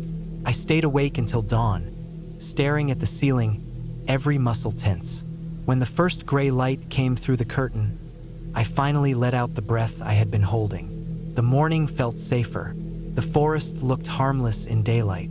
Birds chirped. The air smelled fresh. I convinced myself it had been nothing. Maybe the wood contracted and made the latch shake.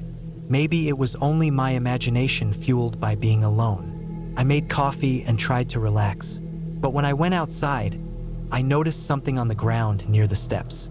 A boot print, not mine, too large and set at a different angle. The dirt showed it clearly, pressed deep like whoever made it had stood there for a while. My stomach tightened again. I walked around the cabin, checking the ground. On the far side, near the window of the bedroom, the grass was bent down, like someone had stood close, maybe leaning in. I crouched down and touched the grass. It was still flattened, not springing back yet. I went back inside quickly, shut the door, and locked it again.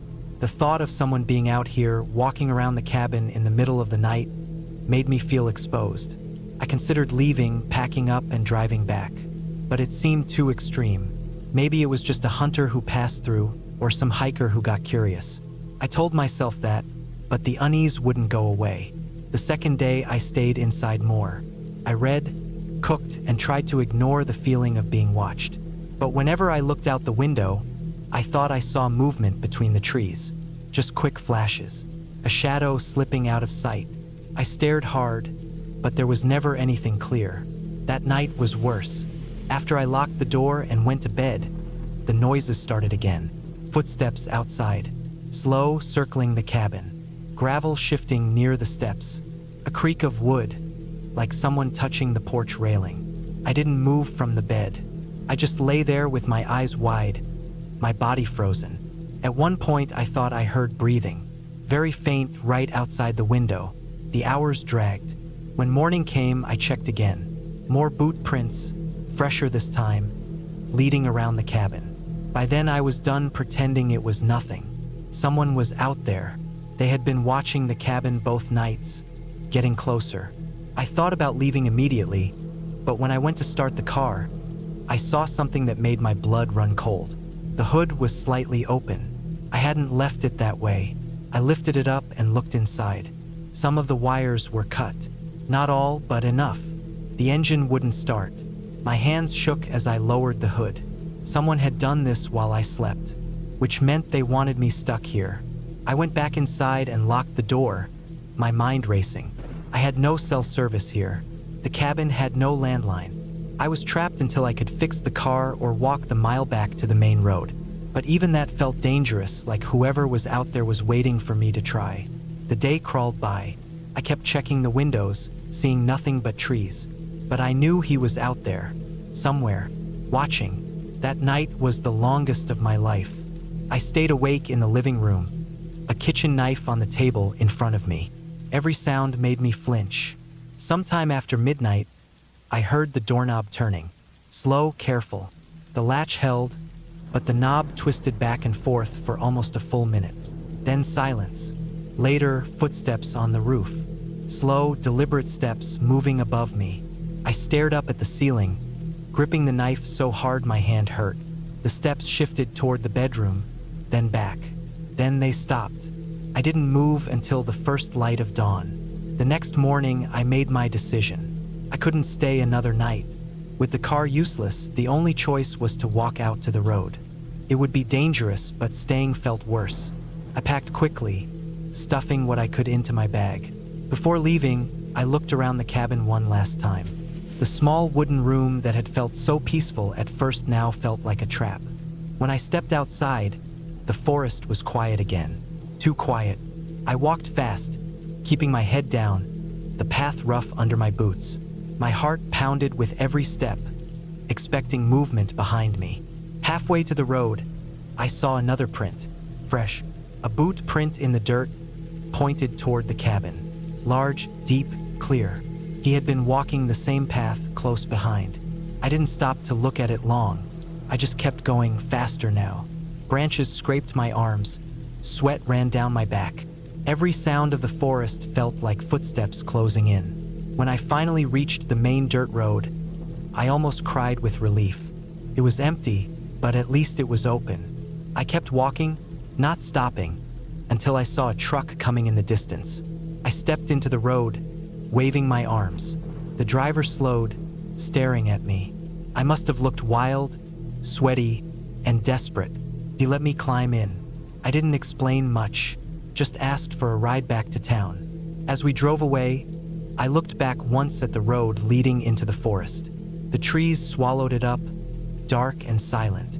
I never went back to that cabin. Later, I learned it had no caretaker, no one around for miles. Whoever was out there those nights, I never